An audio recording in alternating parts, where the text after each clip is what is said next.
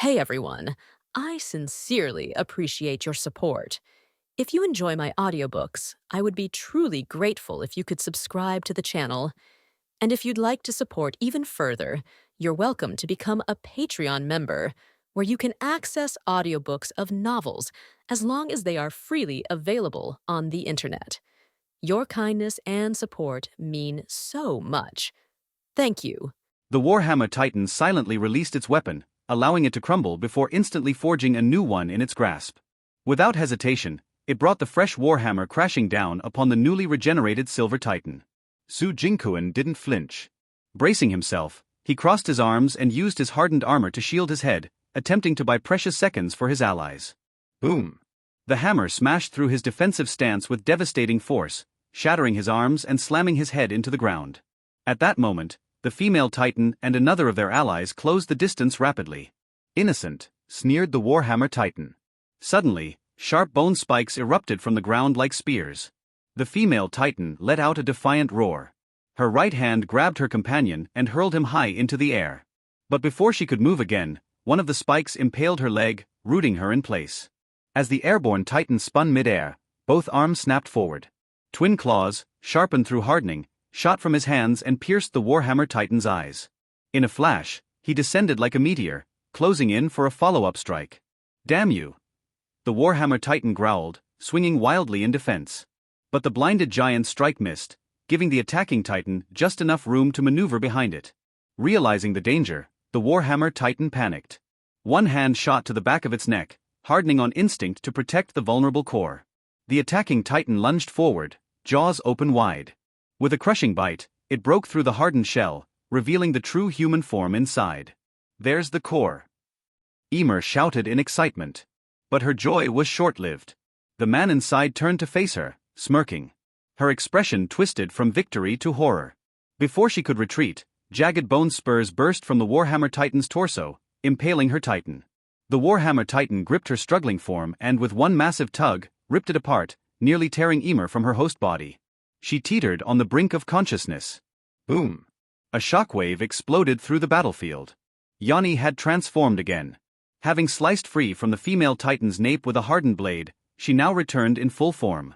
Her high-speed spinning kick slammed into the Warhammer Titan's head, knocking it backward. She lunged forward, both hands grabbing the exposed back of its neck. But just as she reached the vulnerable core, a layer of hardened crystal rapidly formed around the human inside, encasing him in a gleaming cocoon. Yanni pounded the crystal against the ground in frustration, but even when cracks appeared, the cocoon refused to break. Her fists trembled with fury, but it was no use, the shell was impenetrable. Then, the cocoon struck back.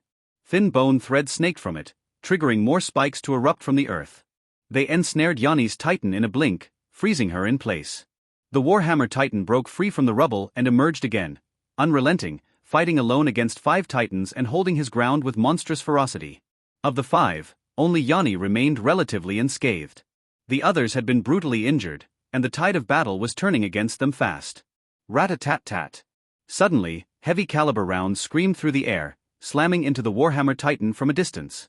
One round grazed its face, making it resemble the aftermath of a high-speed crash.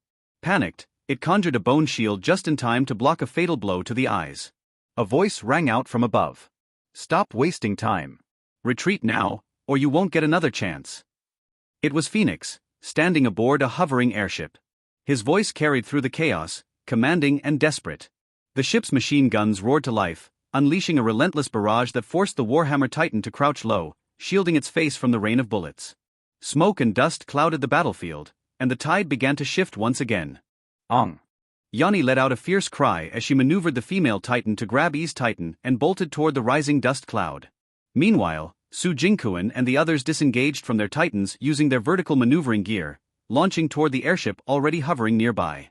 The Warhammer Titan tried to intercept them, but relentless cannon fire from the airship pinned it down.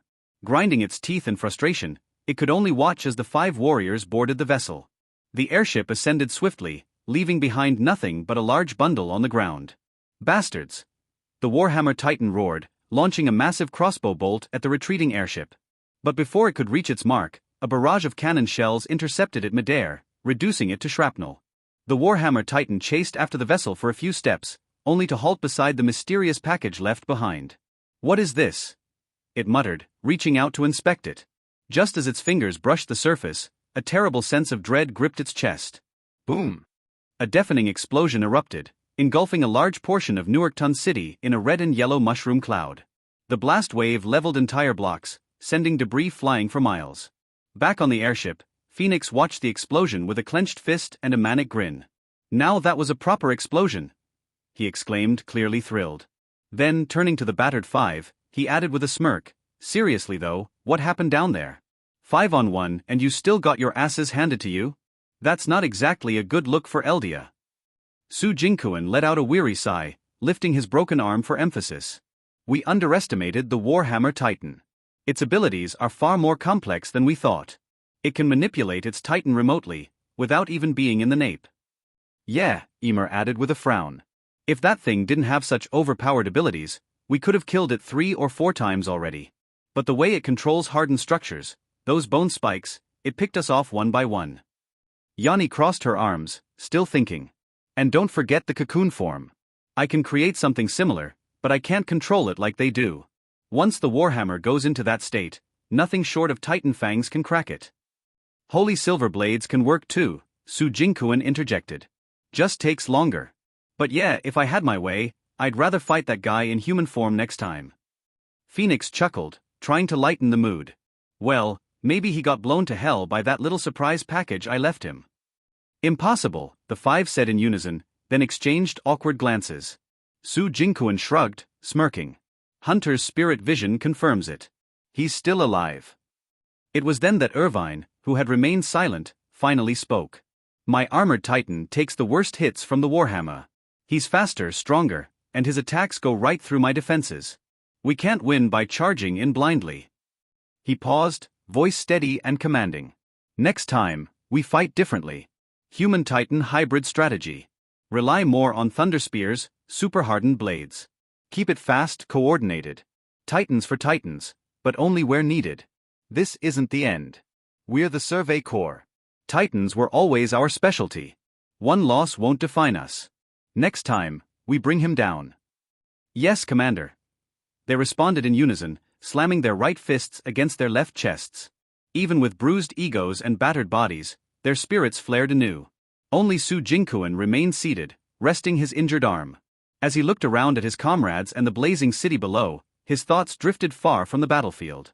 How is Gao when progressing with the diplomatic talks with the Middle East Coalition? 1, 2, 3. Click. The camera suddenly emitted a white light, taking pictures of me shaking hands with the King and Chief of the Middle East Federation Holden Reinhardt and Pandey. This marked the official beginning of the alliance between Aldea and the Middle East Alliance, and the two sides are about to proceed. Further cooperation. Agreements such as the establishment of a military alliance between the two sides, joint offensive and defense, establishment of business exchanges, and military technology sharing have been fully reached. The progress is rapid. In the future, I will accompany the Crown Prince of the Middle East Alliance to visit Eldia. After the successful conclusion of the governance talks with the Middle East Alliance, it was time to find a way to get the Shields nation and completely tied them to the warship of Eldia, and the 3 countries signed an agreement to form a political and military alliance. Eldia is qualified to gain a firm foothold in the world. It shouldn't be difficult to get the Shields nation. Since they can support Parady Island, they must be ready to contend for the hegemony of the world. Wanting them to join is nothing more than paying how much benefits to satisfy them. On the second day after the negotiations with the Middle East Federation, I boarded the ship Mitomis with Mikasa and Wang Zumijier on the island of Parady. At the same time, the coalition fleet sent a squadron to carry out escort. The squadron has a battleship, 2 cruisers, and 4 frigates, which is really enviable. And Aaron and Amin stayed in Uli as the sincerity of Eldia. They will cooperate with the Middle East coalition forces to counterattack Malay, and strive to drive the Malay out of the Sand region and retake the war initiative. With the help of the 2 major Titan, the battle of the Middle East coalition forces on the front line will inevitably be a lot smoother, but it will not form a crushing situation. Now we can't defeat Murray too quickly. We must give Aldi when Ya took advantage of the momentum to rise. Only the stronger our strength, the more we can get when we finally share the fruits of victory. At present, the only things we can handle are the 6 major Titan and Titan spell cards, as well as the whole card ground plan used to lift the table. In terms of conventional power, we are still too weak. We can only think of a way slowly. Dear Foreign Minister Gawain, what are you thinking about? As I was on the deck of your Tommies and looked out to the sea to ponder the problem, Crown Prince Miguel suddenly walked out of the cabin and put his hand on me, asked with a smile on his shoulder, holding a bottle of red wine and 2 wine glasses in his other hand. After a few days of getting along, Miguel and I have become good friends. In my opinion, he is a worthy person. After all, not everyone dares to live a comfortable life as the crown prince and not join the army anonymously. And he can be promoted to major with his military merits. I'm thinking about what kind of military action I should take against Murray after the shields is settled, Your Excellency, I replied with a shrug, and reached out to take the glass from Miguel. Damn it, if it wasn't for the father, if I find out, I should be still on the front line preparing for battle, and at least the military street should be a colonel. Miguel couldn't help complaining immediately. I smiled and took the bottle and filled the 2 glasses. Spear, being belligerent is not a quality that a king should have. Only a king who dares to face the battle can lead the country to victory. The lions will not let a sheep be their leader. Only a real lion can. Miguel said with a serious face. Clinked glasses with me. To deal with Murray, you can rely on you and the Middle East Federation. Why do you want to get our shields country? Chiyumai said angrily from his seat in the Embassy of Shields in Eldia. The eyes were swept back and forth between me and Miguel, obviously dissatisfied with the fact that Parady Island bypassed them and secretly formed an alliance with the Middle East Federation, but a faint light flashed in her eyes. When the Middle East Coalition fleet arrived at the port of Parady Island, the momentum was so great that it almost alarmed the entire port. It was impossible to hide it. Moreover, I had no intention of hiding it. After arriving at the port for half a day, I took Miguel to the ambassador. The museum visited Kiyumai and stated the purpose straightforwardly. The sooner I sign the 3-country agreement and reach an alliance, the more development time will be given to Paradise Island, and then I can carry out the next step. After all, the population and land area on the island really affect the upper limit of development too much. Malay will not be so easy to be defeated if it can become the hegemon of the world. No one knows what kind of cards it has. Only when the 3 of us fully cooperate can we be sure of victory. I replied calmly. Chiyumai squinted his eyes. The biggest reliance of the Murray lies in the power of Titan, and the island of Paradise seems to have completely surpassed it in this respect. Kamala also has millions of armies, a huge fleet, and a considerable number of airship troops. Miguel suddenly interjected, looking directly at Chiyumai's eyes. You look down on it too much. Chiyumai laughed. With the strength of the coalition forces in the Middle East and the power of Eldia's Titan, isn't it enough to defeat Murray? Destroy the enemy with all his strength and get lost because of his strength. Do others pick peaches? Miguel asked unceremoniously. Yes, we are capable of winning, but such a victory will never be what we want. Your Excellency Kiyumai, tell me your terms. I stepped forward and said, from the moment your shield's country decided to invest in Parady Island, you have been on the battleship of Eldia. Do you have other choices? Boom! Chiyumai slapped the table fiercely, staring at me and said angrily, but Hilyungu's wholehearted support to the island of Parady was not rewarded sincerely. You went to unite with the Middle East Coalition forces privately and put us aside. First of all, what you took from Parady Island is no less than what you paid. We have given you a very generous return. Moreover, what we are doing now does not violate the agreement signed by the 2 sides at all. Does the secret abacus need me to say it? I sneered in response. Chiyumai was silent for a while. During the process, Miguel smiled and said nothing. Please sit down. A few seconds later, Chiyumai stretched out his hand and said, Miguel and I were rude. Pulling a chair and sitting down in front of her, Chiyumai took the teapot and cup to pour us tea before continuing. If the shield's country joins, what will we get after this war? I was overjoyed when I heard this, and Chiyumai finally chose to retreat in the face of the general trend. This remark showed that the alliance matters are basically stable, and the rest is only the distribution of benefits. At this moment, Chiyumai seemed to be a few years old in an instant, as if making this decision consumed a lot of her life. The next step is for the 2 parties to negotiate. In that case, let's bookmark the intention here now. After the preliminary negotiation, I clapped my hands and smiled and said, took out a spell card from my belt and tapped it, and the spell card instantly turned into 3. The exact same letter of intent was placed in front of the 3 of us. So fast. Chiyumai was a little surprised. At present, the war between the Middle East Coalition forces and Mala on the front line is at a critical stage. Once the news of our 3 countries signing an agreement to unite is spreading, it will seriously damage the morale of Mala. It's very helpful to the front line. Miguel explained. The reason is like this, but the matter of our 3-nation alliance is really important. At least give me a few days to communicate with the country and persuade the relevant personnel and discuss the content of the agreement. Chiyumai reluctantly smiled. I smiled and said, yes, I nodded. After the sale, Eldia will use various channels to start releasing news. It is expected that a press conference will be held in Higashina district on Parady Island. I believe that at that time the Shields Congress gave us a satisfactory answer. We will. Chiyumai responded. After finalizing the relevant matters, Miguel and I quickly left. I was expecting the successful alliance, while Miguel looked strange. Gavin, to be honest, when you insisted on asking me to go with you, I was mentally prepared to conflict with the Shield's ambassador and cause the alliance to fail. I didn't expect you to actually succeed. The excited look on Miguel's face in the car didn't have the slightest sense of the Crown Prince, and I shrugged at it. It is because you bring you to make them feel the sense of crisis to form an alliance. Sense of crisis. Miguel was still a little puzzled. Gawain, do you mind to elaborate? Let's put it this way, before you and our two countries form an alliance, Eldia and Shields need to cooperate with for the relationship that is needed. Many constructions on Parity Island rely on equipment imported from the Shields country, but the situation is different after the intervention of the Middle East Federation. I opened my mouth after organizing a few words. The Middle East Federation can be a substitute for the Shields country, but Parity Island is irreplaceable, and this makes the Shields country very nervous. They are worried that they will be abandoned, so they can only choose in order not to be abandoned. Join our group. So my existence is proof of the close relationship between the Middle East Federation and Eldia, which helps to force the Shields country to join us quickly. Meagle reacted to me so clearly that I nodded. Your Excellency the Crown Prince is really smart. Gao Wen, if you don't already have the post of Foreign Minister, I will dig you to the Middle East Federation anyway, Miguel said with some regret. I gave a haha. No, this topic continued to deepen, and the car soon arrived at the state guest house. Then the Crown Prince, you can rest here first. I have to deal with some things first. I will be adjourned first. I personally sent Mikhail to the entrance of the state guest house and said, Mikhail nodded politely, if you have to work, please. Master Gawain, where are we going next? The driver appeared behind me and asked, go to the #1 hospital in Shiganshina. I turned and walked towards the car. I want go there to visit two comrades in arms.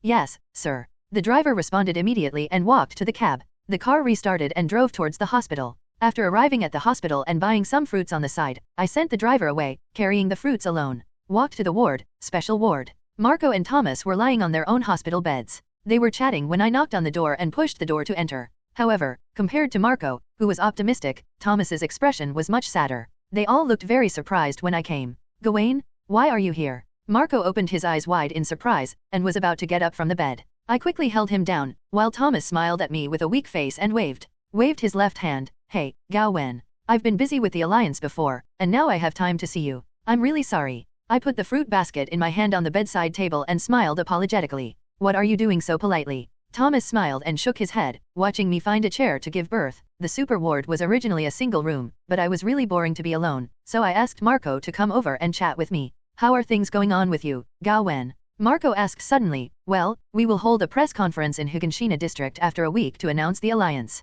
At that time, reporters from all countries should come. The scene should be very lively. If your body can support it, you can also join in the fun. I said, let's appreciate the heroic appearance of my speech. Should it not be the Emperor's speech? Thomas was somewhat doubt. Eric is only responsible for the opening speech, and the protagonist is still me and the ambassadors of the two countries. I replied with a shrug. Haha, then we will have to check it out anyway. Mackay laughed, lying there is going to smother me to death. Mackay was only slightly injured, it is estimated that it will be soon. I was discharged from the hospital, but my arm is different. I guess it can't be broken like you Ackerman or Aaron and they can grow back. Thomas grinned reluctantly and said, making the ward in the atmosphere suddenly stagnated, it's okay, I can also help you transfer to a civil service, Mina will also arrange for me, and I won't let you separate. I patted Thomas on the shoulder and changed the subject. Hey, hello, what's the matter with Mina? Thomas immediately blushed when he heard the words, and Marco laughed, letting the sad atmosphere in the room disappear instantly. Haha, don't cover up Thomas, you've already seen things about the two of you. It's just that you didn't say anything about it. You thought it was a good cover. When will you get married, Thomas? I'm still waiting to drink your wedding wine. I laughed. Thomas blushed thoroughly, but after looking down at his bare right elbow he showed a sullen expression. I'm like this, Mina. When someone came last time and said that she will raise you for the rest of his life, what are you still afraid of? Marco shook his fist, like a man, be brave and marry her. A good visit to the illness turned into a media talk conference. The development of the matter really surprised me, but this atmosphere made me very relaxed. It's okay. I'll help you make a magic prosthesis later. Although it's not as flexible as a real hand, at least it can move freely. If you don't want to do a clerical job, you can still be a political commissar. I will arrange Mina to be your deputy. I said to Thomas sternly, and Thomas's eyes lit up. Can it be like this? Then I beg you, Gawain. I basically spent the next few days making prostheses for Thomas and getting closer to Miguel. During my busy schedule, I took time to prepare a speech. After all, I still need to form an alliance with the three countries at the press conference. To speak and declare war on Mirai, a good speech is very important. There is a saying, fear comes from the unknown, and if we show all our goals to the world openly, it may have an excellent effect. As to whether we can put Mirai at a disadvantage, it will test my skills.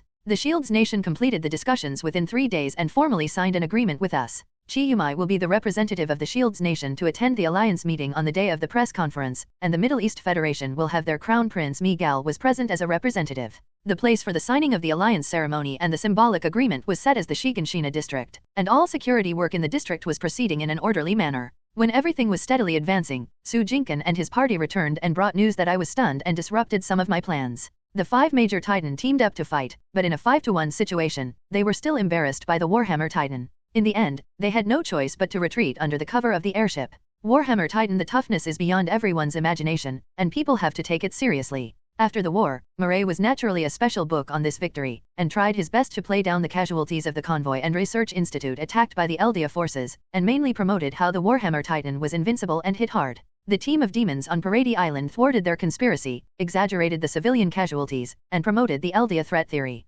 This newspaper is now on my desk. The headline of the newspaper is called "The Brutal Eldia Empire is Resurrected, the Black Terror will come again, and Murray, as the beacon of the world, will never give in." I looked up at the 5 Sujinkan standing in a row in front of me and suddenly felt a headache, so I had no choice but to lower my head to continue reading the newspaper. Now this matter is big and small and small. As long as it is handled well, it is nothing at all. But if it is not handled well, Eldia's position in the hearts of allies will plummet, and it will be difficult to restore the situation later. It depends on how we promote it next. I reached out and pressed the electric bell on the table, and I was about to start work. Head. The order soldier who had been staying outside heard the electric bell, opened the door and walked in salute. These were all arranged when the new government was formed, and at most they were renovated after the arrival of shields. I nodded to the orderly and said, "Go call the Minister of Propaganda and the Minister of Intelligence, I have something to assign to them." "Yes?" The orderly saluted and turned and left. I scanned Sue Jenkins' 5 people again, sighed and said, "Sit down, or it will make you feel like I'm physically punishing you." "Sorry, Gao Wen, it was my arrangement that made the mistake. I didn't expect Warhammer Titan will come back from the front line, and I didn't expect that its combat power would be so strong that the 5 of us would not be able to take it down." Erwin saluted me and said, "Due to my incompetence, this time the failure of the operation, I request to resign as the head of the investigative corps and be transferred to Hanji. I will soon hand over the position of Prime Minister to others, and the transfer of power will be completed as soon as possible." Irvine clenched his right hand into his chest and said with a serious face, "Head." "Erwin." Ymir and Langston exclaimed. Sue Jenkins couldn't help but stared. I lowered my head and remained silent for a few seconds before I said, "So this is your purpose, Irvine, want to take all the faults to yourself so that Eldia can get rid of the influence?" "Yes." Irvine nodded blankly. "The current situation makes us very passive. Now we can only deal with it if we give in first. I will bear the blame first, and then Eldia will launch a counterattack. It's my plan. No wonder you will come to me with a few of them." It turns out that there was a plan. I shook my head and laughed, "But then your situation will be very bad, Egypt." "Irvine. As long as the goal can be achieved, my personal sacrifice is nothing." Irvine responded calmly. "But I have a better way." I stood up and looked straight into Kelvin's eyes and said, "We do not retreat a step, on the contrary, we have to move forward. Obviously we have won the victory, so why let the horsefly is so arrogant? I'll smash their faces. What can you do?" Irvine moved slightly, dong dong dong. At this moment, the knock on the door sounded just right, and I smiled mysteriously. "Just leave it to me. Please come in," I said after clearing my throat. Propaganda Minister Barry Ernst and Intelligence Minister Rebrove immediately pushed the door and walked in and asked together, "Chief, what's the matter?" I first said to Egypt. Irvine and the others waved their hands to signal them to be safe, and then turned the newspaper on the table towards Barry and Lebrove. "You should have read this newspaper, right?" Barry nodded with Rebrove. "Very well, I collected the newspaper. In this case, then I will start assigning tasks directly. Valley, I need you to prepare headlines and columns for our newspaper from today to tomorrow. You have drafted the topic yourself, and the content is roughly as follows: the investigative corps successfully raided the capital of Malaya, New Warden, and destroyed its Titan research.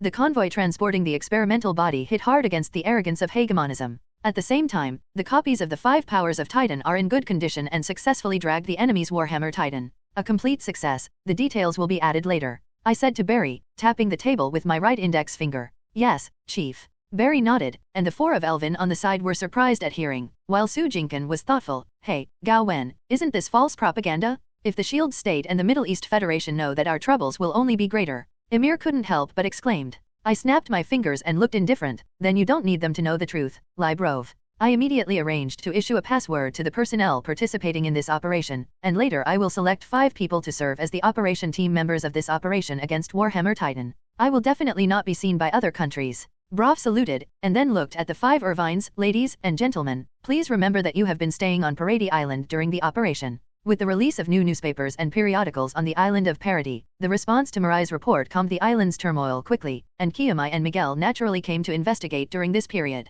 I passed the news, but I handled them perfectly. At the same time, the reporters who have heard the news and rushed to Paradis Island in the past few days have also spread the news to the world through various means, and the effect is amazing. Now that Paradis Island has become the focus of the world, everyone is wondering what Eldia has been hiding for 100 years, and what attitude they will face the world with. Ideo is fear stems from the unknown, and with the reports of reporters on Paleo Island, the people of the world are constantly learning about us, and the fear caused by the unknown is slowly disappearing, and everything is improving. Aspect development. The next step is to wash the island of parody and define war on Murray as a just war through speeches. In the preparations of all parties, the day for the official press conference is approaching, and Murray, who received the news, also did not wait to die. During this time, it also began to look for its allies. In the past, when the Eldia Empire ruled the world, it was said to have made a lot of enemies. It is not difficult to find countries that have deep hatred with Eldia, but Murray was also considered arrogant and domineering during the century when he became the world hegemon. They both fought with them, and it was equally difficult to find allies. After a lot of efforts, Murray finally found only 2 allies.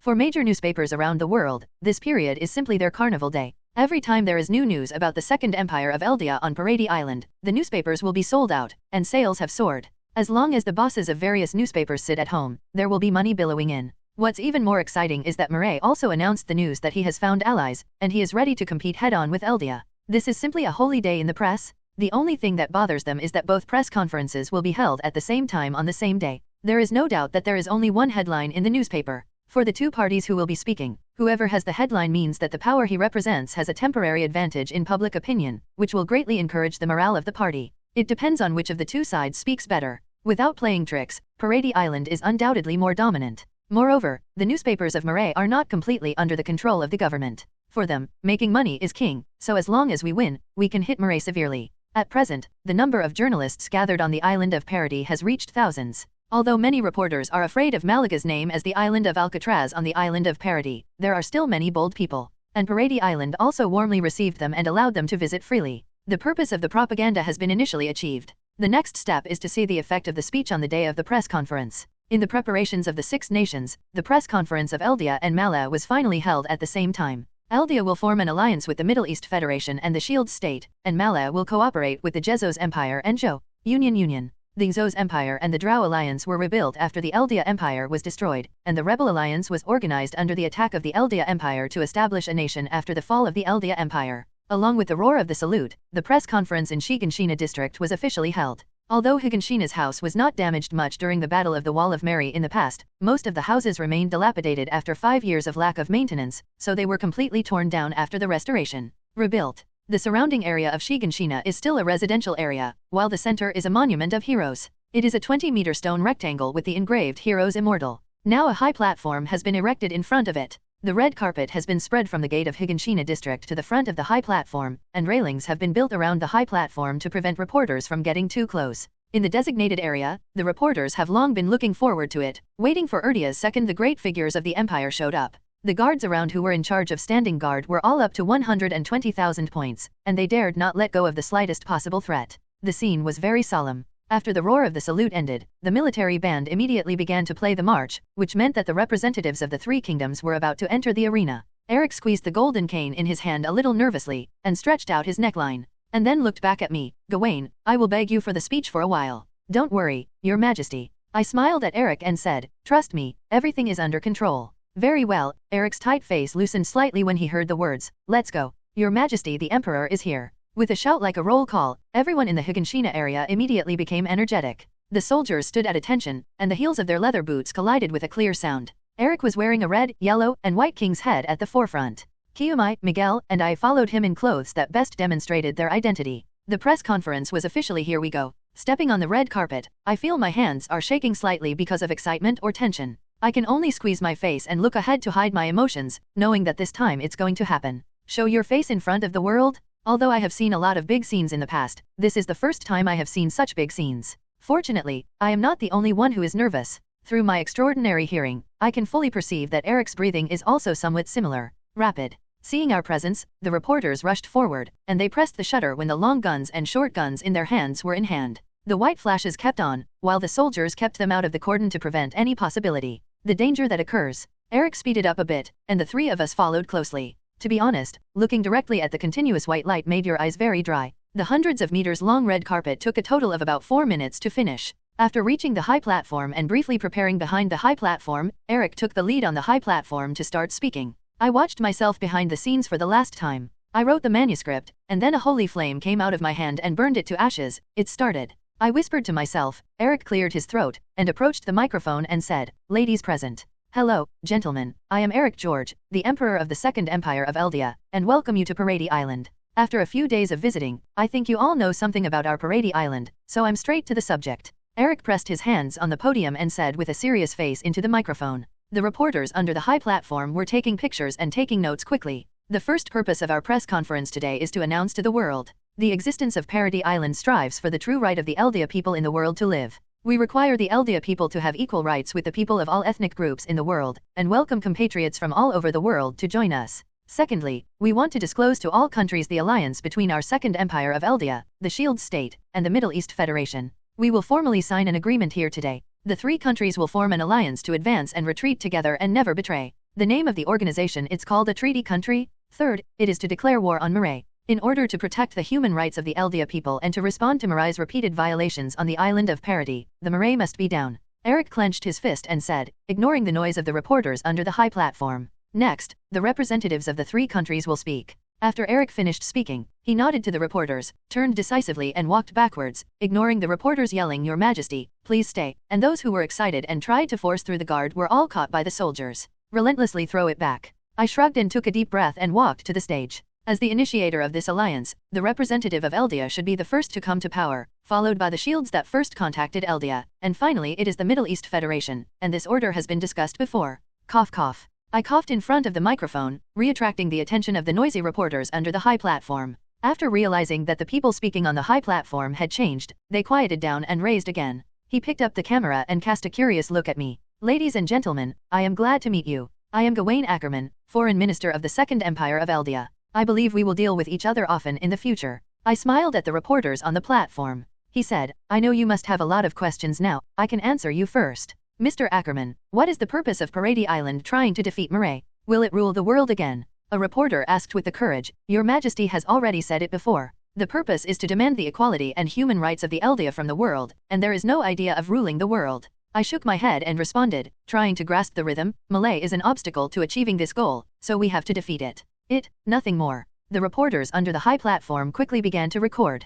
Mr. Ackerman, what do you think of the Eldia atonement theory proposed by Mirai? Another reporter raised his hand and asked, wearing Mirai national emblem on his chest. Your ancestors committed crimes, but the police arrested you and asked you to act as a creator to kill other people. Do you think this is reasonable? I asked indifferently, although I knew it was a drill. In the trap of the other side, but in fact everything is still in my plan. Then you mean that you admit that the Eldia Empire is guilty of the people of the world? As expected, the reporter immediately asked loudly after I finished the questioning, which made many people in the field change their faces. I nodded without changing my face, yes, I never deny this. Although most of the descriptions of the crimes of the Eldia Empire in the world today are based on Malay's malicious smearing, complicity, and exaggeration, it is undeniable that the Eldia Empire did cruelly oppress all races in the world. The people and wanton killing of innocent people, otherwise Eldia would not be besieged by the whole world after the defeat in the First Dynasty, and people everywhere would not revolt. Facing the uproar from the reporters and the surprised eyes of others, I spoke calmly, preparing to fully reveal my purpose. With the existence of the black history of the Eldia Empire, if Parady Island still shows the atonement theory or sells tragedy to win sympathy, it will not have any effect at all, and it will make us naturally lose the momentum. As for the denial of the fact that history covers up the facts, it is even more undesirable. If it does so, it is tantamount to self-destruction and will be hated by the whole world. If this is the case, then it's better to do the opposite. Simply admit the crimes of the Eldia Empire, and then use words to separate the newly born Eldia Empire from the Eldia Empire. The island of Parady falls into the righteous side, and Mirai is redefined as the new Eldia Empire, just like the new Nazi. In this way, the war between Parady Island and the Allied powers on the Malay side is a just war. As we all know, after the collapse of the Eldia Empire, the 145th King Fritz led most of the people of Eldia to retreat to Parady Island, announcing that he would no longer go to the world and wash away all Eldia on the island. Human memory. However, the remaining royal powers on the island still have not changed their brutal nature. They adopted a policy of shutting down the country to prevent the world from exploring the island of Parady, so as to facilitate the creation of magic weapons and high pressure internally. Rule, cruelly suppress the truly peaceful people. I paused, glanced at the reporters under the high platform, confirmed their surprised and horrified eyes, and continued to compile half-truths. To the Ackerman and the Orientals who will not be brainwashed by the ancestor Titan, they launched a large-scale purge to prevent the public from knowing the truth, and sent military police to kill anyone who might promote technological progress to consolidate their rule. At the same time, they built a 100-meter-high Titan body under the ground, intending to let it masters and integrates the 9 powers of Titan, codenamed Demon God, ready to destroy the world.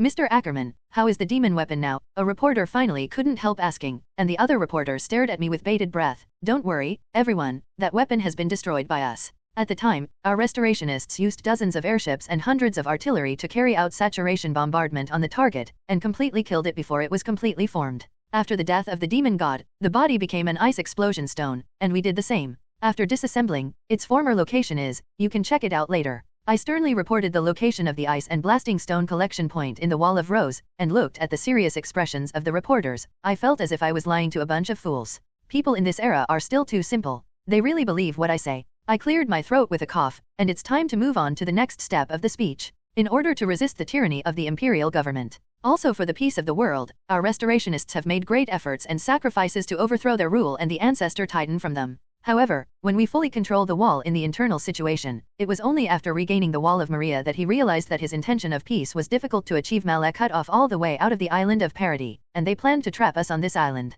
According to all the intelligence we have on hand, Marais has no plans to make peace with Eldia at all. They just want to genocide everyone on the island, just like the Eldia Empire had to. I do not deny that Marais had made great contributions to overthrowing the Eldia Empire, ending their brutal rule, and safeguarding world peace, but now Marais has completely changed its taste and they no longer want to maintain world peace, but to plan to rule the world with the power of Titan like the Eldia Empire. The warriors who once slayed dragons have now fallen into evil dragons. Instead of fulfilling their original promise of peace, they relied on cruelly squeezing the Eldia and using the power of Titan they mastered to continue to cause wars to the world, promote hegemonism and power politics, and cannibalize the neighboring countries that have annexed Joe. I stood on a high platform and spoke to the reporters with eloquence. The screen behind me projected the area of Marais's early land. The black is Marais, white for other countries, then the black slowly expanded, and finally a sudden change took up the entire screen. The reporter who was watching attentively couldn't help taking a breath, and a hint of jealousy towards Marais suddenly appeared in his eyes. The current Marais has become a new Eldia Empire, and it is even victorious.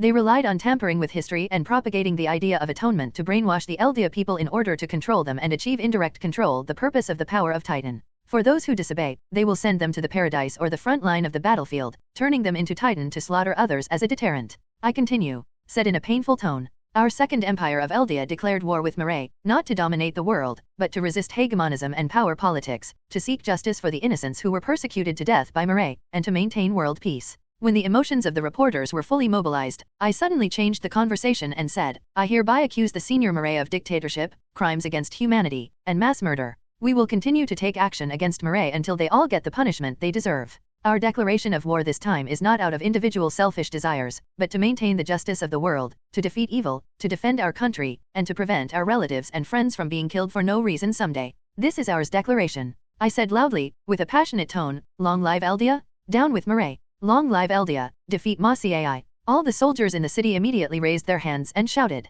The atmosphere tended to be frenzied. I nodded to the reporters, turned and walked behind the stage. Seeing the thoughtful expressions of the reporters on stage and hearing their enthusiastic applause, I knew that our speech was extremely successful today. At least we have redefined Marais and Eldia. Defined the battle against Marais as a just war, and then all the divisions became famous. You guy can really make up. If I didn't know the truth before, I might have been fooled by you. Su Jinkin said to me on the psychic link in a mocking tone, and I shrugged blankly. It also responded on the psychic link, it's just some means that have to be used to achieve the goal, nothing great, and they are too easy to deceive, not challenging at all. Devil weapon, haha. Su Jinkin laughed twice in the link. Gao Wen, there is good news to tell you that the information we have obtained in the Power Research Institute of Titan of Robbing Malay is preliminary. After finishing, some of the contents are complementary to our research. The 13-year life limit is now expected to be broken. I will talk to you about the specific situation later. Well, it's hard work. I heard the words. I was overjoyed, but immediately controlled my emotions and didn't show it on the face. It's better to keep this kind of thing secret first. Now the speaker standing on the high platform has been replaced by Qi Yuan. With my good start, she can naturally follow my words easily, emphasizing S.H.I.E.L.D's dissatisfaction with Marais' hegemonic behavior in recent years, and sympathize with the tragic situation of the Eldia, and guarantee that S.H.I.E.L.D will resolutely support this just war, defeat the evil Malay regime, and make unremitting efforts to maintain world peace. This kind of rhetoric was acceptable to all reporters except Marais reporters, and they also received warm applause at the end. After all, what Malay has done in recent years has caused many countries to complain. They are completely happy to see the result, and it is much more true and novel than the Eldia threat theory that Marais has been promoting all day long. After Qi Yumai's speech, it was Migar's turn to speak on behalf of the Middle East Federation. Since he was already at war with Marais, his remarks against Marais were more radical and direct. Malay is an evil country. It is controlled by a government full of brutality and greed. It arbitrarily oppresses people of all ethnic groups under the pretext of maintaining world peace to satisfy their own selfish desires. What Malé did. For it is like a wolf in sheep's clothing and mixed into the flock. It first pretends to be harmless to gain the trust of the other party, and then suddenly launches an attack or uses the pretext of maintaining peace as an excuse to invade other countries, destroy their homes, and kill them, their people, plunder their wealth. In the 12th year of the founding of the Marais, the Rem Federation was destroyed, the West Sea Empire was destroyed in 21 years, the Republic of Roland was destroyed in 25, the Kingdom of Sukh was destroyed in 29, the Mariota Alliance was destroyed in 34 years, and the Southern Moon Alliance was destroyed in 45 years. It's 53 years since the founding of the People's Republic of China to dismember the Zairian Empire. Miguel said so many treasures about it. It seems that he has put a lot of effort into it. You must know that Malé's various dark histories are actually no less than the Eldia Empire. It's just that no one has published these before to make the world pay attention. Once the announcement is absolutely amazing. For these countries that have already perished, they did not commit any crimes, and the reason Marais destroyed them was only because of his own greed. Marais was to plunder their wealth, for their wives and daughters, and annex them. Their country launched an evil war of aggression. The Middle East Federation declared war on Marais to stop the evil. If we can't stop Marais, the world will eventually sink into its evil. Miguel looked solemnly, shouted. Just as Miguel continued to expose the dark history of Marais so that many reporters could spread it to the world to arouse the hatred and jealousy of Marais by countries around the world, another press conference was being held in the capital of Marais in Rington. The host is the current owner of the Dibba family, Lauren Dibba, and he is also the master of the power of Warhammer Titan. The location of the press conference was the location where the team was attacked not long ago. Because of the Titan, the houses destroyed by the war were only cleaned up, and a high platform was built in the central open space, and the atmosphere was serious. The demons on Palladi Island are all the remnants of the Eldia Empire. They are planning to redominate the world day and night, and restore the previous Eldia Empire's rule. Previously, they had treated Mal Novartan. The attack on the city is the best example. They want to make us succumb through killing, just like the Eldia Empire did. Lauren stood on the high platform and looked serious into the microphone. Eldia Empire during his existence, he killed more than 10 billion people in order to spread fear, which is more than twice the current world population. The Shield State and the Middle East Federation have succumbed to fear. In the face of their strength, they chose to surrender to the devil, but our Marais will never succumb.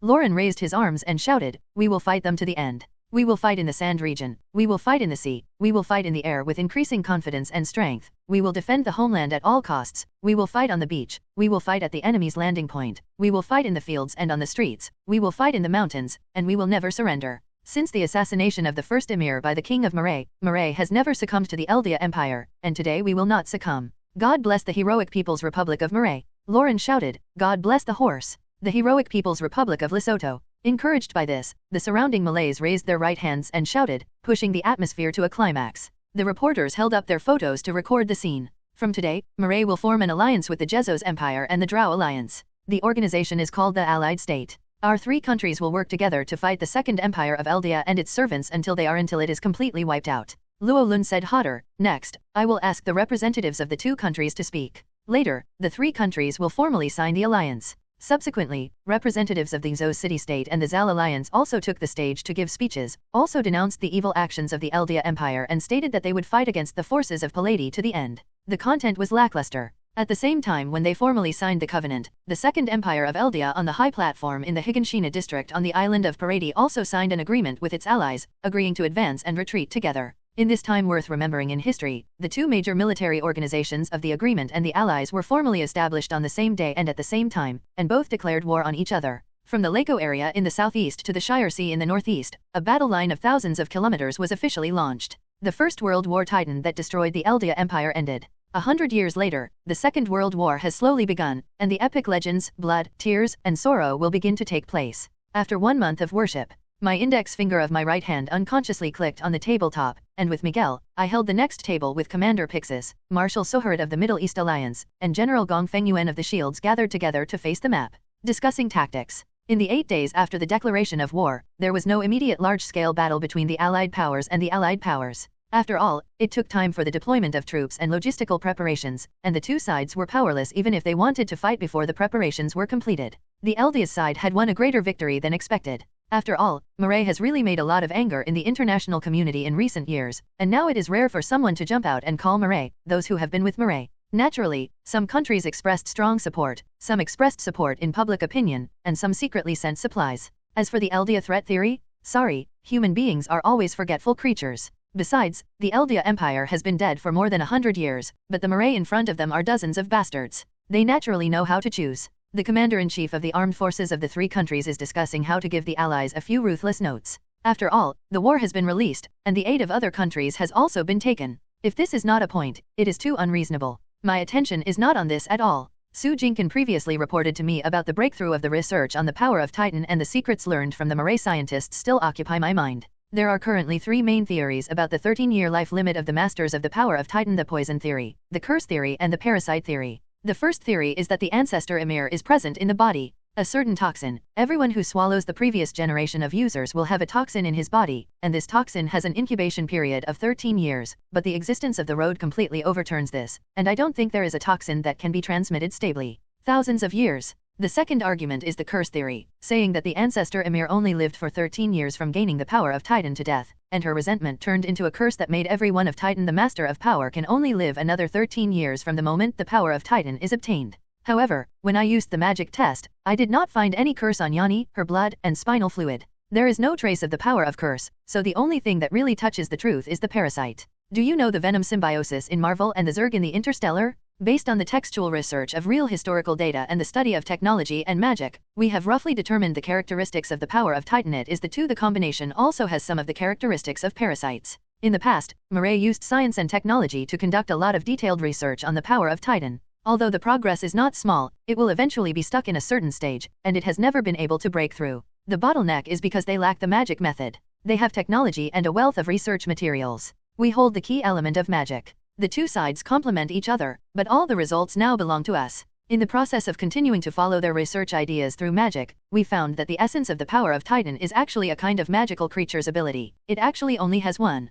According to a secret historical record handed down from the era of the Eldia Empire, the ancestor Emir originally obtained the power of Titan by accidentally falling into a liquid through a tree hole in the giant woods and interacting with it. A mysterious spine fusion has the power of Titan. That spine should belong to some kind of magical creature that our witch hunters have not recorded. The ancestor Ymir didn't know why it successfully merged with it. As one, become a brand new creature, also the first generation of Titan. I don't know why she was not reproductively isolated from humans, and she gave birth to three daughters: Maria, Rose, and Hina from that generation of King Fritz. After that, for unknown reasons, the ancestor Yumi died in the assassination of King Marais against that generation of King Fritz. King Fritz cruelly dismembered her and fed her to his three daughters to eat, in order to allow the power of Titan continue to pass on. Since then, the power of Titan has been divided into 3, and then 3 into 9. The process is not clear and I don't want to learn more. It's just that although the power of Titan is divided into many parts, the one that represents the most original is still circulated in the body of the Fritz family, and only they have the ability to display the ancestor. The full strength of Titan, ruling the Eldia clan, is like the insect king commanding a swarm of insects.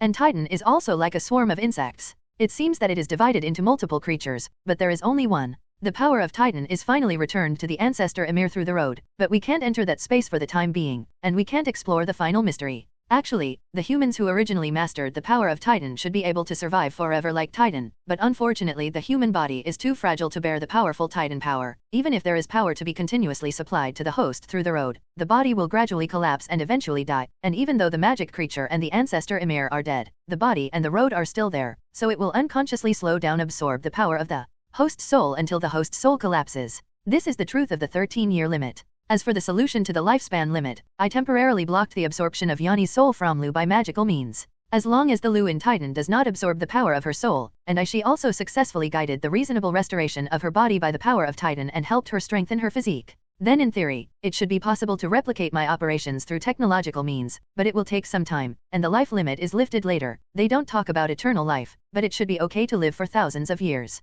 We didn't know much about the Titan battle 100 years ago from the data of the Moray Titan Research Institute, as if someone deliberately erased this piece of history and wanted to cover up the truth. About the royal family, the exploration of the Oath of No Fight has also made no progress. I can only try to ask the Middle East Federation. 2/3 of the Aldia Capital Division has been transferred to the Sand region, and will gradually replace the Black Front Group Army. The National Defense Forces will also be dispatched to support the coalition forces.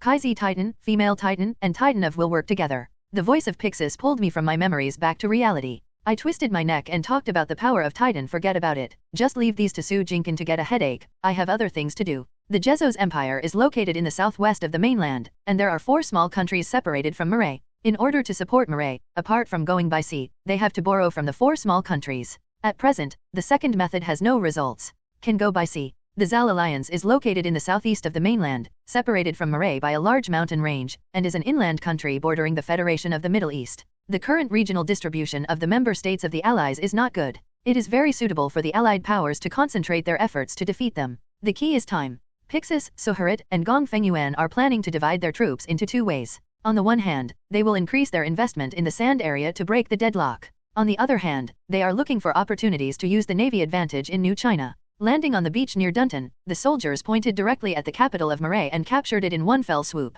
The key to the plan is to be fast, to beat Marais before the alliance between Marais and the Drow fully forms a pincer on the Middle East Federation, disrupt their deployment, and let the strategic advantage tilt to us instead of falling into a war of attrition. In terms of the strength of both sides, in terms of the power of Titan, the Wisdom Titan allied countries have the advantage, but the allied countries have the advantage of Titan to make up for it, which is only slightly inferior. The army has the advantage of the allied countries. The demographic disadvantage of D Island is extremely obvious in this respect, only slightly flattened in equipment. Regardless of the air force, the allied power has obvious advantages in terms of naval power. The Zal alliance does not have a navy, and the Marais navy is not as good as the Middle East coalition forces. The Imperial Navy of Zos is not as good as the Royal Fleet of Shields. Time issue. After going through the power comparison between the two sides in my head, I couldn't help but sigh. The conventional power of Paradis Island is still too weak. The army is less than 100,000. The navy can't even compare with other squadrons. The only thing that can support the scene. The only thing is the power of Titan, but the development of the army and navy power is not anxious.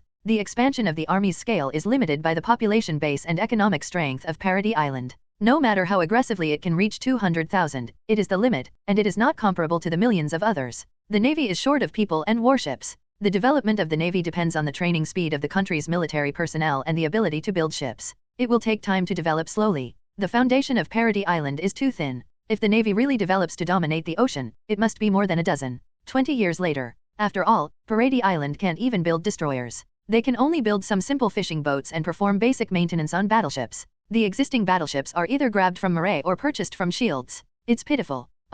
In the war plan of the Allied powers, Paradis Island was completely in a supporting position and lacked the strength to make a final decision. This is not a good phenomenon. After all, the more you contribute in the war, the more you can share the benefits after the war. Paradis Island can't be a tasteless one. You must find ways to improve your own strength. There are three aspects: land, sea, and air. All need to be strengthened, otherwise the weak have no right to speak. The army can look forward to the supplements of the Black Front Army and the immigrants of Eldia. The navy is considering going to Marais to catch the autumn wind. The Air Force is counting on the Scientific Research Department to get the aircraft I named. The drawings and research materials are given to them. If there is no result, it is impossible to justify. The strategic planning of Pixis and others has come to an end, and I have also escaped from the state of listening and distracting. In fact, there is no need to worry about the status of Paradis Island. We are the lead country of the Allied powers and the bond that maintains the cooperative relationship between the other two countries. At the same time, the power of Titan we have at our disposal is the same as that in Warkton City. The intelligence network of China is irreplaceable and will not be abandoned by allies.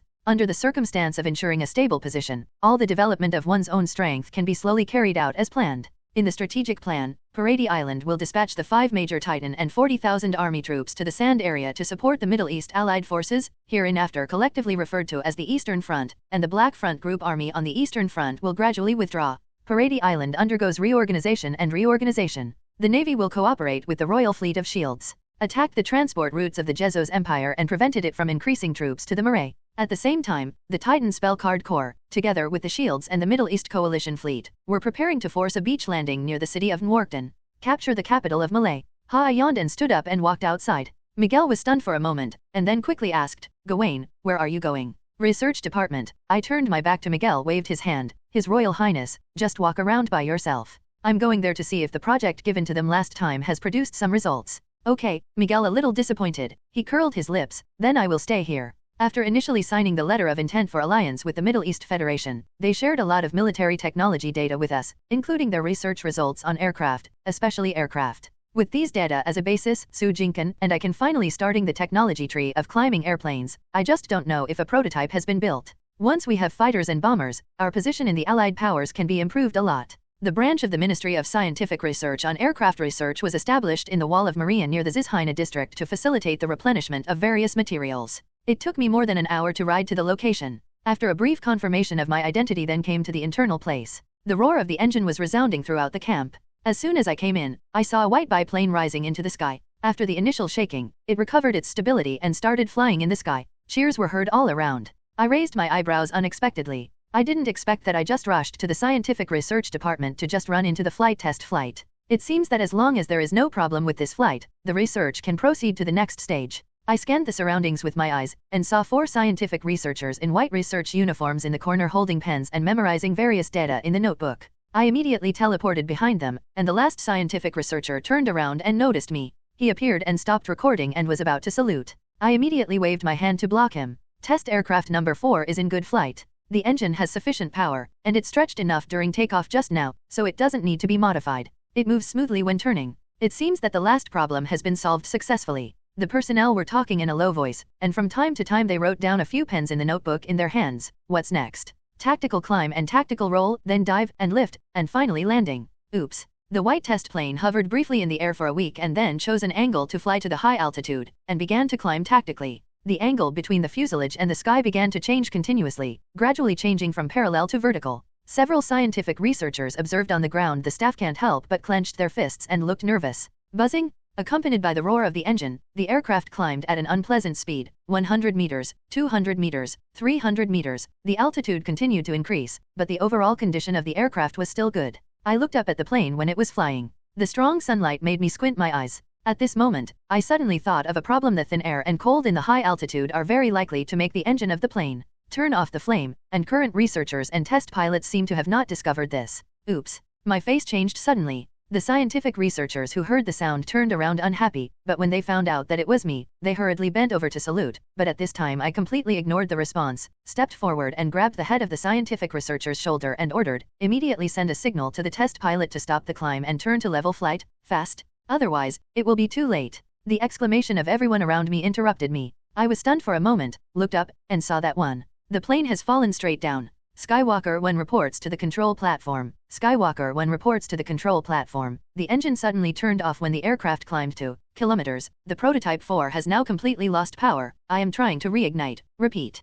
A young man suddenly, the sound of from a spell card that fell to the ground was shocked to all the researchers who were still in a state of panic. I quickly picked it up from the ground and activated it without a word. I am Mikasa Ackerman, Duke of the Empire, and I am in charge of it now. You still have about 30 seconds to save the plane. If you haven't succeeded after 30 seconds, try to jump off the plane immediately. I can catch you, I quickly said to the SMS card. Fuka's end was silent for a few seconds, and then the young voice responded with a firm tone. Yes, Lord Duke. Through the eagle eye technique, I can clearly see the propeller in front of the test machine spinning from time to time. Obviously, the test pilot was trying to ignite the plane, and during this time, the plane was getting closer and closer to the ground. I silently began to condense the magic of my whole body, teleporting to rescue a fast-moving target high in the sky. I had never tried before, and now I have only 40% confidence in the first attempt. Although I haven't seen this test pilot before, since he belongs to Eldia and is his own, he is worth my effort to save. Besides, I don't need to pay any price. Naturally, I can save it. You have 10 seconds left. I reminded. How's the situation? If it doesn't work, jump off the plane immediately, and I will catch you. Horse, on, the young voice responded, but the tone sounded a little bit gritting his teeth. Start me.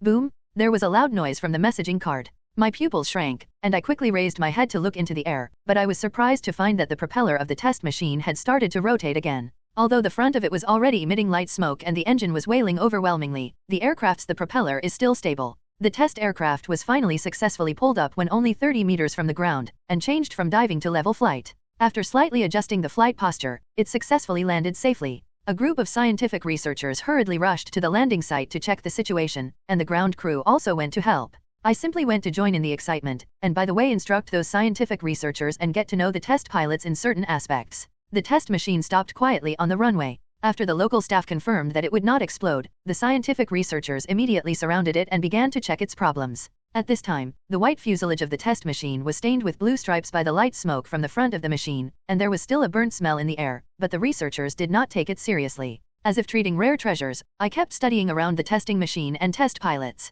I stood by and watched for a while, until they reached a preliminary conclusion before stepping forward.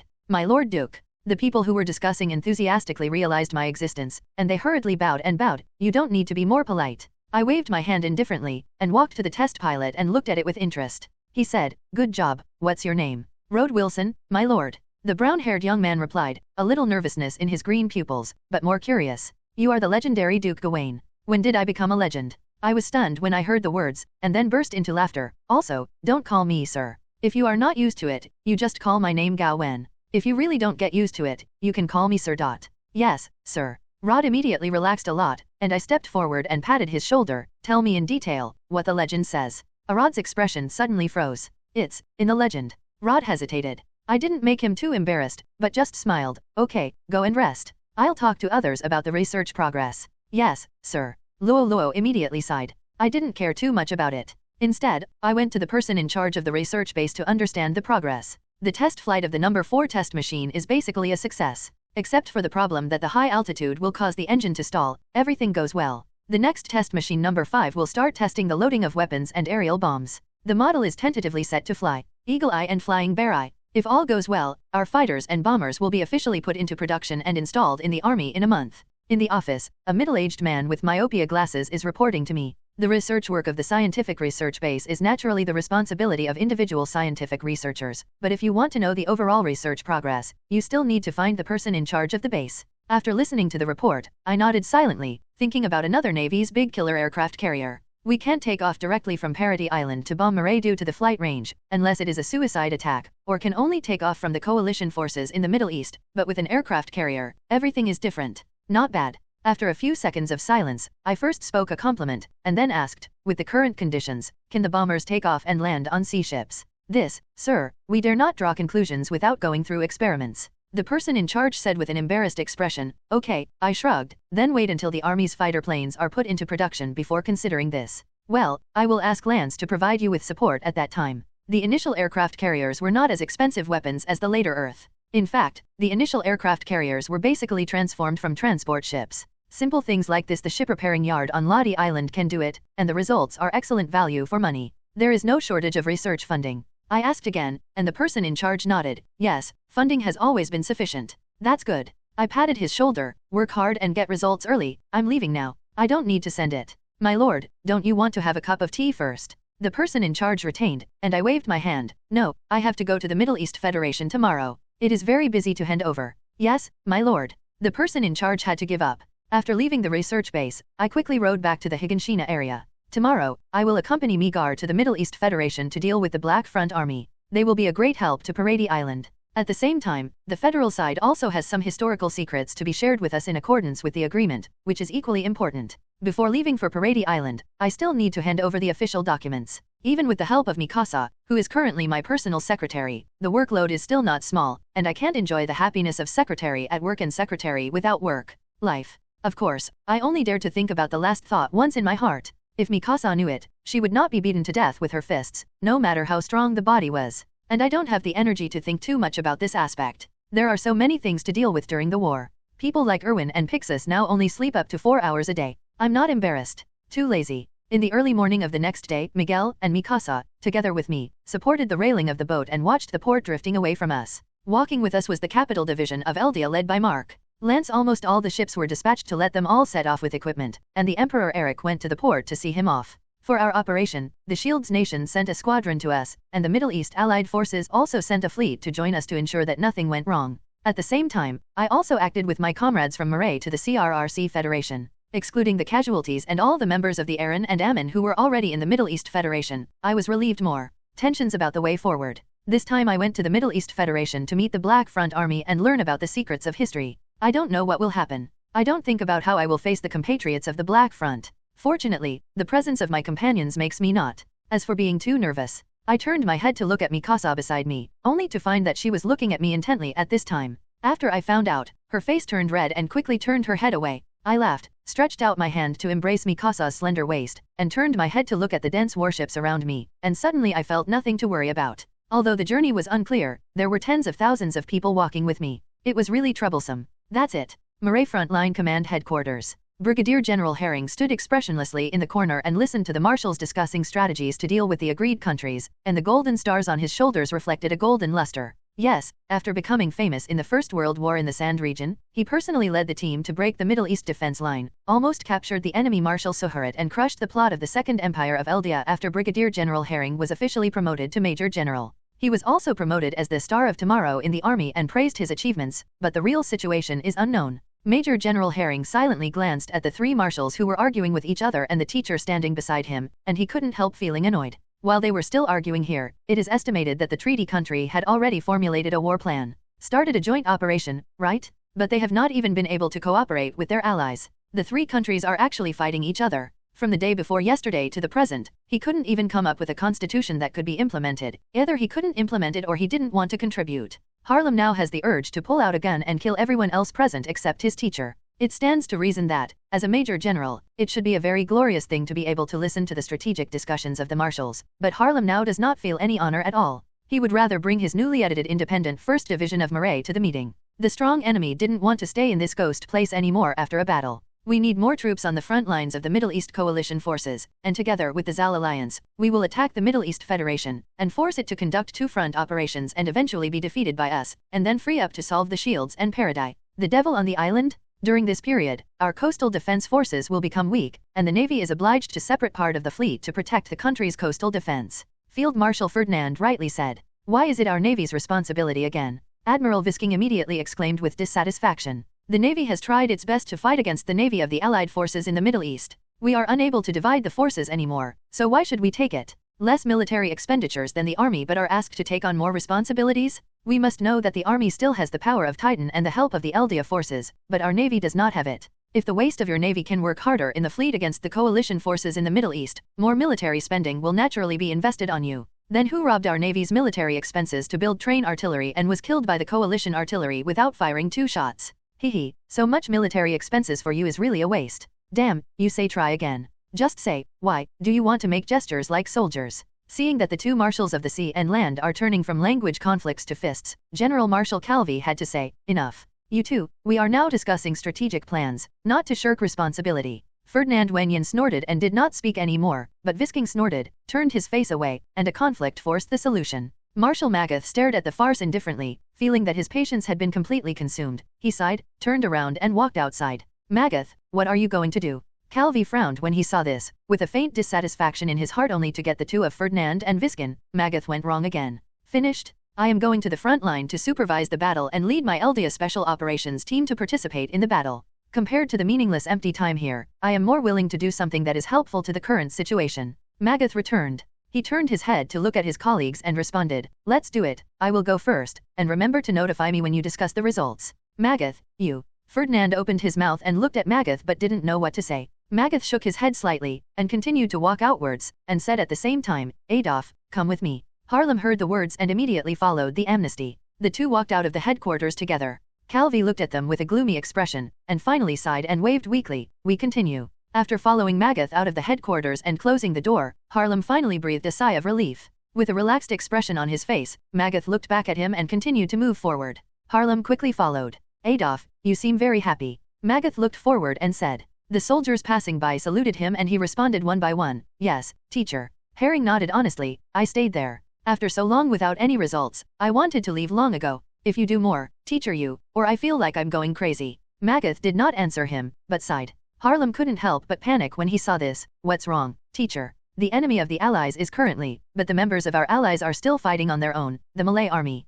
The command level is so smoky. Our situation now seems stable, but it's actually precarious. Maget shook his head and said, Harlem, don't relax too much. Teacher, what should we do now? Herring's face was a little dazed. These are not things that you Major General should care about. Don't think too much, just do what you do best. Maget turned around and patted Harlem on the shoulder and said, looking straight into his eyes, I will give the rest. Yes, sir. Herring stayed for a while, and then responded with a daze. After saluting Magath, he turned and walked in the direction of his troops, and quickly disappeared in Magath's sight. Magath stood quietly on the spot for a while, and when Harlem completely left, he walked to no one's place and took out a cut cigar and lighted it on himself, took a deep breath and slowly exhaled the smoke. Magath's eyes were a bit blurred under the smoke. Malay, Malat, my country, he muttered to himself, no matter what happens in the future, I will always fight for you to the last breath, no matter what means I use, I will never let you perish. Marshal Maget. A call made Maget come back to his senses, only to see Kurt walking towards him, followed by the team of Jike, Peek, Poke, Koslow and Puncha. Follow your previous instructions. The special operations team has been assembled. Mr. Deba is also waiting on the airship. Please give instructions. Kurt said, just call me the captain. Maget waved his hand and stood up straight. Okay, let's go. It is said that the update will start from the 3rd or 4th day of the middle school, but it is now the 6th day. There is no way, there are too many things. Then start double change from today. Forgive me. Sand area, the station of the Black Front Army. From a distance, the station's flagpole did not hang the flag of the Middle East Federation's golden lion head and silver scimitar, but only a black flag. The flag was pure black with no patterns on it, symbolizing their independence. Their status also means that they do not have any affiliation, they are lonely aliens with no personnel to supplement. They have no motherland, no family, only each other. I stood quietly in the truck compartment, my body shook slightly with the vibration of the truck, and the sword and plow blue gold flag hung on the flagpole fixed on the truck beside me was grinned by the wind. From today on will become different. I murmured, the Second Empire of Eldia has been established, and we will not let any of the Eldia compatriots be bullied and brainwashed by other countries. Significance. Stand at attention, a squad leader in the resident outpost shouted loudly. The soldiers of the Black Front Group army had already received the news. The soldiers of the Black Front Group hurriedly stood up straight and held steel guns and looked at us with nervous and expectant eyes. I hesitated. Instead of letting the car drive directly past the outpost where the roadblock had been removed, I knocked on the body and said to the driver, "Stop." Squeak. The driver immediately stepped on the brakes and stopped the car. I stepped off the truck and Mikasa silently followed me. The national flag team, the military band is ready, I said, let's go in. The original plan was for our convoy to drive directly into the station of the Black Front Group Army, meet with the top of the Black Front in the center of the station, and then lower the flag and raise the flag before giving a speech, and transfer the command and ownership of the Black Front to the Second Empire of Erdia in hand. But after seeing the soldiers, I suddenly changed my mind. The country is our most important support and strongest backing. Why did Tasia have so many tears when he announced the founding of New China? The reason is that they know that they will finally have the support and backing in the future. Taking over the Black Front Army through high-level means can only get nominal command power, and it will take a long time to truly control it. But it's different through low-level methods. Before that, those soldiers had never really owned their own motherland. Now that we have appeared and cared for and helped them, the effect would definitely be doubled, and it would be easy for them to do things willingly. If the country is dead, the Black Front will change hands in a short time. The first step is to let them know us intuitively. Stick up your chests, and let the compatriots of the Black Front take a good look at what our soldiers of the Second Empire of Eldia are like. I ordered and glanced at everyone, don't be ashamed, get ready, go ahead. Yes, everyone responded loudly, causing the Black Front soldiers at the outpost to cast curious eyes on us. I waved and the military band immediately began to play music. Exciting music sounded quickly, and the national flag team immediately stepped forward. The military band followed. The others followed behind the military band. The driver drove the truck and landed at the end of the team. The soldiers at the outpost straightened their bodies subconsciously when they saw this, and watched us walking in front of them. Thanks. I walked to the team and patted the squad leader's shoulder gently. Suddenly it became red, but he gritted his teeth and didn't speak, just saluted seriously. Exciting music coupled with a neat team, such a high-profile way of appearance allowed us to attract the attention of almost all the nearby soldiers from the moment we entered the Black Front Army station, and they all stood in a daze after rushing over ground, and then subconsciously stepped to keep up with our team. From the moment they saw the Erdia Second Empire sword and plow flag PAR, they instantly understood what had happened and couldn't control their emotions to keep up with our team, even if it violated military discipline. With the continuous joining of soldiers along the way, our team quickly grew like a snowball, and it was not just soldiers, but the grassroots officers also chose to join the team after they arrived, and then the middle and low-level officers arrived after hearing the news. He also chose to join, and quietly began to maintain the order of the team. Under their lane welcome, our team was still advancing towards the center of the station at the previous speed, but their faces couldn't hide the excitement, and they had no idea that they would encounter such a scene. The original team of dozens of people has become hundreds, thousands, and thousands of people after walking a certain distance. In the end, even high-level military officers have joined our team, and the number is almost 10,000. Even I myself did not expect things to develop to this point. The Black Front Army now has more than 69,000 people, and we are now in control of 1/7. If the next speech is effective, it is estimated to be directly controlled. Living in most of the army is not a problem. When we arrived at the flagpole, tens of thousands of people had gathered behind us. It was obviously on someone else's turf, but it looked like our home court. The huge team surrounded the square at the flagpole and made it impossible for those waiting there. Several Black Front commanders and guards looked dumbfounded. The music stopped as soon as the team stood still. I walked out of the team and saluted them first, and said loudly, "Aldia Second Empire Foreign Minister Mikasa Ackerman, we come to complete the task, we will take you go home. My fellow citizens, you have worked hard." As soon as I said this, people who heard my words couldn't help but froze. Suddenly some of the soldiers in the Black Front behind him couldn't help crying. Many people couldn't help but wipe their eyes secretly when they heard it, even in front of me. The few commanders of the group couldn't help but their eyes were red. I did not use the blunt and alienated words of "I am ordered to receive," but used the warm words of "we will take you home." The purpose is to narrow the distance with them and better take over the Black Front Army. It really worked very well. After staying with a group of politicians for a long time, my thinking has also begun to change to politicians. Any method of drawing people's hearts is subconsciously used. It is really red near zoo, and black near ink. I secretly sighed in my heart. After a sentence, he turned his attention back to what was in front of him. After a moment of confusion, several commanders also came to their senses. A middle-aged man with black hair and skinny-headed quickly came forward and gave me a salute. Black Front Army. General Roger Will, I have seen your excellency. Roger. Anderson behind me suddenly cried out. The middle-aged man's breathing was stagnant, and he turned his head in disbelief. Anderson. Haha, Anderson, a son of a bitch, you really didn't die. I know how easy you are to die.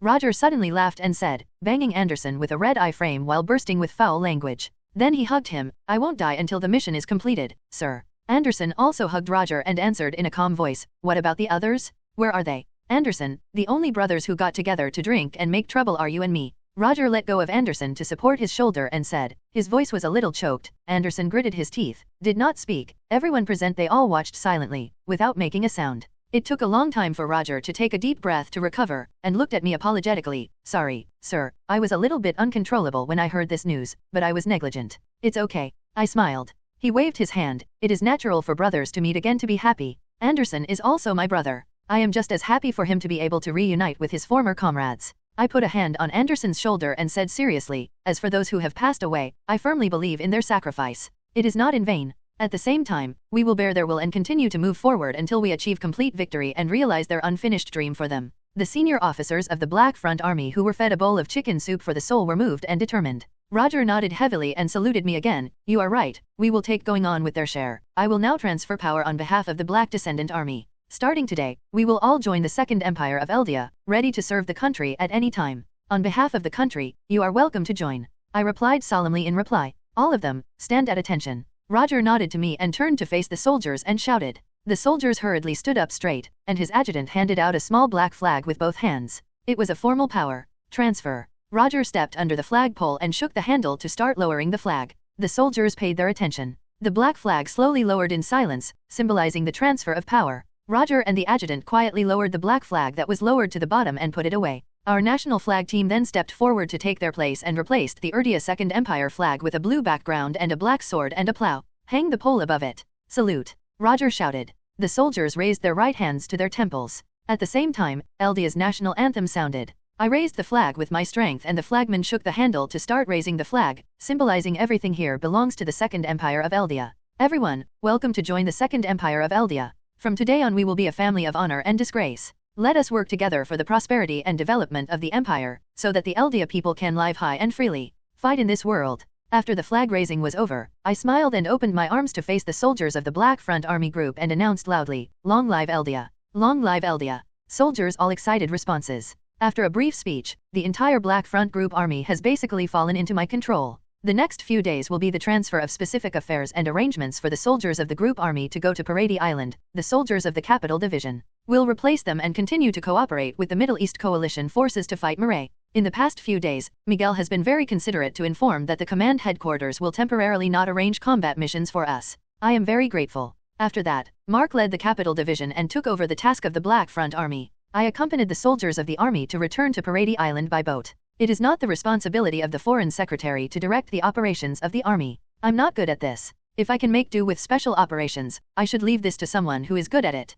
As for Connie and others, who felt that they did nothing with me and did nothing, and were deeply disappointed in this, I left them in the Middle East Federation and asked them to wait for the historical secret information provided by the Federation. Come back. Although I am very interested in the historical secrets that the Federation wants to share, and I especially want to know the relationship between the power of Titan and the Demon Hunter, and the truth of the Titan War that year, these are not very important things. I need to complete my duties first. After all, I am already bound to Parady Island. After arriving at Parady Island, Eric personally met with all the soldiers of the Black Front Army and welcomed them, and then began to take everyone to the settlement place for rest, in short, to make them feel at home and increase a sense of belonging to Parady Island. After I accompanied Eric to place them, I returned to my office and started working, and I waited patiently for Connie and them to bring back the results. Prior to this, I basically focused on the research of the Institute's aircraft project. After all, we are now far from our allies in both the Army and the Navy. The only possibility to surpass them is the Air Force. Once the research is successful, the status of the Allied powers will be improved a lot. Controlling the air in this era does not determine the outcome of a war, but it also has the ability to influence the battle.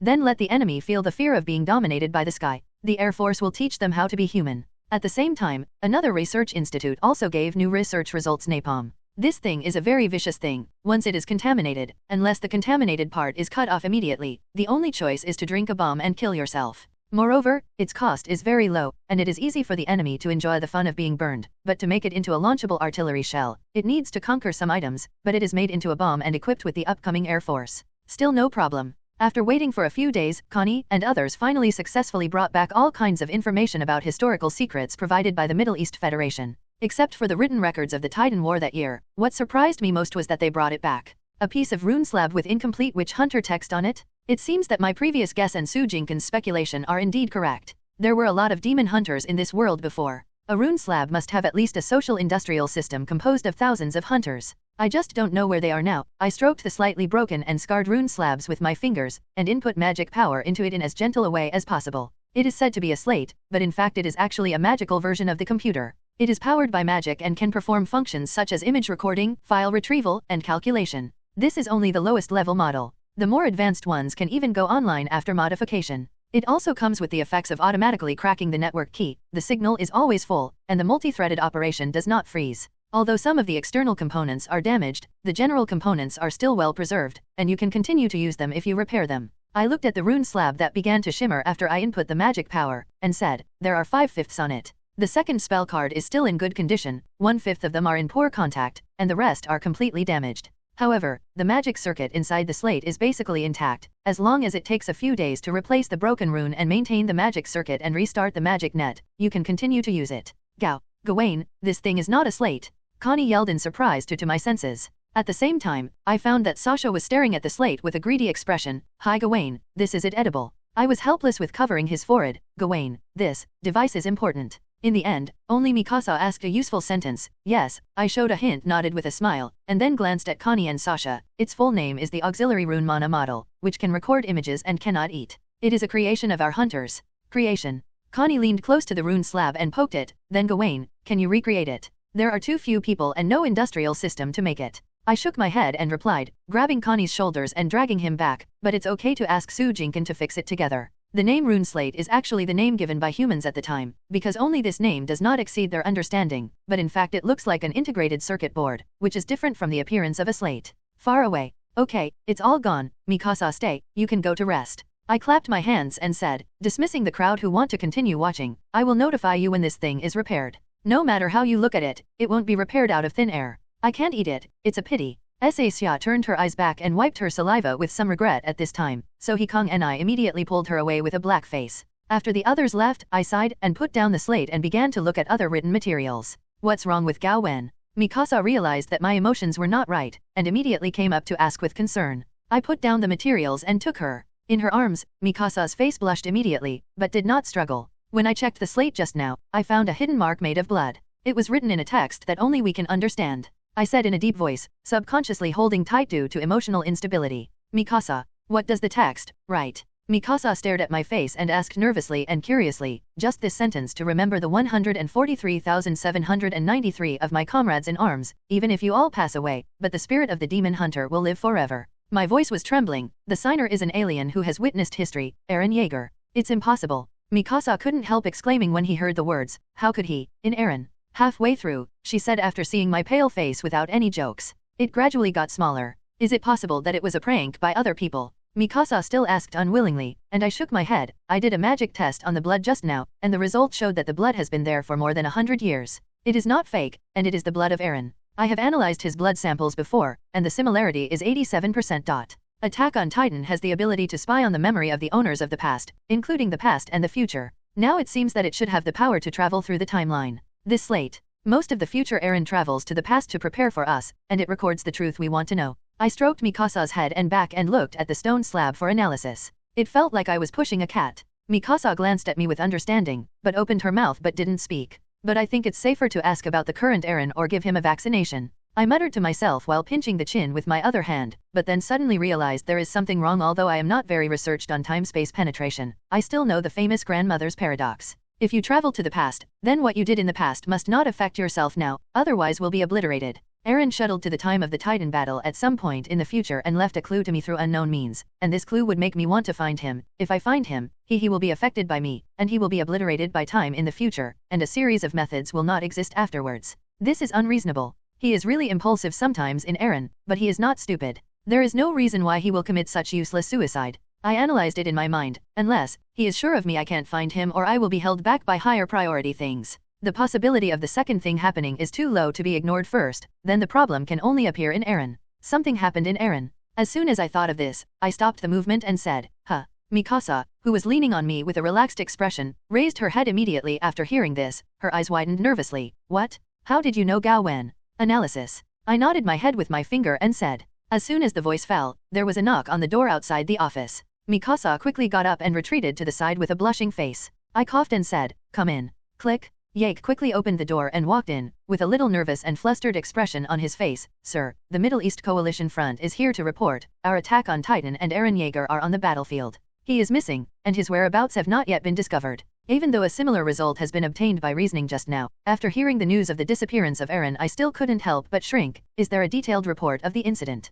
I stared at Yake and asked anxiously. Tao. Yes, sir. Yake responded quickly after being taken aback, and took out a piece of paper from his arms. Malay launched a surprise attack by the Titan combat team at 8:37 this morning. In the Middle East Coalition position, Eren and Yanni went to support, then Eren and Titan of the Beast Titan Jike, both of them suddenly disappeared after a while. Then, the general situation is like this. In the throne hall, I reluctantly reported to a few serious-faced people, feeling a bit of toothache in my heart. If only Eren is okay, I can basically trust him or find the opportunity to be the main goal in the next plan, but once you join the invisible guy Jack, things become confusing. What exactly does Jike want to do? Although Erwin, Pixis, Lance, and Mark are not there, Eric, Augustus, Ross, Hanji, Mick and Sujinkan are still there, and the throne hall does not appear empty. I also have someone I can inquire about, especially the old fox Augustus, whose wisdom is definitely no less than Pixis. What do you think of Viking? Eric asked after scanning the people present. What I expected was that Augustus was the first one to answer in the first time. Ahem, Your Majesty, I am blunt, we should never put our so-called hope on an uncertain person.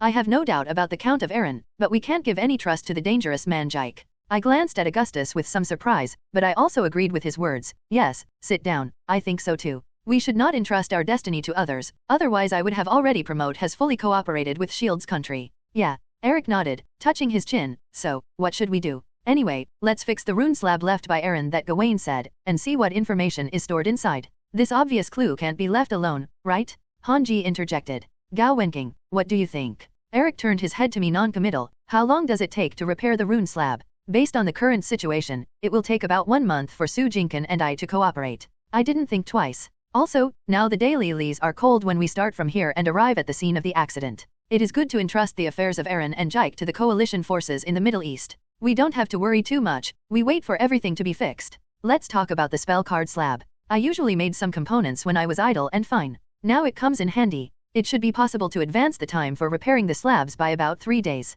Su Jinkan said suddenly at this moment, and the crowd was taken aback for a while, and then one after another. She was happy. Then I beg you. Eric replied, then turned to look at the corner. Rebrove, this time the identity of Warhammer Titan has been found out. Are you still investigating? I looked at Lebrov who walked out of the shadow of the corner with a bit of surprise, and then I suddenly remembered this thing that I had already left behind. I was too busy recently and didn't make any progress. Just forget it. The Gawain you and I told you, know yourself and your opponent, and never die. Eric shrugged helplessly. How can we give up the investigation of a dangerous person like Warhammer, Titan? Well, I grinned. Rebrov, talk about the situation. Yes, sir. Rebrov bowed and saluted, and then said, after this investigation, Warhammer Titan, the master is named Lauren DeBar, with 2 sons and a daughter under her knees, the eldest son Jackson DeBar, the second son Willie DeBar and his daughter Lara DeBar. According to reliable information, Lauren still has by 2.5 years of life. This is good news for us. The next few days Su Jinkan and I spent the rest of the rune slab repairing. Mikasa wanted to help, but it was a pity that I didn't have the corresponding knowledge reserve and could only watch it.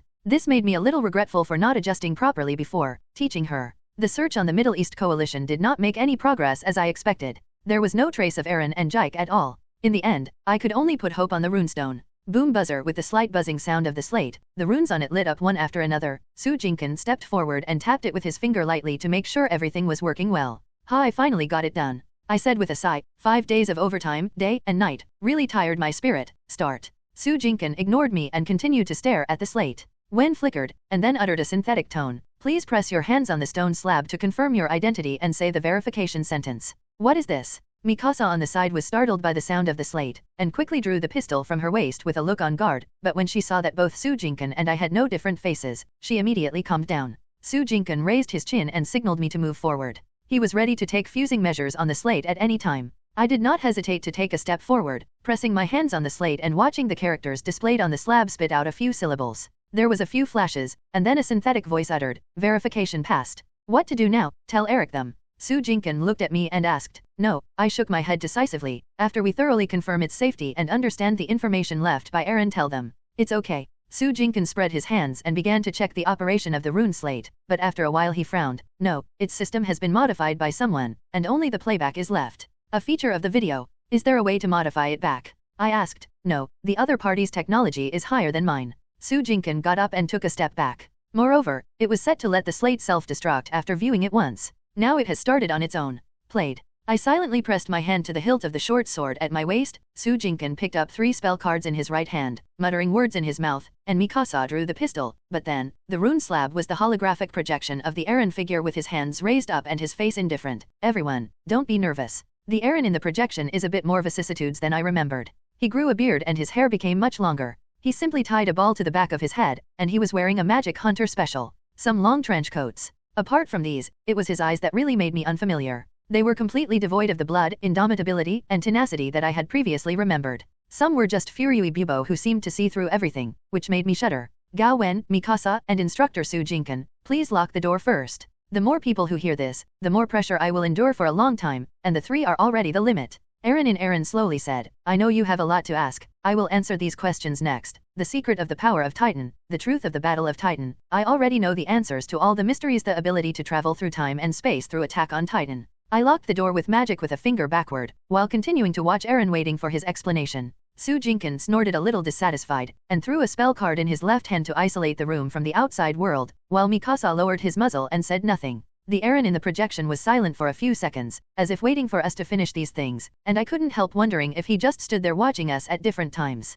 First of all, the disappearance of Jike and I that day was not planned in advance. The moment we finished the arrangement, Eren immediately continued to speak. I chose to deal with him just to make a break with him. After all, he is my brother anyway. But in the battle I lost, Jike ambushes the Eldia who has been injected with Titan spinal fluid, and Irina also with some volunteers who were only loyal to Jike. The Middle East Coalition soldiers who followed me were wiped out in a short time. Jike is neither loyal to Mirai nor biased towards Eldia. Everything he does is to achieve his own goals. Eren looks upward slightly, seeming to recall, in my after waking up, he told me about his ideals, saying that he would let the Eldia people no longer bear the hatred of the world, and be able to live this life happily, so that the people of the world would no longer discriminate and oppress the Eldia people. But he did not explain the process and specific results of the implementation of the plan, nor did he state his true purpose. Jike confessed to me part of the plan and wanted me to help him complete the plan together, just because he and I were half-brothers. He firmly believed that I was brainwashed by my father and wanted to save me. He also thought that I can understand his painstaking efforts. Eren showed a little sarcasm on his face, but I am different from him. Everything I do is out of my personal will. No one can influence Attack on Titan free will. Besides, I would never believe in someone who would even betray his parents in order to complete his so-called plan. A trace of disdain flashed across the face of Eren. After the persuasion failed, Jike used his royal blood came to contact me, trying to forcefully twist my thoughts in the consciousness space, but he failed. I used rebirth to defeat him in the consciousness space. At the same time, because of contact with his royal blood, I also accidentally mastered the 2 most powerful abilities of Attack on Titan: Shuttle Time and Tampering. Because there is no royal blood, I can only activate this ability once. Through a certain summoning ceremony of the Demon Hunter more than 100 years ago, I came to that period and experienced the whole Titan battle. Understand the truth of the matter, and leave this for you. All the truth is preserved in it. Eren put away the other expressions and said with a serious tone, "Gao Wen, please remember that the things of the year have ended. Focusing on the present is the truth. In addition, at this point of time of yours, Jike is dead." The projection of Eren flickered, and his expression was a bit complicated. I killed him in the consciousness space, and this reflects in reality that he will brain death. According to the rules, Road will take back his beast Titan and transfer it to the Eldia baby born at the moment of Jike's death. However, my crossing at that moment disrupted time and past peeking into the future. I determined the identity of the current Titan of the beast. His name is Roy Frohl. He is now serving in the Wehrmacht, and he is 24 years old. He has broken silver hair and his eyes are slightly lighter in green. I saw these when I was looking at my future memory fragments. It should be easy to recognize. Eren said sternly, "The other things are there. The next image is in. If you want to understand everything, watch it slowly. In addition, don't have to go to me. I will come back by myself later. I will seal this memory by myself, as if I have never traveled through time and space. Then goodbye everyone." Eren smiled at us reluctantly, then the projection disappeared. Eren is over. Just before the next image projection, Su Jinkin suddenly said, "How reliable do you think his words are? There is too little evidence to make a judgment." I replied with a shrug after a few seconds of silence. "I believe Aaron will not lie to us, but whether the person in the projection just now is real Aaron I can't be sure unless we can confirm that Jike is dead. After the video is over find Roy Frohl as soon as possible." While we were talking, the next video had begun to play, and the first scene of it shocked Su Jinkin and I. In a small conference room, several demon hunters in long trench coats were working with werewolves. Blood Race, Shadow Demon, and other aliens stand together to discuss things, and they live in harmony. In my impression, it is almost impossible to happen. Unless there are special circumstances, the demon hunter and the alien will definitely score a life and death when they meet. Even if there is no hatred, the hunting instinct will prompt us to do it. Thinking of this, I can't help but think of my hunting instinct that has disappeared for a long time and now has no response at all. It seems that Mia has some werewolf blood, but even if she rushes on me, my hunting instinct will not be a little bit. Reaction. It's weird, I muttered to myself, and my great curiosity encouraged me to keep watching. What to do? She is about to wake up completely. A man who was covered in the shadows and couldn't see his face said, "The seal of the demon hunter doesn't seem to last long. Since he can't be trapped, then just kill him." A rough-faced werewolf thumped down the table and said with an irritating tone, "I don't believe there are still things that can't be killed in this world. Go, Wald, if you are his opponent." The opposite of the kin who is holding a red wine glass and looks like an elegant nobleman can't help but sneer, "Your mind." "Well everyone, we are here to discuss countermeasures today. Let's stop for a while." Before Wald hit back, a demon hunter headed by the head spoke first, and at the same time released a calming technique to the audience. A solution must be found as soon as possible, otherwise everything will be unimaginable. This is a human matter, what does it have to do with us? A silver warlock couldn't help but interject, his anger will not turn to us after he wakes up.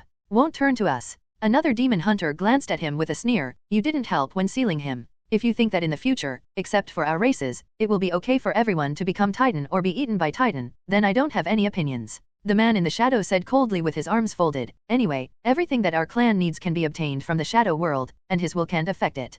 Can't we be reasonable with etiquette? A rune dwarf murmured, who do you intend to reason with? The blood race sneered at this. Are you to reason with Ymir, who was dismembered by her husband and given to his daughters to eat after Aldia's death? The hateful Ymir is fused into an unidentified creature that makes sense. The rune dwarf shrank his neck, not knowing what to say. Not only can it be unreasonable, this guy can't die. Wald said bitterly, as long as there are Eldia or Titan in the world, he is immortal. We have a plan, but we need everyone's cooperation. The demon hunter headed at this moment said leisurely, compared to us, the Fritz family is the most anxious. They are more nervous than us. Boom. At this moment, the door of the conference room was suddenly slammed open, and a blood-covered witcher stumbled in and said, "No, the closed node 213 was destroyed by the Mala who suddenly rebelled. 1 to 6 groups all lost contact, we can't hold him. You all have to die." At the same time, a hoarse voice rang, and then the projection went black. After more than 10 seconds, the projection lights up again, but what is displayed is the next time point. Warhammer Titan betrayed us, Attack on Titan disappeared. The ancestor Titan Karl Fritz was seriously injured and unconscious, the other 6 Titan all died in battle. Now, there is only one last way left. On the battlefield with corpses all over the field, a voice gasped and said, except for the teams participating in the war, all the others retreat into a different space and then leave this world. Closing time, forever. Su Jinkin and I were silent, feeling that we had touched the truth. We also have the construction technology for the different space, and it seems that they have anchored the space. I don't know where it drifted. No wonder. Su Jinkin muttered to himself, but how early are the survivors? It has nothing to do with us. Keep watching, I said, and the projected picture changed again while I was talking. This time it was recorded from a distance. Between the forests, a woman with a height of over 100 meters looks like a woman. Titan was falling weakly to the ground, and the figures around it were burning themselves and hitting it one by one. I curse, all of you, whoever participated in this battle, must lose your power and memory, and be lost in history forever. The female Titan roared intermittently, and finally fell completely. Lost its vitality on the ground, a figure of a woman condensed from its body. She scanned the surrounding area once, and then collapsed and disappeared with a helpless scream. The light reformed a little girl in shabby clothes. After that, she disappeared without a trace in a flash of white light. The court fell silent. We kill him completely without injection, but we can destroy other things and turn him into the original Ymir, and there will be no more hatred. An old voice sighed and said, as for later how our race develops depends on God's will.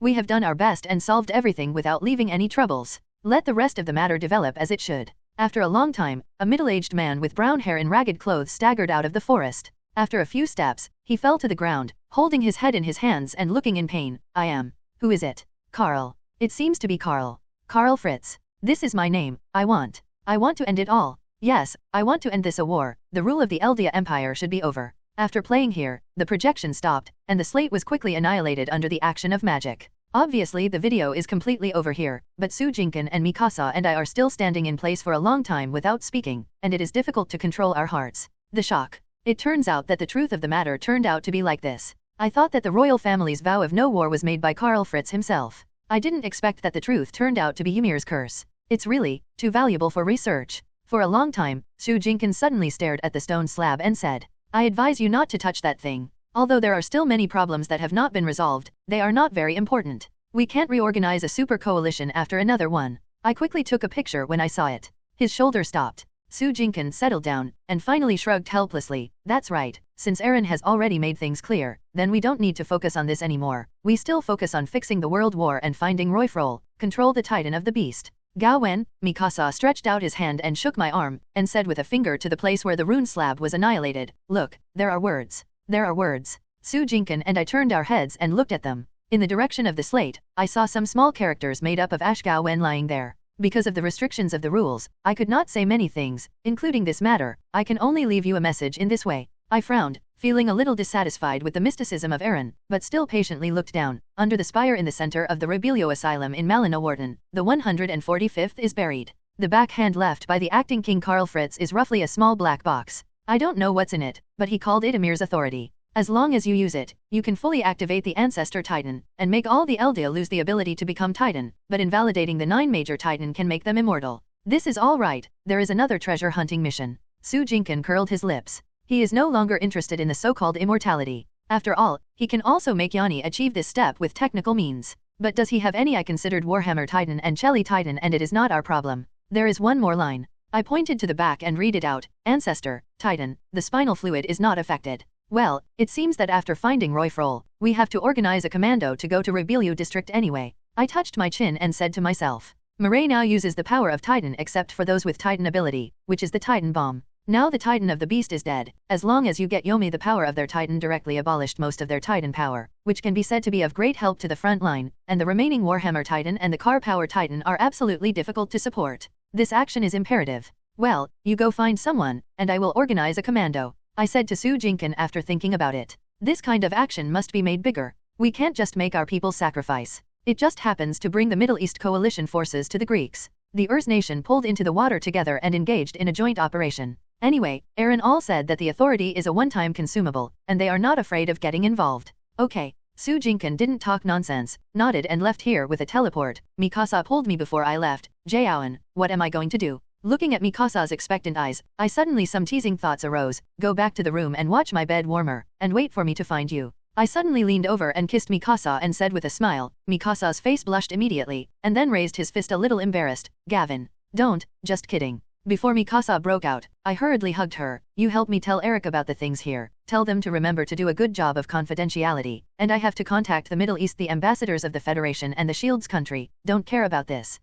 I see. Mikasa put down his fist when he heard the words, rubbed his head in my arms and twisted my waist, replied angrily, and moved away. One by one, don't go through the door. Looking at the empty room, I finally spit out helplessly, then erased the small characters made of ash and turned around to open the door and leave. Then I had to take the rune slate with me. The team's raid on the Rebelio area was really unstoppable for a moment. As the news from Eren spread to the top of the Eldia Second Empire, the entire state apparatus quickly received various instructions and began to operate at high speed. Various preparations were carried out immediately, and the personnel and materials were fully available. They were mobilized, and the Middle East Federation and the Shield state that had received some news also began preparations. At the same time, the search for Royfrol also has whereabouts. There are 7 people with the same name, and 29 people whose appearance matches the description, but only one person meets the requirements. As for the process, I won't repeat it too much. When all the preparations were completed, Sujinkan also happened to bring Royfrol. I took a close look at the soldier with 1.82 meters in front of me. His body was thin, his nose was slender, and his deep light green eyes made his whole face look a little handsome, and he was a high self. 1/3 of his head lowered his head very cautiously, and even the liohe in front of his face covered his left eye and did not dare to fiddle. I recalled the information about him. The instructor's comment on him seemed to be, excellent grades, but relatively introverted personality, not good at communicating with others. Sergeant Royfrol, I said in an interrogative tone, right? Yes, Lord Duke. Roy raised his head in a panic and quickly saluted him. I patted his shoulder with a calm face. Just relax and call me the chief. Yes, sir. Roy immediately responded loudly, as if trying to relieve his tension. Su Jinkan has already told you the matter. I asked. Yes, sir. Roy nodded solemnly. With the help of Lord Duke, I have basically mastered the Titan of the Beast and fully understand the danger of this operation, but please don't worry, sir. I will never let everyone down. Roy seemed very confident when he made the guarantee. I deliberately talked to him a few more words, but now it is not the time to chat, and finally only encouraged him. I look forward to your performance. Yake. I turned around and shouted. Yake has been my deputy since the Restorationist period. Although his presence is not high, his role has always been important.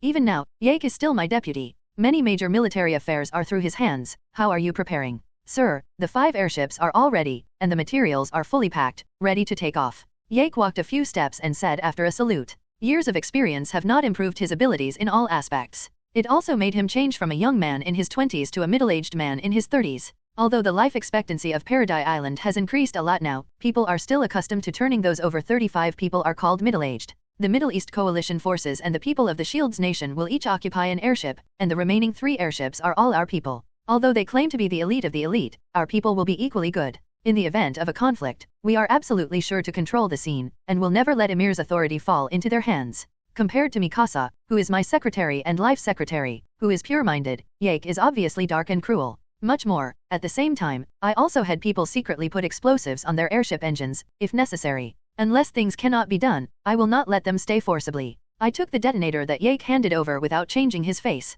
In this regard, I have no ethics and cleanliness. If I can give them some hands and feet on the radio, don't let them spread the news after you do it. Also, check our own airship again, but don't let people hold the same idea as us, and the result is that both sides work together after being left behind. I will be forced to stage an earth-shattering Librio breakout. Yes, sir. Yake nodded calmly. When shall we leave? 3 days later. I replied, since we are all ready, it's just a joint exercise. Don't do it separately. After fighting a pan of sand, not only did it fail to achieve the effect, but was completely wiped out by the enemy. Understood, I will arrange it now. Yake saluted. Wait. When I saw this, I quickly grabbed him, with a hesitant expression on my face. Yake, do me a small favor and transfer Connie and the others away. This action is too risky, and I can't ensure that they all survive. It's more dangerous than when you went to contact the coalition forces in the Middle East. Yake turned and raised his eyebrows. That was a covert operation. All the battles were sneak attacks, but this time it was a head-on raid. The casualties must not be small, and I can't spare my energy to take care of them. So, out of a little selfishness of my own, please take care of you, Yake.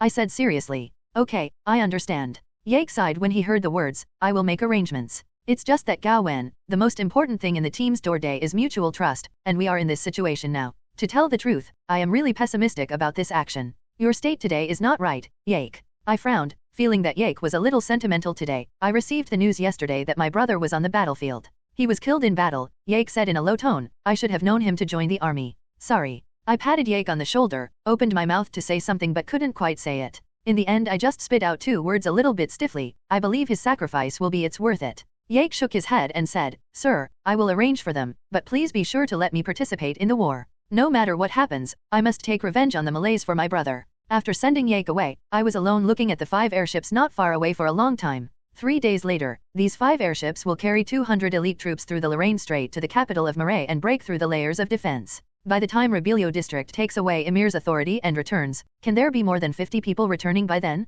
Even with the full assistance of the naval squadrons of the 3 kingdoms and the sound of airships from other directions, I cannot be sure that things will go well. After all, this is not a fight and go attack, but a blatant airborne operation. The most casualties in the entire battle must not be the process of a surprise attack, but when the airborne defenses are carried out after arriving at the destination to excavate Emir's authority. Unless all are killed, the goal will not stop unless all are killed. After bringing the Titan of the Beast, we can at least not be judged by heavy firepower, and we can only rely on ourselves in other aspects. The enemy situation is unknown, the terrain is unknown, and the expected completion time of the mission is unknown, even if it is me, Su Jinkan, and Mikasa. The 3 Ackermans couldn't guarantee that they could come out intact, not to mention ordinary people. Really, fuck. I cursed helplessly to the air, fearing that Leu Island is now in an embarrassing situation where development is urgently needed and war has to be launched. The only one who wants to get rid of this situation, the method is countless lives. First think of a method to defeat the opponent as soon as possible before continuing to develop. Yake is my indispensable comrade in arms and deputy, but I can't let him die like this.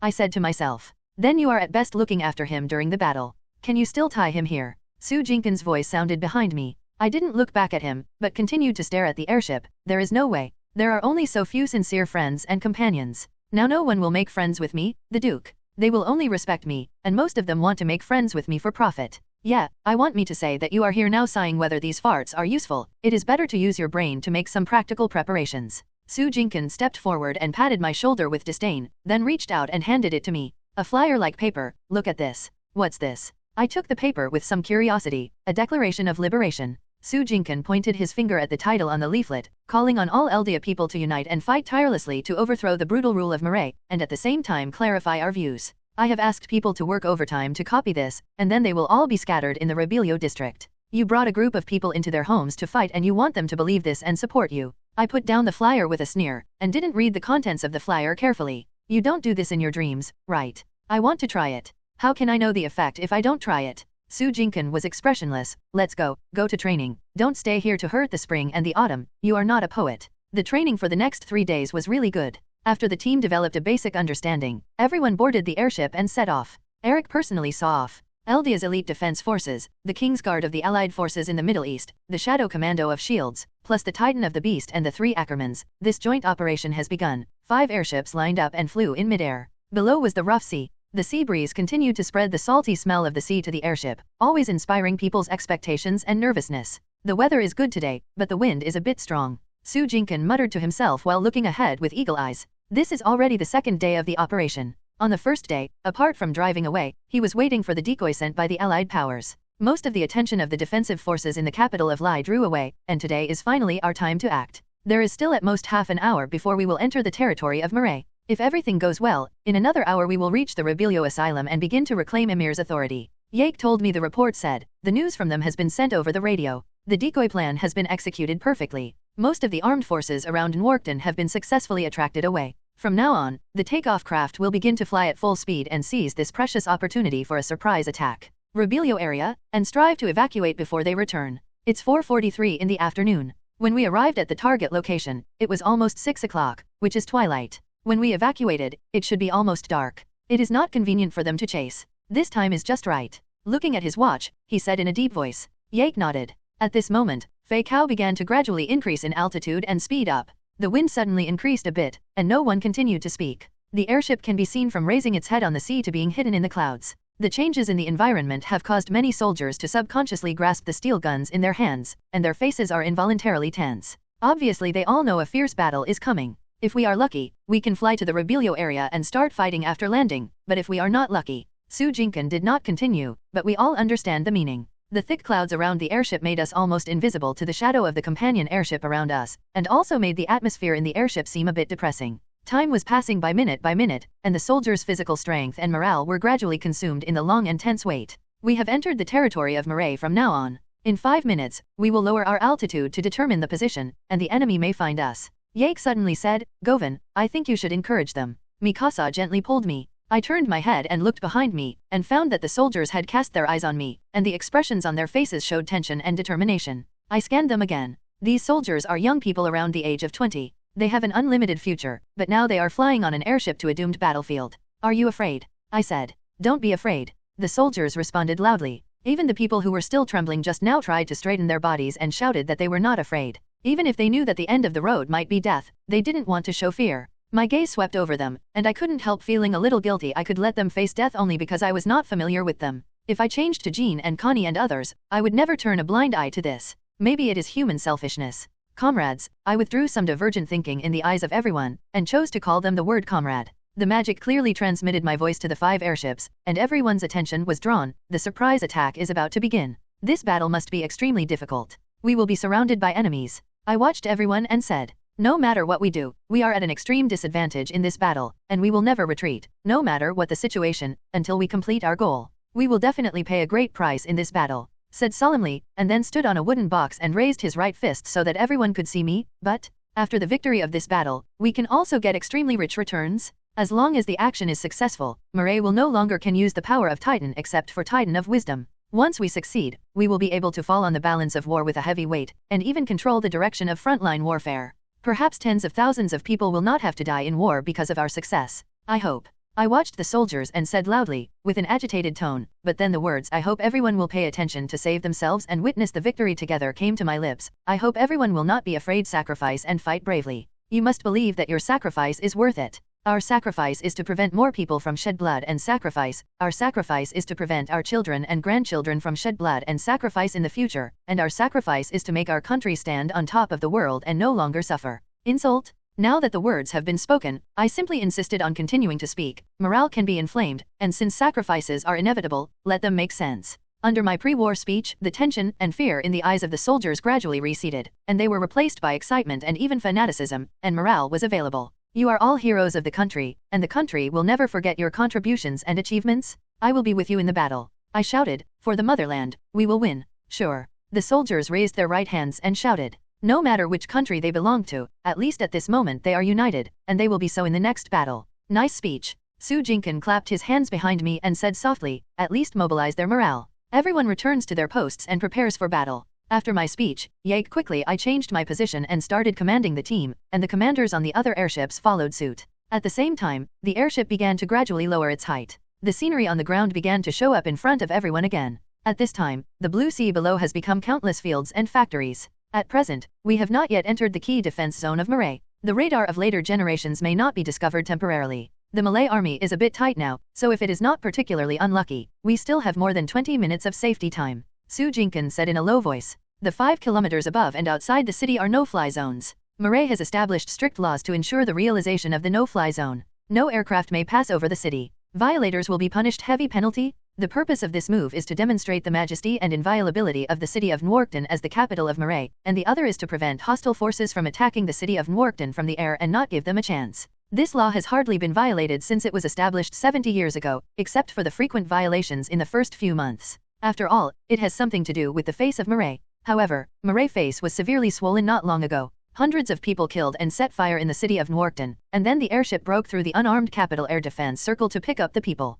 The corpses and various wreckages of the Malay army were left in one place. The Malay 1st Air Defense Counterattack Brigade, in charge of the capital's air defense circle, has become a joke and the biggest scapegoat. The brigade commander raised his gun to apologize on the same day. The deputy brigade commander and a senior officer were dismissed for investigation and expelled from the military. Many soldiers were arranged to retire early. The 1st Brigade was changed inside and outside, and several times they almost came close. On the verge of being abolished, the whole brigade was filled with a tragic atmosphere, vowing to find an opponent to fight to the death and shame. In this atmosphere, 5 airships lined up in the side of the observation post. As the news spread, their appearance quickly detonated the emotions of all officers and soldiers of the 1st Brigade. Not long ago, someone ran over them to shit and pee and made them in a difficult situation. Now there are people who dare to violate the laws of Malay and attack the sacred and inviolable capital air defense circle? Simply did not take our 1st Brigade into consideration? It's really bullying? Right now, the other garrison members are not there, and we are the only ones who stayed behind. If we didn't say anything, we just him to death and let them see the power of the 1st Brigade? However, the surface work is still to be done before the official start of the fight. First, use the radio to make a clear call to the other party to identify and land for processing. If the other party does not respond to the warning, he will be killed. Unidentified airship, please note that you have now entered the Malay Capital Air Defense Circle. This is a no-fly zone.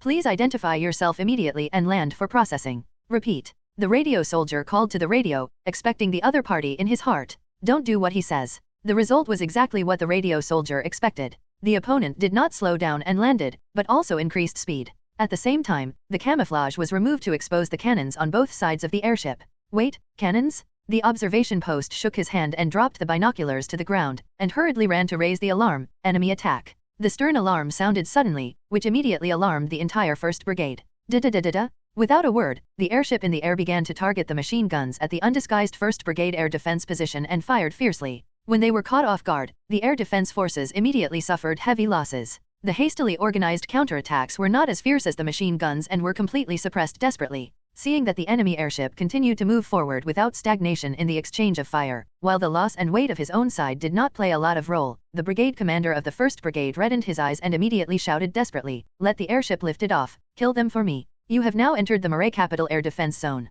This is a no-fly zone.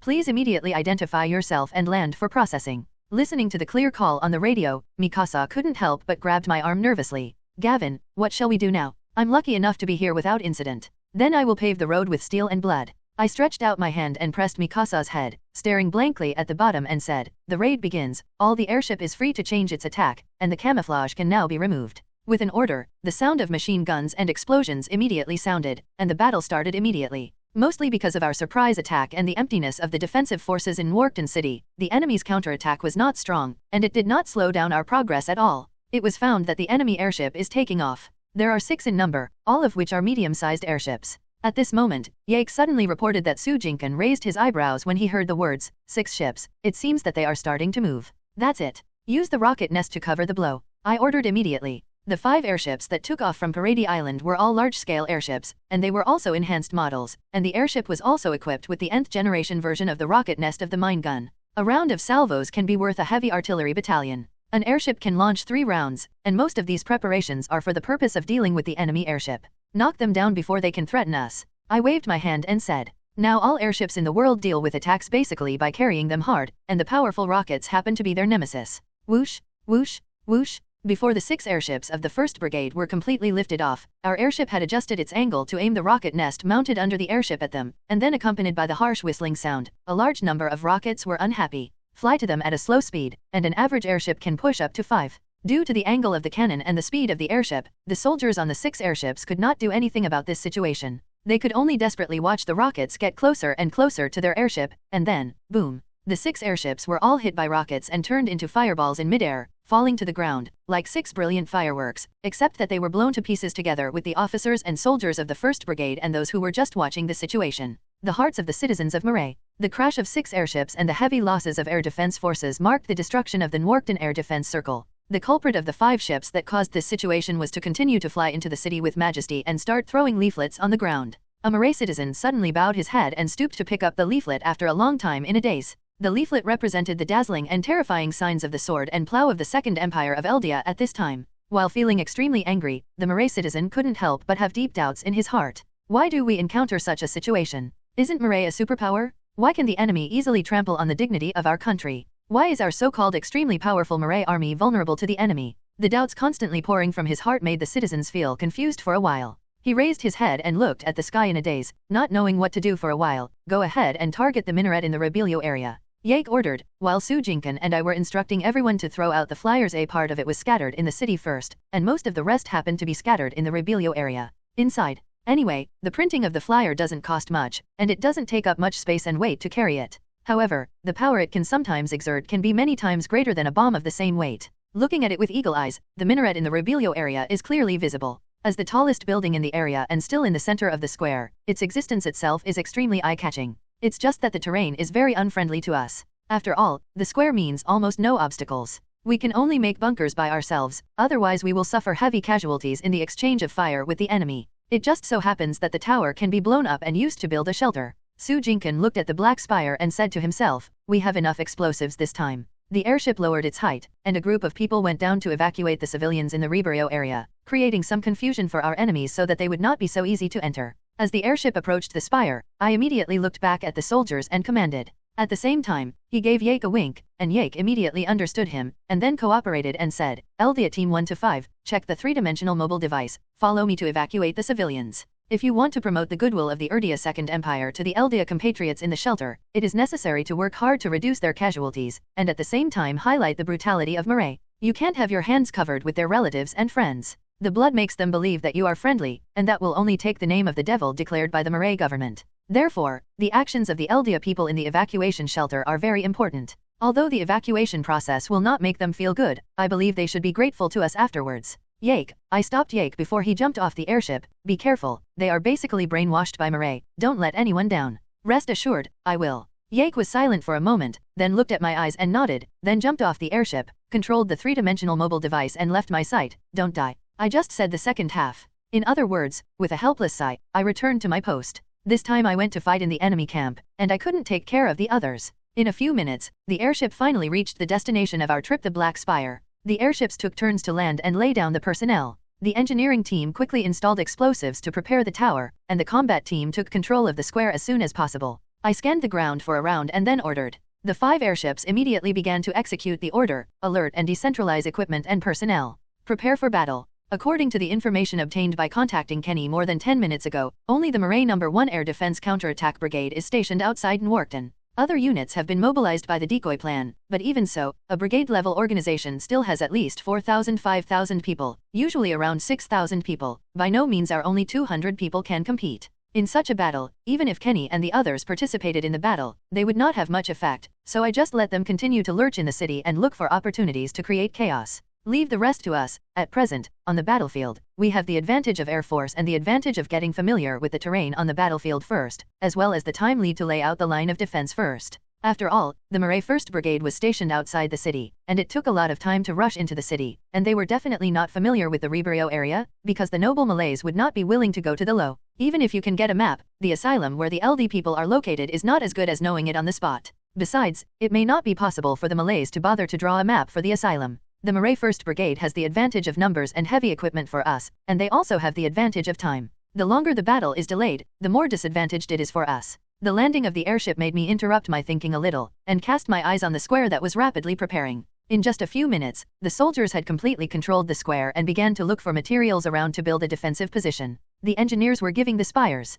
Install explosives. Everything is going well now, and the airship I am in is also the last airship to land. Sir, what should I do? Roy, who had been silent by the side at this moment, suddenly approached and asked with some expectation. I stretched out my hand and patted his shoulder with a calm expression. You stay on the airship. Titan of the Beast is a very important weight. There is no need to reveal it at the beginning, only at the critical moment is the best time for you to take action. Stand by first, I will call you anytime. Ah, yes, sir. Roy was taken aback for a moment, and then responded disappointedly. You are our trump card for the enemy's heavy weapons, Roy. I encouraged him, be refreshed. Boom. While talking, the engineers had loaded the spire with explosives and it exploded. With the fire and loud noises, the black spire was broken into pieces and fell to the ground. Although I don't know what it was used for, it is now its wreck. It is still very good for building shelters. After fixing the spire, the engineers quickly divided into two parts. One part helped to build the shelter, the other part began to use equipment to excavate Emir's authority. Sir, I have observed that the Murray have begun to enter the city. They are cavalry.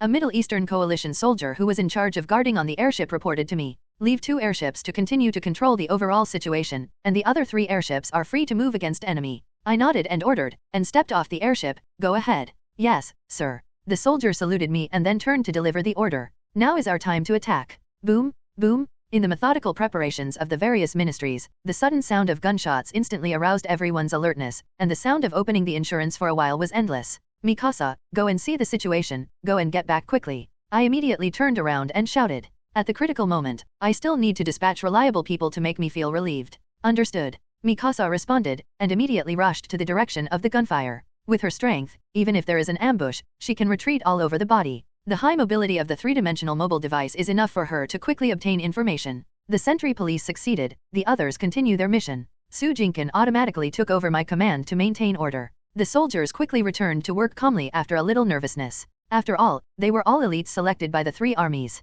The ability in all aspects far exceeds that of ordinary soldiers. Not long after, Mikasa sent back information to me. The danger has been lifted, and Yake was injured. A few minutes later, Mikasa took Yake and pointed a gun at a little boy and a little girl and walked back. The 2 of them looked like they were only 12 or 13 years old. The boy had flax-colored hair, and his eyes and expressions showed helplessness and fear. The girl had black hair with fat babies on her face, and her eyes and expressions were full of emotions. Anger and hatred. I noticed that her hands were tied back, and Yake on the side was holding his right arm with a bad face. What's the situation with you? I asked Yakin Yang under his chin, but my eyes were aimed at the girl who was staring at me.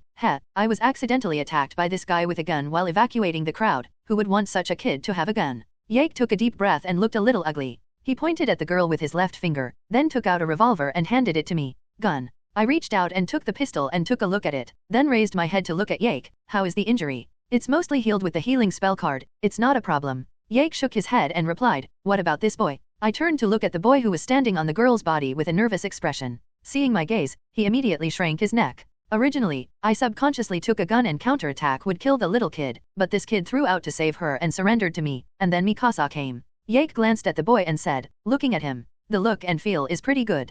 Okay, if you can continue to act, just continue, don't be shot again. I patted Yake on the shoulder and said, by the way, I cast a healing technique on him. Yake's face was a little darker. After I knew it, I turned around and walked towards the road. Gowan, what should they do? Mikasa asked at this moment. The boy and the girl couldn't help looking at me when they heard the words, and the expression on the girl's face became a little less. What's your name? I looked at them and asked, don't think about it. The girl opened her mouth and cursed when she raised her eyebrows. The boy immediately covered her mouth and pulled her back, speaking quickly. Answered, my name is Falco Grice and her name is Jabe Brown, sir. The boy tried to squeeze a harmless smile on his face. We are just 2 ordinary kids, you asshole.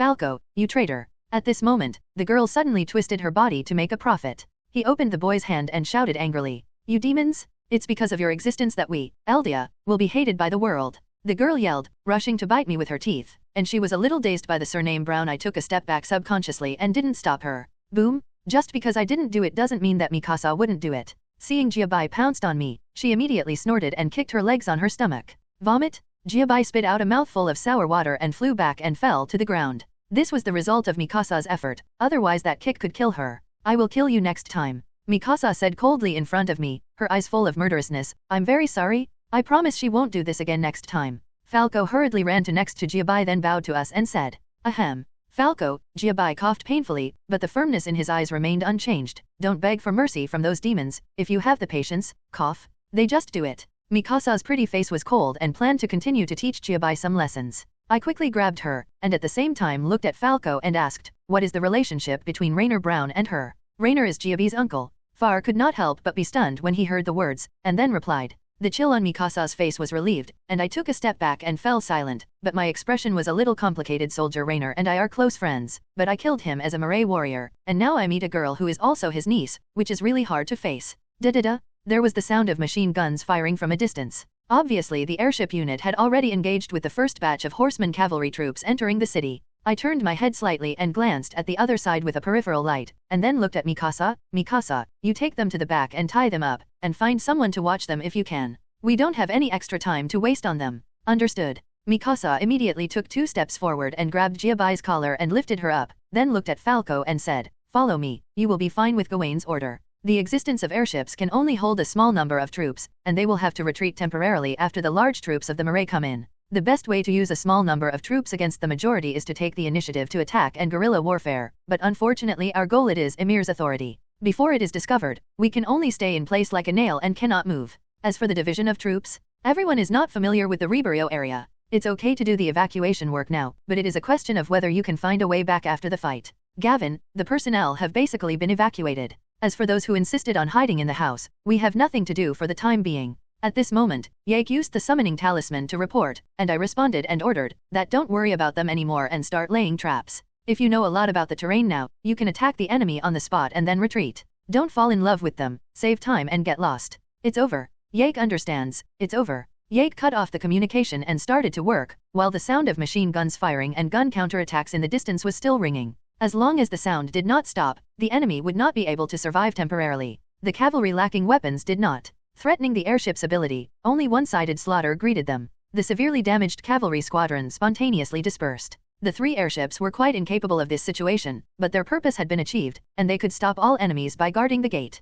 The city of Nwarkton is divided into 4 parts: residential area, commercial area, administrative area, and Rebelio Asylum. In addition to a section of the old city wall, the main roads that hindered the expansion of the city have been demolished in the city of Nwarkton. However, the walls of the Rebelio reception have never been demolished, but have been expanding. So, want to enter Rebelio? Then tear down the wall first, or ask the cavalry to abandon their horses and go over the wall. The happy time of bullying the cavalry is always short. A few minutes later, the second batch of the Malay army also entered the city. This time they were brought by armored trucks with the big killer against airships 40mm caliber, Joping dual-purpose anti-aircraft gun. When I got the news, I knew that the trouble was coming. The launch of the enemy's air defense weapons meant that our airship was about to converge. Since Adolf Herring used armored trucks in the town of Uri in the Sand region to break through the defense line of the Middle East coalition forces, many troops in Malay have been equipped with such defensive and mobile weapons, and according to their own it needs to be modified a little bit, and now we are unfortunately ran into a troop. If it were an ordinary air defense force, I would have arranged airships to wash the ground with rockets, but I dare not give orders to this force.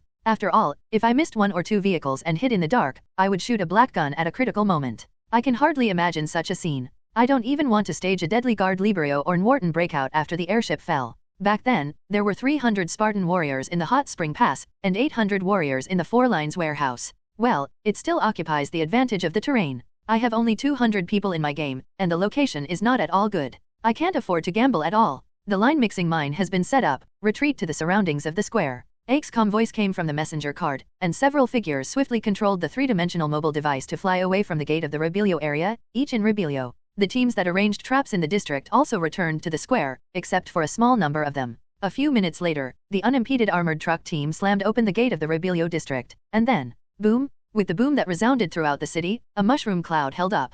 Several torn-apart armored trucks soared into the sky. The Rebelio Asylum, which covers 2/5 of Newarkton City University, is actually not small at all, but even if there is half a Rebelio from the gate to the square, you can clearly feel it coming from under your feet. Vibration. I'm going. I looked at the mushroom cloud that hadn't dissipated in a daze, and couldn't help but stiffly lifted up my hand holding the messenger card and asked, Yake, shouldn't you use all the explosives you brought with you? Right. I thought it was just a regular explosion, but who knew that this might be so cruel? Did this detonate the arsenal? No, we only used 1/5 of the explosives, just to scare them, maybe, the problem with their own cannonballs. Yake was also a little dumbfounded. Gavin, they seem to be scared too. Live, shall we take the next step? Is it a bluff? I regained my senses in an instant, opened the eyes of insight and scanned the battlefield again. After suffering this blow, the surrounding moray couldn't help showing a state of fright. They stayed motionless and farther. There is chaos everywhere, it is a perfect target. Let the mortar unit set a base number, and the coordinates are XXXX. I immediately ordered when I saw this. The team we came this time also has guns, but it has a small caliber of 80 mm, like 122, 150 and so on. The big pipe is completely incomparable, but the cannon is a cannon. At this time, seizing the opportunity to give the enemy 2 hard hits is definitely better. As the order was issued, our mortars immediately began to show off. Call out! Call out! The mortar shells shot across the sky, making a piercing squeal, and then slammed into the ground, exploding small mushrooms. The momentum is completely incomparable to just now, but the scattered shock waves and splashing shrapnel are real damage. The last straw that overwhelmed the camel in the blood spray crashed down, so that those who have been staying behind have never experienced a real war. The frightened birds of baptism scattered and fled, and the vanguard troops are already disintegrated. Turn on the radio and prepare to make a clear call. I ordered. The fighter plane on the battlefield was fleeting. Just now I grabbed the fighter plane and gave the moray a terrible loss, causing them to lose a lot. The sentence scare them a bit opened up a whole new way for me. The enemy doesn't know our true strength now. We can bluff and find ways to scare them and use the advantage of the information gap to buy more time. With reference to the fine behavior of dragging tigers and pulling the flag during the melee period of the warlords of the Republic of China on Earth in modern times, it shouldn't be too much for me to claim that the 200 people are a brigade, right? In any case, the tiger skin must be pulled first to frighten the enemy. The name is simply Allied Super Special Ace Combat Brigade. This name sounds extremely too now and is used to fool people of this era. It feels right and right. Thinking of this, I immediately began to ask Mikasa to help convey the order, and promote everyone in the team without using the radio to send orders. After the order was given, everyone found that they had been promoted. Ordinary soldiers became platoon leader, squad leader became battalion leader, squad leader became regiment leader, and I became brigade commander myself. Although the water content of this brigade is so great that it can directly boil a pot of clear soup, a platoon is a person from soldier to platoon leader, but it sounds ridiculous that it can't stand its name. It is super and ace again, and also has the title of Special Forces. As long as the performance is good enough, the domestic cat can also pretend to be a tiger and scare away the evil wolf. The next step depends on the acting skills. The airship column is making an initial strike against the moray troops in Area C of Newarkton City. Beat me to death. If I am killed, I don't need the second step. I started to give orders on the radio, and all kinds of secret words just happened. Let Mikasa help convey it. In short, the smaller the firepower, the better, but the actual combat is as good as possible. Use this gap to reflect the so-called Allied Super Special Operations Brigade. In short, the darker the enemy, the better. Now in the eyes of Mikasa, my name is probably high, super big flicker, no discipline, text. I laughed at myself, and I quickly continued to order. The artillery fired at the enemy in Zone D. Whoosh, whoosh, whoosh. The mortar troops immediately fired a base number of shells without hesitation, making the scene very lively. The reconnaissance squad went forward to attack the enemy. Ake immediately took all the soldiers under him to control the three-dimensional mobile device and flew out of Rebelio to make up for the broken soldiers of Moray. The 1st Battalion moved to the southwest. There was a lot of chickens and dogs jumping in the southwest direction of Liberio, and all the orders I made in the telegram were all based on the battalion company, and the scene was completely completed, except for the Titan of the Beast. After all the cards offs were played, it was just waiting for the enemies to take the bait. How is the progress of the excavation now? I suddenly looked back and asked Sujinkan, who appeared behind me from time to time. Everything went well, but nothing was found. He shrugged. I'm afraid you have to hold them again. For a while, the soil here is not easy to dig. I gritted my teeth. As long as the cowhide we blow is not punctured, we can spend a long time here with them. Super Special Ace Combat Brigade. Colonel Rooney's expression was unstoppable. In his impression, teams that can be labeled ace are usually those with superior combat effectiveness. Moreover, the opponent is also a brigade-level unit like his troops. Don't look at the first hanging on the head of your brigade, but it's all called good sounding. It is definitely not too easy for the opponent to crush yourself when it comes to fighting. There is a saying, soldiers are courageous. Colonel Rooney can't be brave when his own soldiers do not have any advantage at all. It is not that he has doubted the truth of the other party's words. After all, he uses clear codes on the radio. It is too abnormal to issue orders, but it can't hold back the opponent's strength. As soon as they appeared on the stage, they killed 6 airships and severely damaged the air defense position. After that, they beat their own cavalry force and defeated the air defense convoy in one fell swoop. A reconnaissance squad of more than 20 people hit dozens of rounds of artillery. Ruthless? The above record is simply not something ordinary troops can do, so before the order to continue the offensive, Colonel Rooney's momentum was first lost by 3 points. Guard battalion, follow me. After hesitating for a few seconds, Colonel Rooney gritted his teeth and gave an offensive order, and he was the most elite guard battalion under his command. After all, whether he can fight before is one thing, dare you not? Dare to fight is another matter. Even if he is beaten and suffered heavy losses, he is still fighting as hard as he can, but if he is afraid of fighting, it is a felony? Take the lesser of 2 evils. Now the status and existence of the 1st Brigade in the Marais has reached a precarious point. They urgently need to prove themselves with military exploits and can no longer bear any taint, otherwise they will only have to be disbanded. Once the 1st Brigade is dismissed, the treatment of the soldiers will not be much better. Most of them will only receive a sum of money and then be forced to go home to provide for the elderly. Therefore, whether it is for honor or livelihood, they have reasons to fight desperately. Driven by this kind of power, the 2 sides will usher in the first collision. So, in the end, I still have to have a fight. Yake lighted himself a cigarette and then looked at me and said, he didn't dispute my plan. Yes, regardless of the foreplay, no matter how much, I still have to have hard power to support it in the end. I nodded and waved my hand to reject the cigarette from Yake. But as long as it hurts them this time, it will be easy after that? I understand. Yake spit out a smoke ring. Should we take the initiative to go out? Well, we have 120 combatants on the ground, and I will leave you with 20 people in charge. Protect 50 engineers, I replied. Let Su Jinkan take over my position and continue to fight fraud. I'm going to assemble the team. Understood. Yake salutes helplessly, and I stepped forward and started to gather the team. This time, the team brought in are all elites. It is at the highest level of rusticity. I don't need much encouragement from me. The whole team is ready to go. Go. I gave an order, and a team of 100 people moved quickly and marched towards Rebelio's gate. Only by blocking the enemy at the gate can we show our strength and let the remaining Malay troops throw rat catchers. Don't dare to move, of course. The casualties of this style of play will not be small. Boom! A rocket landed on the block next to Colonel Rooney and blew up several Marais soldiers into the sky. His stubborn face did not show any emotions. He opened his mouth to stop the soldiers who wanted to fight back and waved to the team. Keep going. In order to minimize the casualties caused by the airship attack on the troops, he ordered the guard battalions to be divided into multiple routes and approached the Rebelio area in units. In any case, he must fight the Ace Brigade with the real guns. The field is willing to give up. And now, Rebelio is ahead. Sure enough, those bugs from Eldia are only worthy of staying in the shelter. Colonel Rooney cursed in a low voice, opening the insurance on the rifle in his hand. Bongrels of the Allied nations, the devil from Parady, today I will send you all to die. Behind him, the Marais soldiers raised their guns to prepare for battle. The airships in the air are now quite far away from them, and it is time to charge. All of them, get the bayonet. The guard company commander next to Colonel Rooney shouted, and then some mortars from behind began to provide fire support. The heavy artillery has not yet entered the city, so I can only use these small artillery to make do with it. Accompanied by the howling shells, the soldiers began to charge. Offensive. The company commander shouted, rushing to the front of the team, and Colonel Rooney was a little behind. Boom! Da-da-da!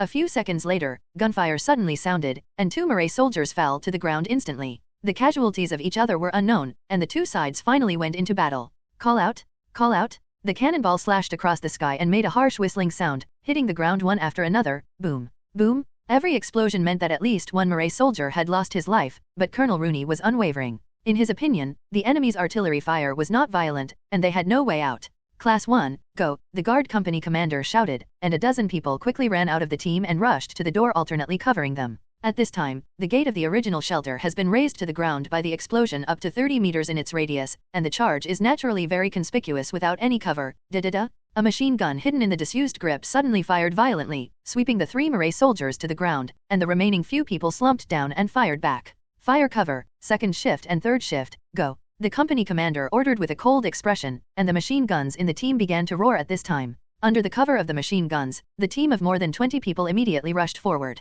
Chi-chi-chi-chi. At this moment, if the sound of tearing the cloth suddenly sounded, Liberio's defensive firepower suddenly increased more than 10 times, as if some kind of fierce beast suddenly awakened, and swept away the more than 20 squads. The MG-42 general-purpose machine gun, imitated from Earth Germany, has a rate of fire of 2,000 to 3,000 rounds per minute, which is several times that of the Mark Corps, which has a rate of fire of only about 600 rounds per minute. More than 20 people were killed by shooting. Shoot the signal flare and let the artillery units fire at full speed for 3 minutes, and then all the troops on the scene pressed on. Looking at the horrified faces of the soldiers, Colonel Rooney gave the order coldly. The former will be shot directly. I will charge with you. It is impossible for us to continue to consume the enemy. In this attack, either they will die or we will die. From the moment the so-called Ace Brigade landed in the Rebelio Asylum, Colonel Rooney couldn't help but doubt their true purpose. If it was just for throwing leaflets, they wouldn't have to land in the city, and they would stay there forever. Until now, there is no need to dispatch elite troops. It must be very important to allow them such an elite adventure assault to land in the city of Nwarkton.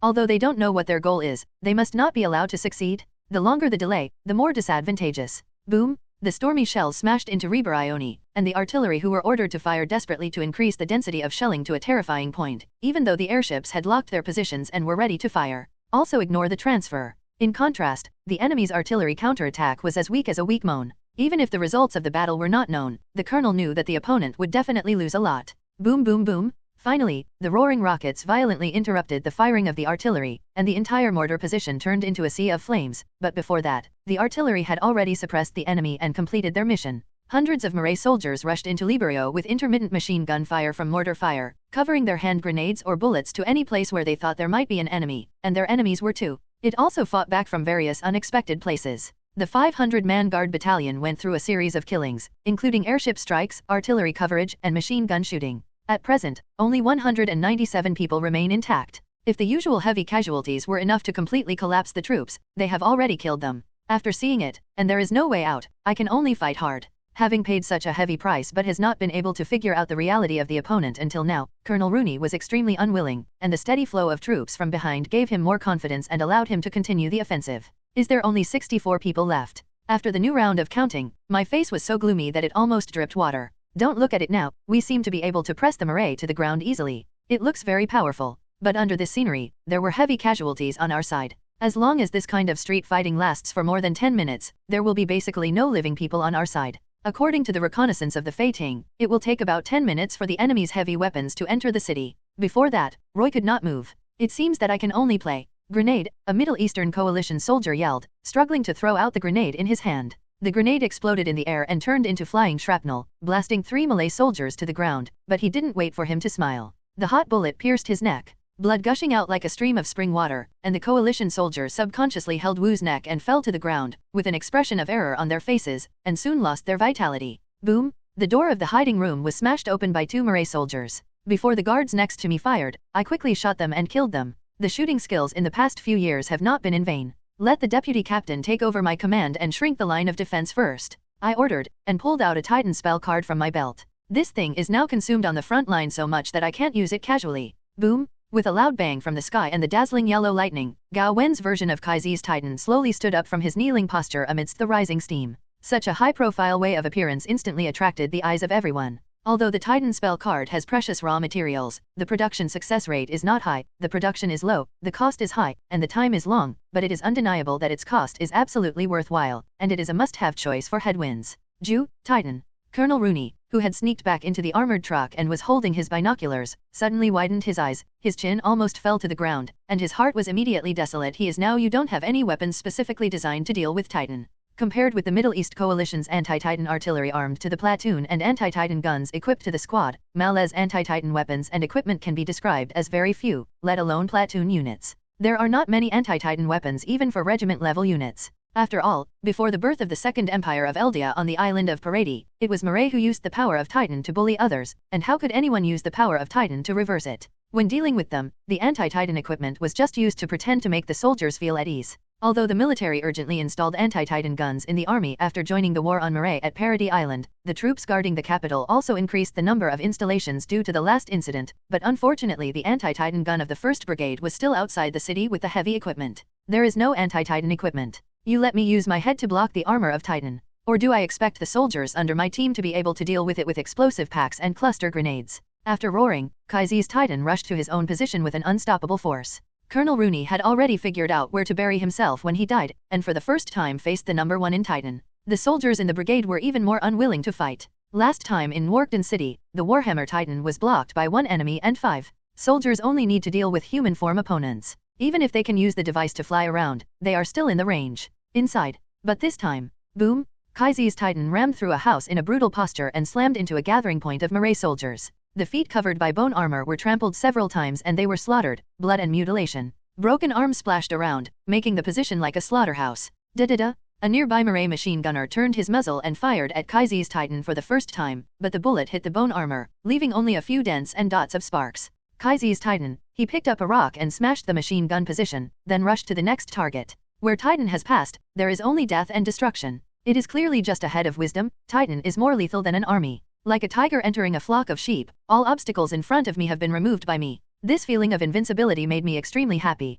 This is the true strength of Kaiser's Titan. And the guy Rainer would only use it to smash the door. It was a waste of it. As everyone knows, the only way to win is to use the advantages of armor and mobility to fight guerrillas and perform blitzkrieg. After sweeping the Murray army into Rebelio briefly and rudely, I immediately turned and rushed to the armored truck unit that was still retreating frantically. According to the airship report, the speed of their heavy equipment entering the city has been significantly accelerated, and it is expected to arrive in about 3 minutes. Before that, I just prepared these trucks first, and then let Roy, who had been asking for the battle, take the action and get everything done.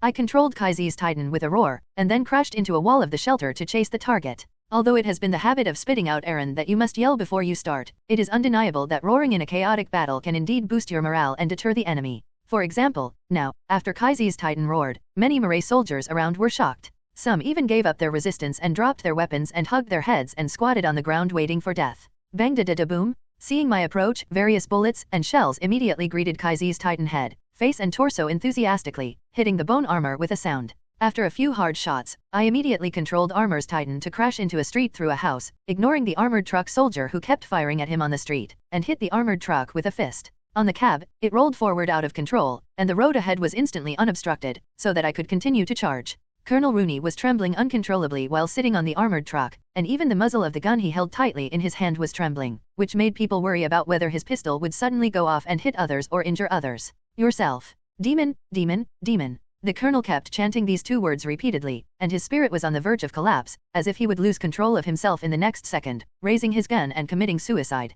He saw with his own eyes how his troops went from gaining the upper hand to being defeated. If the whole process were to be summarized, there would only be 2 words: slaughter. There were still 163 people around him when he attacked Rebelio, but he is the only one who is still alive. The line of defense they constitute is like paper on Kaiser's Titan, just a simple stepping on. With collision, everyone else died. Boom boom boom. The sound of heavy footsteps came from the rear, and the driver glanced through the rearview mirror, and suddenly yelled in fear, "Come on, it's here." The next second, guns fired on the truck, but the rain fell on the bone armor of Kaiser's Titan, but it only left some traces on it without slowing it down. The former Murray shield has become the devil in their eyes. Bang! In a simple collision, the truck flew out of control while the parts were scattered, slammed into the street and exploded into a ball of fire. Laugh! The bone armor of Kaiser's Titan opened and closed, and a large amount of steam suddenly spewed out. After 5 minutes of high-intensity combat, the ready-made body of the Titan talisman finally reached its limit, started to dissipate slowly.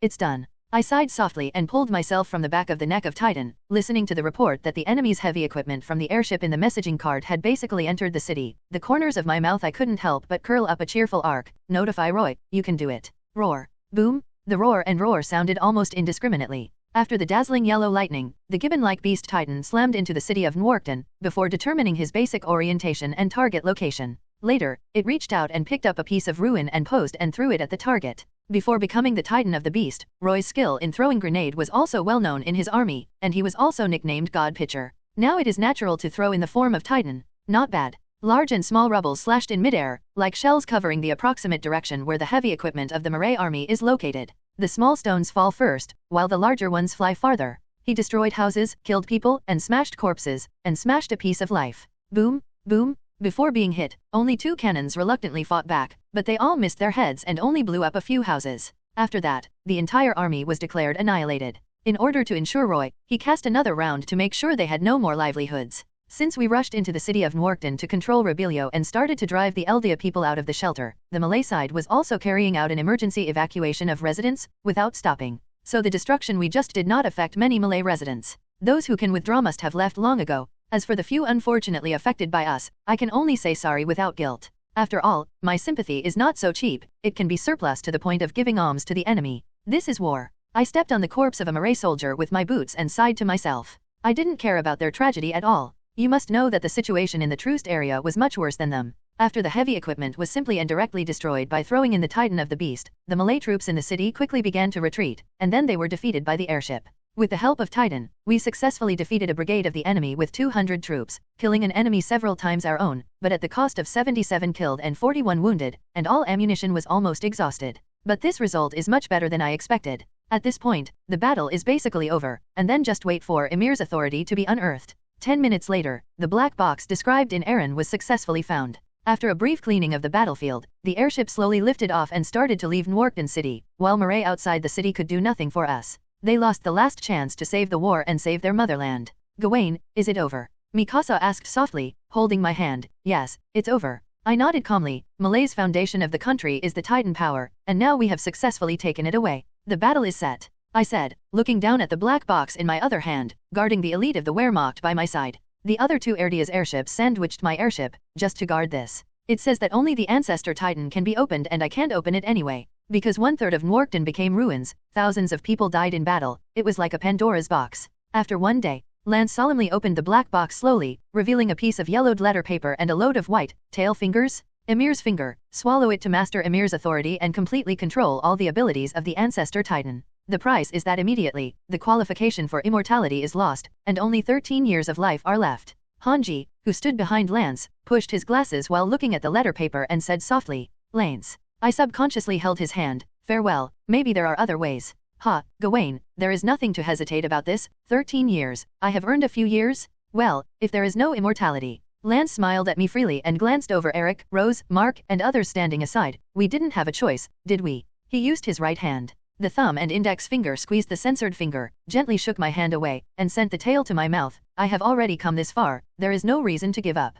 I can't let those soldiers die in vain. Lance said, raising his head and swallowing his tail fingers. I sighed without speaking. A few seconds later, the aura on Lance's body instantly changed, as if an abyss-like temperament immediately enveloped him, as if some existence awakened in him. In the eyes of everyone's surprise, an illusory crown appeared on Lance's head, then disappeared again. With the appearance of the crown, the Ancestor Titan that was lodged on Lance was finally completely unblocked, and I even had to put away all my exploration abilities to avoid being overwhelmed by this powerful aura. I see. Lance said slowly, the aura on his body was as real as it was. The Ancestor Titan who had always been just a mere appearance finally dominated the world at this moment. I can feel them, I can order them. Lance said to himself, I see, go outside first, I need to transform into Titan first. How strong was the Ancestor Titan? From the historical record, it should be the top of the 9 major Titan. Only one person is enough to control a war. It is definitely not the kind of weak chicken that can beat one of 5 and can't beat one Warhammer, nor is it the kind of control. A few Titan will be a rookie who is worried about backlash, not to mention the use of external force to start the brainwashing ability. It is the king of Titan, born with the power of money to command all the people, just like the insect king to the insect swarm, invincible from the beginning. Boom, ah. With Lance's roar and dazzling yellow lightning, we finally felt for the first time the power of the Ancestor Titan. The momentum spread around like a hurricane and spread to the world. The Ancestor Titan covered with golden thread slowly stood up, cast off the vow of no war, got rid of the restriction of the king's blood, and truly returned to the world again. At this moment, the Ancestor Titan ruled the world. Feeling the tremor in the body and the urge to surrender, and then experiencing the powerful power displayed by Lance, Eric did not feel the slightest feeling of jealousy in his heart. He knew very well that Lance paid for this power. What a price. Besides, the Emperor shouldn't be the jealous minister. After getting acquainted with his own power for a while, Lance controlled the Ancestor Titan and knelt down and looked at us, speaking like thunder. Then, I'll start. In the next moment, all the Eldia people in the world felt a flower in front of their eyes, as if they had come to another space in an instant. Then, they heard a majestic voice from their ears, which seemed to be close. Being close at hand but ubiquitous makes people full of contradictions. I am Lance Flynn, the master of this Ancestor Titan. The majestic voice announced loudly, to all the people of Emir, from today onwards, except for the Titan, all the power of Titan except for Titan will be recovered by the ancestors, and no one will be turned into Titan by forces other than the ancestors. Since the people of the world are repelled and hostile by the power of Titan, then we simply withdraw this power. From now on, the power of Titan will be a thing of the past. We will rely on our own power to fight for dignity and freedom, and no one can stop it. With the publication of the manifesto, each Eldia felt a little different. It seemed that something had gone away from his body, and was infused with something different, such as dignity, curiosity, and freedom. Yearning. The Eldia people of the Second Empire of Eldia rejoiced for this, while the Eldia people in Murray had mixed feelings in their hearts and did not know how to react to it. Through the resonance of magic, I also listened to this announcement completely, as if witnessing a piece of history. From then on, Eldia will appear in front of the world as a human being instead of Titan, and it is recorded in the history books of later generations. This day is also called the Human Era. At the same time, under the condition of Mal's brutal weakening, the turning point in the war between the Allies and the Allies came, and the war between the Allies took a sharp turn, and then the Allies unilaterally attacked and won. 7 of the 9 major Titan are on our side. The situation is completely reversed from a few years ago. Eric couldn't help smiling, and Mireille had no way to use Titan anymore. The bomb is gone, and without the help of that thing, those must be uncomfortable. Mark added, grinning. I gave a dry cough and reminded, Mark, pay attention to the language. All right. Mark said indifferently, since the matter is done, I should almost go back to the capital division. Goodbye. Hey, isn't my performance just now handsome? Why do you guys seem to hang to the side as if they don't exist after you finish? Lance came out of the Ancestor Titan at this time and looked dissatisfied with us. Cried, you haven't left yet. I deliberately angered him. Gawain, you are really damned. Lance shook his fist at me, and everyone burst into laughter. Also, I found Aaron just now when I announced it. Lance's next sentence made us quickly put away our smiles. Where is he? I asked immediately, although I was a little dissatisfied with Aaron was a good advocate in choosing to privately meet Jake, but he was absolutely indispensable for his contribution to the battle. Punishment would not be possible, but it is definitely indispensable to scold him and hit 2 punches. Anyway, Aaron is also my companion, and it is necessary to care about him. When facing my gaze, Lance's expression was a little weird. He is fighting with your contemporaries. I looked dull. When I arrived at the place where Jean and Connie and others were, all the boys were already lying on the ground. Zistria was dragging Marco to a slightly leveled open space and beckoning Emir to come over. Help! Who can tell me what is going on here? I looked at the scene in front of me blankly, feeling that my brain was in a crash state, and I didn't know how to react. As you can see, Gawain, it's just a fight. Emir replied indifferently on the big tree with his arms folded against his chest. After Zistria greeted him again and again, he was a little unsympathetic, stepping towards her reluctantly. No, how old people are still fighting. I pressed my forehead helplessly. Connie, what's the reason? The from Aaron is too much to clean up. That's great, you don't deserve to be with me at all, and you said that you want to challenge all of us, so. Connie answered, lying on the ground. Gawain, give me a treatment, it hurts. Connie cried and said, the guy in Aaron is so powerful that we can't beat him when so many of us are together. Where is he? I finally couldn't help but sighed and threw a cure for everyone lying on the ground. Looking at this posture, I know that Aaron is probably not normal again. Attack on Titan, it's so troublesome when it comes to time, and I have to deal with the mess for him. He is right in front, and Mikasa is watching him. Connie replied. I immediately stepped forward. After tens of meters, I just saw Aaron sitting motionless like a sculpture. On the stone, Mikasa looked at him worriedly. After seeing this situation, I couldn't help sighing again, and asked bluntly, speak, who are you? Aaron is just Aaron. Aaron raised my head, he gave me a creepy smile. Don't worry, everything is fine for me. If you are all right, it won't be what you are now. My mouth twitched. It's some sequelae that will gradually disappear. Look, I can talk to you normally now, Gawain. Aaron shook my head, and gradually got some temperature in my eyes. After all, I always have to pay a price if I want to travel through the long river.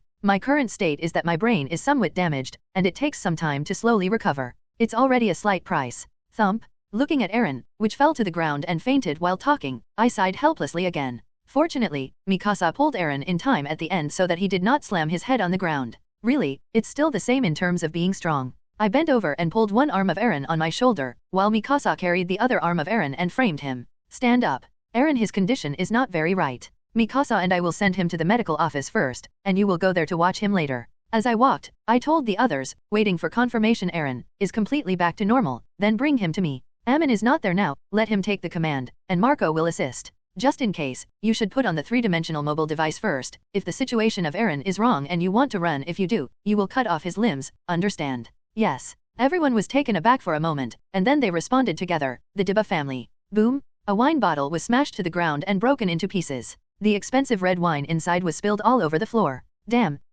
Willy Diba slammed the table twice with anger and helplessness. His body was white. The suit was stained with a few drops of red wine and it was very dazzling. The Diba family has been relying on the historical merits of overthrowing the Eldia Empire and not taking any action against any country to maintain a good reputation in the world, but my father wanted to tie us to Mireille. The warship, everything is over now. Calm down a little bit, brother, anger can't solve the problem. Lala Diba, who was wearing a maid costume, finally persuaded, and before that, she rejected all the servants. We haven't lost yet, have we? But it's not far from losing. After Lara spoke, Willy finally calmed down, sat back in his chair and responded coldly, Malay uses the power of Titan as himself in the world. The guarantee of superpower status, and now the ancestors have taken it away. We still have Warhammer Titan and Car Power Titan. Father, he is still very strong. Lara said hesitantly, if he is there, he should. We are facing in perfect condition. The ancestor, it's not the trash bound by the oath of no war. Sister, you need to recognize reality, Willy interrupted Lara unceremoniously. When my father learned that he was going to Para Island, the Titan warfare team was annihilated. When I decided to join the Mirai army, I persuaded him, but he didn't listen to me at all. War cannot be controlled by personal power, not to mention that the combination of Warhammer Titan and Titan will not be the opponent of the Ancestor Titan, let alone they have another 6. Big Titan. Willy sighed and grabbed his hair feebly. Father's original plan completely failed. He wanted to expand the influence of the Diba family and make Warhammer Titan again, becoming a hero of Mirai, but trapped the whole family. Then brother, what should we do now? Lala got up and poured Willy a glass of water, her expression a little flustered. Can you promise to support me forever? Lala. Even in the brightly lit room his face still looked very gloomy. Of course, brother. Lala hesitated for a moment and nodded and said, very well. Wei took the water glass with his right hand and drank most of the water, with a hint of water in his eyes. Killing intent, I want you to help me kill eldest brother, and then solve my father. Boom. Lara smashed her water glass by mistake. She looked at Willy with wide eyes and amazement, and asked in an incredible tone, brother, are you serious? Boom. Willy smashed the table again, spoke in a resentful tone, and stared at Lara. Of course it's serious. I want to save the Diba family and let the family continue to pass on, instead of letting it ruin the clever reality. The above is in the hands of the father and eldest brother who brought the family into the abyss. Lala. Willy's voice on the side made Lala recover from the shock. You will help me, right? Yes, brother. Lala subconsciously responded. She already knew how unscrupulous and ruthless her brother was, and she didn't want to become one of the victims of her brother when he was in power. Very well, my dear sister. Willy finally showed a smile on his face and reached out and patted Lala's shoulder. After success, I will be the head of the Diba family, and you will become the Warhammer Titan is in charge. We can work together to continue the family. But Lala shook her head and barely made her chaotic brain sober. What should we do, brother? Even if Zeratinus can shield the ancestors, it is difficult for us to pass on the Warhammer Titan save the defeat. Who said that we must stand on the same front with Mirai? Willy said disdainfully. Always standing on the right team at a critical moment is the essence of the Diba family that has been passed down and prospered to this day. We have it in our hands. With almost all the classified information of Mirai, he also owns the Warhammer Titan. If you choose to fall to the island of Parity, you will definitely get a high status. Father and eldest brother will have a narrow path. Surrender to those demons. Lala couldn't help but blurt out, we are a family of heroes, how can we surrender to them? There are no demons and heroes. Everyone is just a compatriot. Willy smiled indifferently. Besides, our behavior back then was only ordered by King Fritz. Now our Diba family is under the command of King Fritz. The spiritual inspiration of their Palladi Island decided that they would join hands and fight for the future of the Eldia. Isn't this normal? Sister, Willy suddenly put his hands on Lara's shoulders, staring straight into her eyes and said earnestly, don't forget, we are Eldia after all. In some people's eyes, I'm afraid all Eldia are all demons. So no matter how heroic we are, we have to pretend to be humble or even inferior outside, and we must always remember the atonement. I have had enough of these days. Now the Second Empire of Eldia has been in the position of the victor. The defeat of the allies is only a matter of time. If you don't want to be liquidated by then, I think you should know how to choose, sister. Willy's hand after increasing his strength a little bit, Lala finally made up his mind and nodded. I will help you, brother, let us survive together. The Diba family has always been on the side of the winner. Willy finally let go of her with complete satisfaction. We will, sister. A breeze blew in the quiet room suddenly. A scene of conspiracy and betrayal was staged in the room. The breeze blew gently, without taking away any news, and in the privacy, the internal collapse of a superpower has quietly begun. Mirai took the power of Titan as the foundation of its great power, and its collapse naturally started with the power of Titan, and once it started, it was irreversible. Half a month later, Jackson, the eldest son of the Diba family, died unexpectedly. 1 month later, the head of the Diba family, Lauren Diba, became seriously ill. 3 days later, he decided to pass the Warhammer Titan to his daughter through secret techniques. His second son Willy ascended to the position of head of the Diba family. After a month of worship, the new patriarch, Willet, led the Diba family to rebel against Mirai, severely injuring Mirai with the Warhammer Titan and Declaration of Independence, and announced that he had joined the Second Empire of Eldia and was named Duke. The time was set back to 3 days after the raid Rebelio team returned. Let me out, you devil! Jiabai yelled while jumping in the cell, while Falco sat beside her without saying a word. You only chopsticks worthy of eating pig food, let me go. Go out, I can hit 10 of you. Outside the cell, Aaron is sitting on a chair and staring at Jiabai impeccably. On the table in front of him are pens and papers and a cup of steaming hot tea. I want me to watch and interrogate the two. A kid, I suspect that Gawain is deliberately embarrassing me. Aaron sighed helplessly. I can't do anything except ask. What can I ask? And, hello, that's called Jiabai's guy, wouldn't you be tired? I can just fight against demons like you all day. Jiabai looked disdainful. I think Gawain may just want to find something for you to do to prevent you from running around and temper your temper. Yake chuckled and sipped hot tea. Talk to the kids more. Let's chat, Aaron. You now feel like an old man in your 70s or 80s. Also, Roy Frohl will come to pick me up in the afternoon. He came from the 105th Training Corps. Count as your junior, you should take care of him more. Ah, I see. Aaron waved impatiently, and then lay down on the table. The master of Titan of the Beast, I will take care of him. Yeah, then you can talk to this kid more now. She can be regarded as your friend's niece. I will go to the bathroom first. Yake patted Aaron on the shoulder and left. Ignoring Aaron replied dissatisfied, he is not my friend. Aaron turned his head helplessly to look at Jiabai, but found that Jiabai was also looking at herself in a daze, with an unbelievable expression. You know my uncle. Well, you are finally willing to come down now. Come down and have a chat. Aaron asked blankly, hey, I don't want to chat with the devil. Jiabai turned away in disgust. I just want to know me uncle's situation only. Oh, he is dead. Aaron has a calm face. I used to think of him as a friend, but he betrayed us. He was to save Eldia. Jiabai exclaimed. He did this because of the existence of the Eldia. Being a dog for the Malays can't save Eldia. Aaron said disdainfully, don't talk about atonement or anything, it's all deceptive. Reiner and Bertold once broke through the gates of Higashina district and the Wall of Maria, directly or indirectly causing hundreds of thousands of innocent people to die at the mouth of Titan. They are not what devil, they are just ordinary people. Is this what you call the atonement? This is. Jiabai took a step back subconsciously, or said that in your eyes, a baby who is still a baby, a woman with no hands to bind a chicken, is old and unable to move freely. Are these all demons? Aaron stood up and pressed harder step by step. The time travel spanning 100 years and the memory inheritance of Titan that have entered through the dynasties have improved his speaking skills a lot. I'm very sorry. My companion is not so clear-headed now. Please lift your hands and let her go. At this moment Fox suddenly stepped forward and bowed in front of Jiabai. Aaron sneered back. In place, 1 month after the power of Titan was recovered by the Ancestor, the strategic headquarters of the Allied nations. After losing the suppression of the power of Mirai Titan, we quickly made a breakthrough on the battlefield. Now the Sand region is completely under our control, and we have further won the 2 strategies of Meixi and Kaingshan. Important place. Our next plan is to take down the Alante fortress, completely drive the Mirai out of the Ash Mountains, and achieve an overwhelming advantage in strategy. Suharit pointed at the sand table with his baton and said, the Ash Mountains are the last barrier of Mirai in the east, and then there is a map of Pingchuan that can reach the capital of Mirai. According to legend, the last place of the Titan battle was here. Now, we will also be completely destroyed in this place. Break the Mirai defense line. Suharit said in a passionate tone, this is indeed the case, but this style of play is too conservative.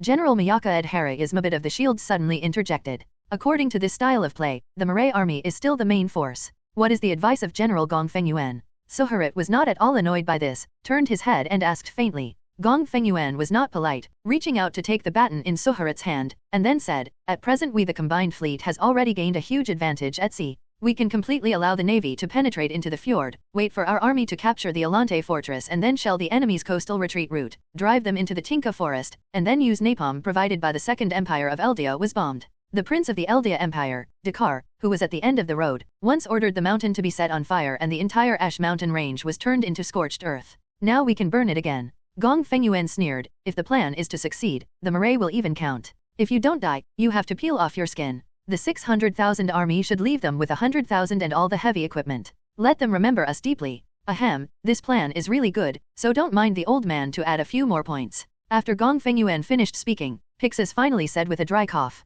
Gong Fengyuan nodded and made a request. Hand the baton to Pixis with a gesture. To be honest, your appetite is too small for the old man. Pixis pointed at the map with the baton and said, since our Xiaojun they have already gained a huge advantage, so why not cut off their back by clock landing? But there are no beaches or ports where you can land. Suharit frowned. There is no site that can be built. The power of Titan can help with the construction, and it will become the main force in the resistance war. Is there anything else now? Can you stop us? Pixis asked back. Gong Fengyuan's eyes lit up when he heard it, and he quickly asked, Commander Pixis, do you have a detailed plan? Well, in the eyes of the old man, our plan can be divided into 3 parts at the same time: the capture of the Alante fortress, the occupation of the fjord, and the landing of Clock. Pixis touched his beard and responded. I don't know if the 2 have noticed. The 3 positions we will control are all commanding heights. Controlling these 3 points can trap most of the Malay army. It will be very convenient whether it is slowly annihilated or captured. Half a month after the implementation of the combat plan, the consulate of the Middle East Federation in the Second Empire in Eldia,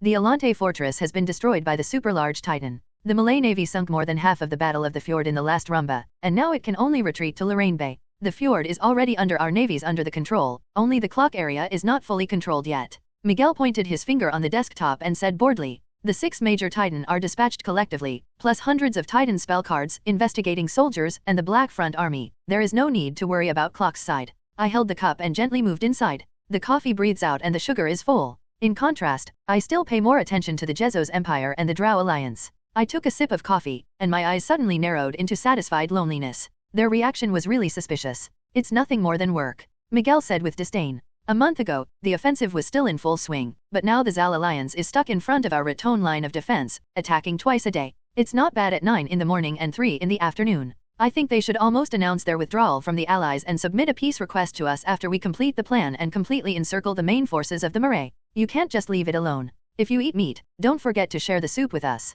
I raised my eyebrows. Since they decide when to start the war, then it is up to us to decide when it ends. If the compensation they give is not so if it is satisfactory, then I will have to go to their capital for a stroll. Haha, with your words before us, we will definitely write a few more pens by then. Miguel was happy when he heard the words. Laughed. There is also the Jezos Empire, which has successfully swept 4 small countries on the border with Marae a month ago, but then entangled with their guerrillas for a month, only sending more than 10,000 troops to symbolize support. It's only Marae, but it's a pity that it occupies a good geographic location. We can't even organize an expeditionary army to fight with them for a few years after the settlement of Marae. It is estimated that we can't squeeze them out much. Some regrets shook his head. Compared to these, I am more worried that they will pick peaches. I replied without looking up, and stretched out my hand and started to eat snacks from the plate. Peaches? You mean mokuo? Miguel was stunned. For a moment, a puzzled expression appeared on his face. What are they doing to pluck the mokuo? I mean they might stab Marae back and grab our trophies. I held my forehead with my other hand. My presentation problem. Dare they? Miguel's eyes widened and gritted his teeth. Don't worry too much. I patted Miguel on the shoulder. If they dare, we don't have a backup plan. We won't make them too easy. That's good. Miguel grew out. He didn't ask much. At this moment, the knock on the door suddenly sounded. After the please come in sound, Mikasa pushed the door and walked quickly towards me with a radio in his hand, with a serious expression. Gavin, I think you should listen to this. Mikasa put the radio on the table and reached out to turn it on. Hey, we used to think that the Malays who have experienced war and oppression would understand the preciousness of peace and fraternity, and be able to become defenders of the world, defending the fairness and justice of this world. For comparison, Titan, is entrusted to Marae, even if it has to sacrifice the rights of many Eldia people, because we believe that all this is worth it, but it turns out that we were wrong. Radio. There was a man's voice in the speech, and his voice I have never heard before. Facing the puzzled gazes of Miguel and I, Mikasa explained, this is a speech by Willie, the head of the Diba family. Just 5 minutes ago, he publicly released this declaration of independence to the world, announcing that since then, the BA family broke with Marae and officially became independent. At the same time, they also called on all the Eldia people in Mallet to rise up with him against the tyranny of Mallet. 3 minutes ago, people from the Diba family formally contacted us and asked for help. We surrender and seek our support and assistance. Miguel instantly bounced from the chair when he heard the words, with a look of surprise and excitement, stepping forward and supporting Mikasa's shoulders. Really, the Warhammer family announced that they fell to our side. Mikasa suddenly tightened the muscles of his body. Raising his hand was a move of the tiger to climb the mountain hard and ready to strike, but after thinking of the identity of the opponent, he put his hand down abruptly, only to remind him, Your Excellency, hand.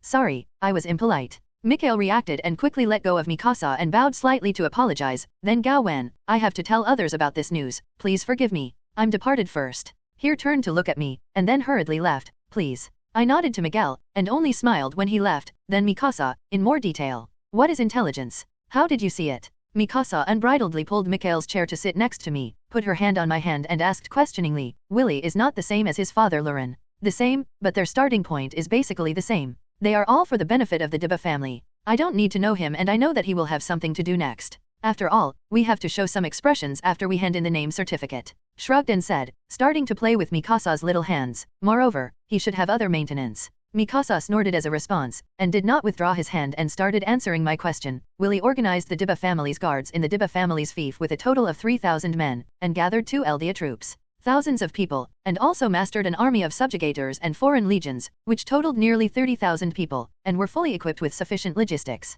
He asked us to give them corresponding support and give the Diba family after he took refuge the treatment we deserve. Gao Wen, what shall we do? Well, does he have any specific conditions? I squeezed Mikasa's hand and asked. Mikasa glared at me, but still replied, no. Hey, what a tricky and slippery guy. I couldn't help but wrinkled his head, then stood up. Mikasa, come with me. Let's go to Eric. Time is running out. Let's take care of this matter quickly. Throne hall. Sit down, Gawain. I'm already clear about the Diba family, Eric said to me as he walked into the hall, while Mikasa stayed outside. Only the 2 of us. I scanned the hall once and looked a little surprised, but without stopping, I walked to Eric and pulled a chair to sit down. A person with combat experience and savvy and capable will not be able to catch up on the frontline battlefield for a while, or the civilian or the position is not high enough. Among the remaining people, you are the only suitable candidate. Eric spread his hands. So, do you think about what treatment you want to give him? Your Majesty. I raised my eyebrows, honorary duke, and then arranged for him a ceremonial mansion and an injustice in the imperial city of Hina's wall.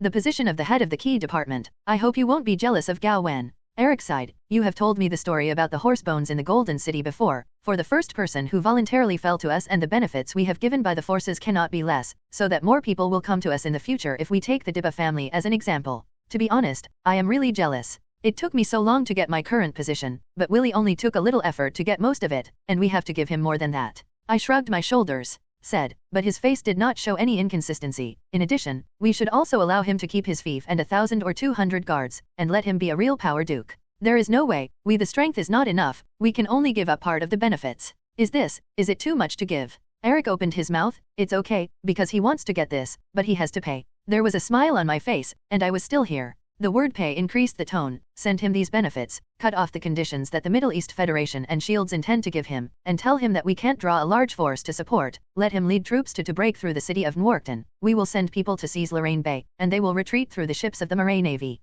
It's Nworkton again? Gawain, how much feud do you and Nworkton City have? Eric couldn't help but his eyes widened a little helplessly. Also, you are obviously killing someone with a knife and dragging sheep. The illusion is good. I smiled. Who made Nworkton the political and economic center of Marais? All kinds of important facilities are there, and those Marais don't know how to learn from them. What they are doing is naturally the first choice. Besides, I didn't let them play Nworkton. But it's almost done. Will Willie agree? Also, where are our troops going to occupy Lorraine Bay and control Marais warships? Eric questioned. Kenny's sighed. After being sent out for so long, he is about to become the underground king of Nworkton. It is not easy to do these things. The key lies in how he wants to do it. I curled my lips. The net is thrown out like that. For a long time, now it's time to harvest, and I will start to arrange it. Then, I'll leave it to you, Gawain. Eric smiled. I have paid so much, and it should be harvested. Marais is over. Not just ordinary soldiers, but everyone in the entire Eastern Front army of the Malay army thought so. On April 19th, the Alante fortress fell. On the 23rd, the Malay navy was defeated, the fjord was lost, the sea route was broken, and most of the Malay evacuated to the Tinka forest. On the 30th, the Krok area fell, and the Malay the back road was cut off. 600,000 people were trapped, supplies were cut off, and morale was low. On the Eastern Front, the Ash Mountains have changed hands. Now the Allies only need to detour a little bit to cross their 600,000 troops and go straight to the capital of Marais, New Wharton. Those hundreds of thousands of second-line troops, rest units, and troops stationed on the Great Plains, the logistics force cannot be their opponent at all. And on May 7th, the Diba family's rebellion dealt a psychological fatal blow to the entire Marais army, plus various gossips circulating in the army that could not be ascertained as true or false, such as Chaley Titan disappearance, and so on, has brought the army to the brink of collapse. After the Debar family announced the uprising, they brought the army from the disturbance to Nworkton, causing the bureaucrats living in Nworkton to panic. They desperately mobilized the surrounding army to slow down, and the whole country was in chaos. Naturally, there is no time to take care of the rescue of the army on the Eastern Front. Compared to the more distant Eastern route, people still subconsciously pay attention to the immediate threat, and now some people are even discussing the relocation of the capital. We suffered from the enemy, and our allies did nothing. The bureaucrats in the rear could not count on it. Marais was basically defeated. The Eastern Front army was almost finished, and it was almost time to surrender. In the Marais army, most of the soldiers and the officers think so. The Eldia in the army and the soldiers who were incorporated into the Marais after the country's subjugation are even more restless, but Major General Herring doesn't think so. We haven't lost yet. Harlem squeezed his head and drew his gun from his waist to look at the adjutant. As long as there is a glimmer of hope, we should not give up. Just like a real soldier, give it to me. Show me some determination and courage. Gala NCIS, go and call the gendarmerie. We will never surrender. Yes, sir. Harlem's adjutant Gala NCIS did not question, but raised his hand to salute in response, then turned and left. The officers around Harlem hesitated, but finally did not speak. A few minutes later, accompanied by neat footsteps, the military police in black uniforms with submachine guns ran over under the leadership of the adjutant. As Harlem's guards, they still maintained considerable morale. Report, sir. There are 120 people in the gendarmerie. Actually, there are 120 people. Please instruct. The gendarmerie captain trot to stand at attention and salute in front of Harlem. Brigadier General Harlem nodded and raised his head in return. Lula, help me get everything around. The officers of the Malayan army have all gathered here, and I have something to say. Yes, sir. Lula waved his hand, and the military police immediately dispersed and began to execute the order. Sir, what are you going to do? The adjutant finally couldn't help but ask at this moment. Harlem did not answer, but just turned his head. Asked, almost everyone now thinks that Murray is almost finished. Do you think so too? Gala and CIS. Sir, The adjutant subconsciously wanted to refute, but when he faced Harlem's calm face, he was speechless and finally bowed his head. Yes, sir. So, Gala and CIS, tell me, do you want to be a subjugated slave? Harlem asked again, his hand slowly lifted and grabbed the adjutant's collar. Tell me, are you willing? Not reconciled, sir. The adjutant suddenly raised his head and shouted when he heard the words, tears in his eyes could not help. No one wants to be a subjugated slave. But sir, what can we do now? He wanted to sit down but was grabbed by the collar by Herring and could only stand. His expression looked awkward and helpless. What can we do? Then give up without doing anything? If you don't know what to do, what about entrusting everything to me? Harlem stared at his adjutant's face and his face was calm, and the adjutant's eyes widened. Don't ask anything, don't think about anything. Just leave everything to me. I will lead you. No matter whether it is victory or defeat in the future, whether it is heaven or hell, you just need to follow my steps. That's it. Herring said word by word, and lightly opened the adjutant. In this case, can it be done? The adjutant stood there and looked at Harlem in a daze. After a long time, he suddenly bent his knee to Harlem and performed an ancient chivalry on one knee. Many officers and soldiers around also knelt down. From now on, in the future, your steps will follow us to the death. No matter whether the road ahead is heaven or hell, we will never back down. Everyone shouted in unison, Sir, please lead us forward. Since there is no more hero like Horos in this world to stand up to protect Ma Cai, let me, Adolf Herring, be a hero. Herring murmured softly, motioning Gala and CIS to stand up. He chose to stand up when the Murray army was in the most distress, and he would surely be followed by the people around him, and after he had settled his usual subordinates, it was the other people next. Reporting sir, the mission is complete, all the surrounding officers have assembled, please instruct. 10 minutes later, the gendarmerie captain trot to Harlem to report loudly, and Harlem nodded slightly, I'll see them. Yes. The captain of the military police saluted immediately, and then turned to walk towards the target. Harlem also followed, and behind him were the officers and soldiers subconsciously following him. After turning a few corners, they arrived at their destination. At this moment, the forest was full of people. When Harlem walked up to a small and appeared in front of everyone, the audience quickly quieted down. Almost everyone's eyes turned to him, waiting for his speech. For a moment, if there was substantial pressure pressed on Harlem, those eyes were disdainful, expectant, disgusted and even hated, and of course, there was also unreserved trust and fanaticism. In response to these gazes, Harlem straightened his chest, took the megaphone he had found from the adjutant, put it to his mouth and said loudly, Everyone, as you can see, we are now surrounded. The logistics is lacking and supplies are cut off. The Mala has reached the most dangerous edge. Once the allied countries have completed the arrangement, they can go straight to our capital Nworkton. The specific situation does not need to be explained by me. Everyone knows the details, and I have no plan to ask you anything. Now, the Eldia can go, those who were forced to join the army by the Mala before can go, and the foreign legions can go too. You have completed the task, it's up to you whether you want to escape, surrender, or plan to do anything else. Harlem spoke with a loudspeaker expressionlessly. As soon as the voice fell, a few people turned their heads and left. The military police commotion, but was quickly stopped by Harlem's eyes. Seeing that these few people walked out of the military police's blockade without incident, a dozen more people began to imitate them and left without any problems. Seeing this situation, dozens of people soon stood up. Some left after saluting Harlem, while others left directly. Boom! At this moment, Harlem suddenly pulled out his spear and fired a shot at the crowd. Everyone present couldn't help but shake their bodies. Many military officials subconsciously wanted to draw their guns, but they were watching the military police again. The next gave up this plan. The crowd around the deceased dispersed, revealing the deceased who fell to the ground. He was wearing a Murray-only military uniform, was headshot by bullets, and his face was buried in the ground and his face could not be seen clearly. I said, other people can go, but I didn't say that the Malays can. Harlem lowered his gun and said word by word, and everyone around was silent, and those who were about to leave all accelerated their pace for fear. Harlem suddenly changed his mind. Adolf Herring, you are so brave that you dare to kill a colleague. Suddenly one of the people shouted loudly. Herring turned to look and raised his muzzle indifferently. Major General Du Lin, this is a national war. We are Murray, we can fight to death, but we can't escape. Runaways are all punished as treason. Major General Du Lin, do you want treason? Or do you want to suppress the traitor just now? The man named Du Lin blushed and took a step back, and said with difficulty, No,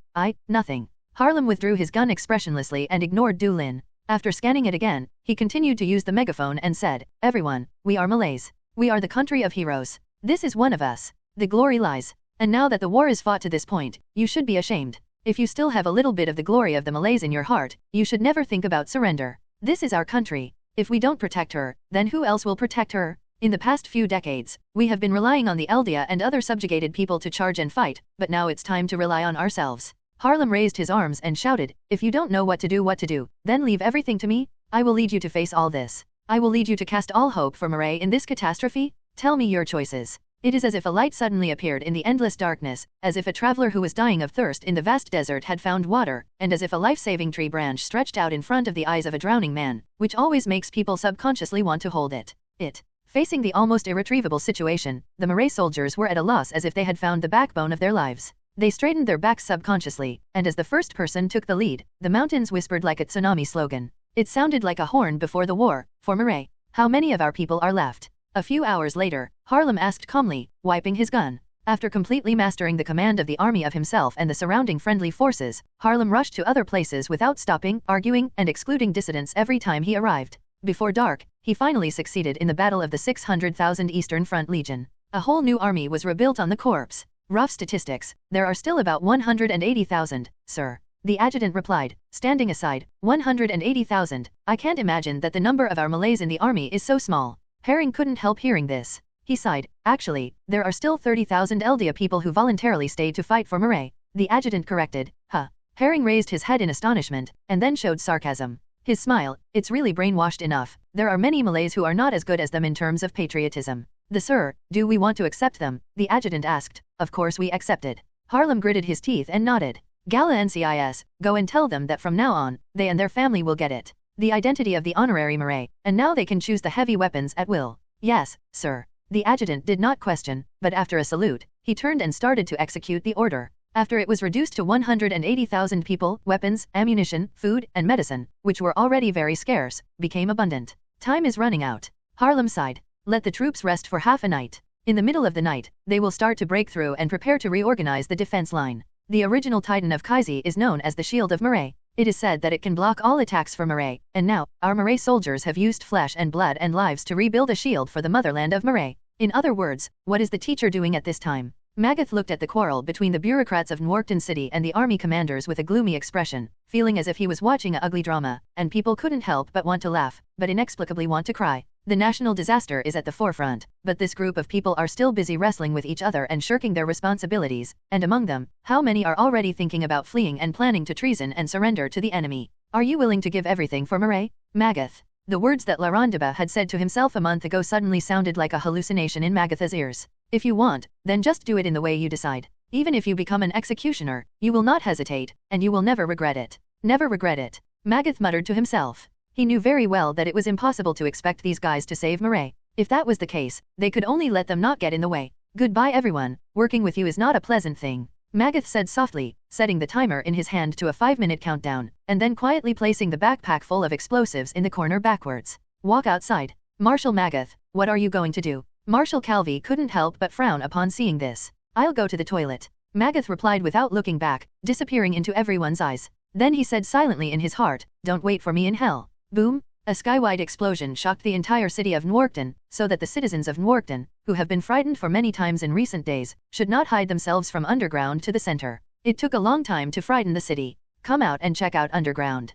Soon, a piece of news spread throughout the city through the people who came out for inspection. The despicable Entente spy attacked the headquarters of Murray and detonated a bomb. All the high-ranking officials present except Marshal Margate escaped. None survived. Naturally, Magath won the supreme command of Murray, and no one in the remaining command system objected. If in normal times they might still have a peek at the supreme throne, but now that position is completely a hot potato. Whoever loves to go sits. Since Magath is willing to take the initiative to take responsibility, then everyone naturally raises his hands and feet to express agree. After Magath took office, he quickly imposed martial law and curfew on Nworkton City to stabilize the situation in the capital. Then he organized troops to encircle and suppress the Dibba family and support the front line, forcing the navy to leave the port to deliver supplies to the front line, and began a large amount of supply. Expand the army. Under Magath's leadership, Murray, who was originally about to collapse, finally brought out the background of the superpower that had dominated the world for 100 years, and briefly regained its strategy against the allied nations in an attempt to turn the tide. May 10th. After 3 days of fierce fighting, and relying on the constant support and response of Marshal Magath far away in Nworkton, Major General Herring finally led the remaining 140,000 soldiers of the Eastern Front to successfully break through.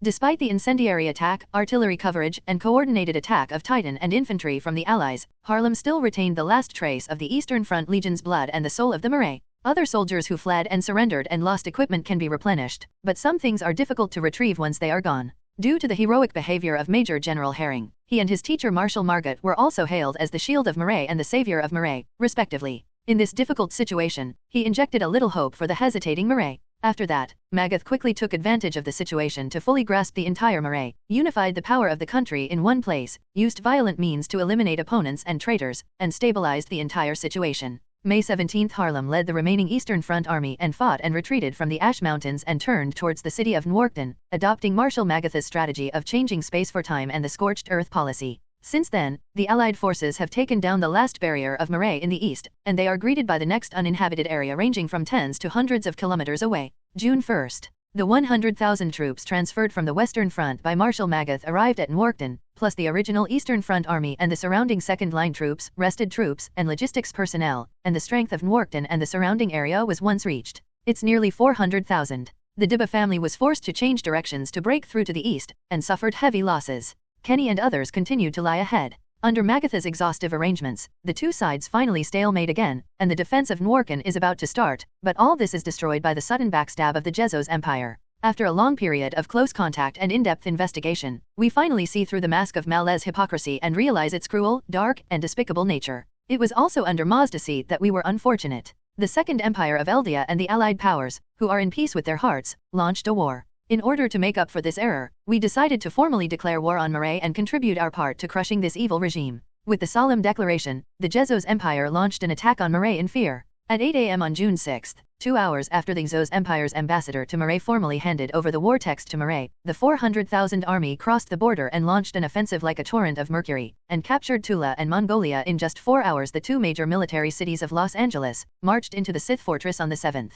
After repeated transfers, the Western Front army, with only 150,000 second-line troops left, could not withstand the attack of the Jezos Empire at all. Even if the soldiers left their lives in battle, they would not be able to save the precarious situation. Asshole. When he heard the news of the betrayal of the Jezos Empire, Marshal Magath, who had been working continuously for more than 30 hours, couldn't help shouting. His bloodshot eyes quickly reddened, and his face was visible to the naked eye. The speed paled. After a brief diarrhea, Magath slowly sat down again, changed back to a state of expressionlessness, and began to stabilize the heart. Teacher, let me go. Harlem stepped forward and asked, give me 100,000, at least 30,000 veterans, I'm sure to block them. Magath's lips opened and closed a few times, and finally showed a helpless smile to Harlem. It's too late, Adolf. Teacher. Harlem couldn't help showing an expression of error on his face. Are we planning to do nothing? No, I mean your strategy is not good, boy. Magath lighted himself a cigarette. Your approach is too passive, or to say, now Murray, there is no longer the ability to fend off the enemy outside the country. We can only put them into fight, and leave it to you, Adolf. Yes. Harlem clenched his fist with his left hand, raised his right hand in a salute, and then turned around to help Magath's appointment book and left without expression. Everyone around who heard their conversation looked sad. No speak. Everyone, cheer up. Margate said loudly when he saw it, we haven't lost yet. The future of Murray depends on our performance. Yes. Everyone responded in a sudden, even though they were extremely pessimistic about the future, but they still had to perform their duties as soldiers. After all, this was their choice. Also, Magath sighed deeply, his eyes glowing with absolute determination. Promulgate a general mobilization order. Murray has reached a life and death relationship. Nowadays, there is no distinction between North and South, people, young and old. Responsibility to defend the soil and resist the Japanese war. Open all the garrison arsenals, send every rifle, every bullet, every grenade to the hands of civilians, and tell them that if you don't want to become a subjugated slave, then prepare to bleed and sacrifice for Murray. Magate's expression was a bit hideous. We can't fail, otherwise all the behaviors of Murray in these 100 years will be enough to make this country never stand up. On June 8, Murray formally issued the National Mobilization Order. In a flash, he rearmed millions of troops, claiming to fight the Allies until the last 1 year, and severely condemned the Jezos Empire. For his betrayal, he planned to make the other party pay a heavy price. But at noon on June 10, the Drow Alliance, which is also the Allies, declared defeat and surrendered and withdrew from the Allies, leaving only the support of Murray. Since the Allies separated, Murray finally fell to the point of embarrassment on all sides. Half of the country fell to the enemy, the Allied forces sharpened their swords in the east, the Jezos Empire was ill-intentioned in the west, and the joint fleet was scorned in the south, and Murray completely fell into a situation of being attacked by the enemy. But compared to the Allied powers that caused heavy losses to them, the Malays hated the Jezos Empire more. The knife stabbed in the back was more unbearable than the spear stabbed in the front. Traitors have always been disgusting and painful, and the Jezos Empire is also disgusting in the eyes of the Allied powers. Huh? Clever bastard? Tell the messengers of the Jezos Empire that we have nothing to talk with them. Let them pack up their things before I get completely angry. AI, who has always appeared in front of us in a calm and gentle image. Rick rarely slapped the table and got angry, and I had never been so angry when he heard Zachary rebelling to execute the rebels before. In fact, it's not to blame Eric for being so angry. After all, the behavior of the Jezos Empire in the past few days is really disgusting. Has also continued to launch public opinion offensives in the international arena to run on the Second Empire of Eldia, try to force the island of Paradise to transfer the benefits, and secretly implement a differentiation strategy for the members of the Allies, planning to enter the Allies and occupy a key position. Damn, I've never seen such a guy. These assholes. Even the finance minister Ross, who is usually unknown and has maintained a good correspondence, exploded in swearing, which caused the attendees to look at him for a while, but just now the arrogant look of the envoy of the Urzos Empire and the tone of Aemon were really irritating. Fortunately, the throne hall was not allowed to carry guns except for the guards, otherwise it was estimated that there would be a fire accident just now. What does that guy think we are? Does his servant? Augustus folded his fingers on his chin, his eyes narrowed slightly and let out a dangerous light. Your Majesty, do you mind if the security of the Imperial City is slightly worse tonight? The old man got a piece of news that there might be rioters on the street tonight, and the location is a bit close to our foreign envoy reception. Eric flashed a cold light in his eyes when he heard the words, and then waved his hand pretendingly. Since it's a gossip, don't care. Even if something really happens, the police will deal with it. How to deal with it? Everything according to the process. There is no need to report this kind of thing to me. Yes, Your Majesty. Augustus stroked his chest and saluted. Anyway, he planned to rip his face with the Jezos Empire. Naturally, how did he offend? Gavin, what is the attitude of the Middle East Federation and the Shield State? After taking care of the disturbing things, Eric looked at me and asked again. The most important thing at present is that the three countries must stand on the united front. You can't be attracted by the division of the Jezos Empire, otherwise the so-called union would be a joke. Your Majesty, rest assured, the attitudes of the Middle East Federation and Shields towards the Jezos Empire are the same as ours. I shrugged. The Jezos Empire robbed them of their cake this time and tried to take what they deserved. Anyone with IQ online will not agree with that one to buy them. Well, that's good. Eric nodded.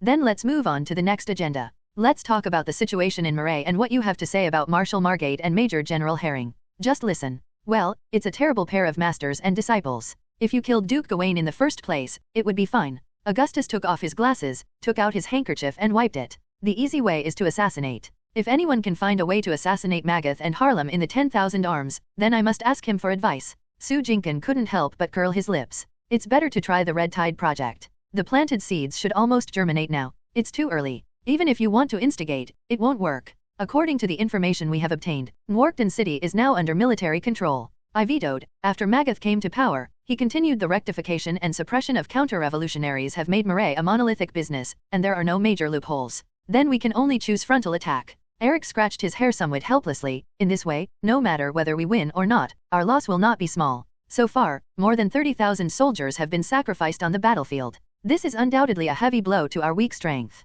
No matter what policy is adopted, the current military situation has already affected our economy. Developed. Ross said timely, this is very unfavorable, and it is good for our future development and national stability. There is no other way. I opened my hands. If there is a way to make Murray consciously surrender, I would have used the method that could severely damage the Chur's empire. After 1 hour, the strategic plan for attacking Nwarkton in the throne hall was finally finalized. After I came out, I was so upset that I wanted to smoke a cigarette, even if I had never smoked it before. Yak quickly appeared next to me and handed over the attitude of the Middle East Federation and Shields to the envoy of the Jezos Empire, and I took a cigarette from him by the way. What's the matter, Gawain? Very annoying. Yak Min said and found out that I was wrong. Well, according to the judgment of the General Staff, if the Malays resolutely resist, we will have to pay at least 50,000 people to win the city of Nwarkton. The pension for the coalition forces will be at least 300,000 casualties. I took a deep breath and responded, but I didn't get choked with a cough. According to this development trend, we really want to be picked by the Jesuit Empire.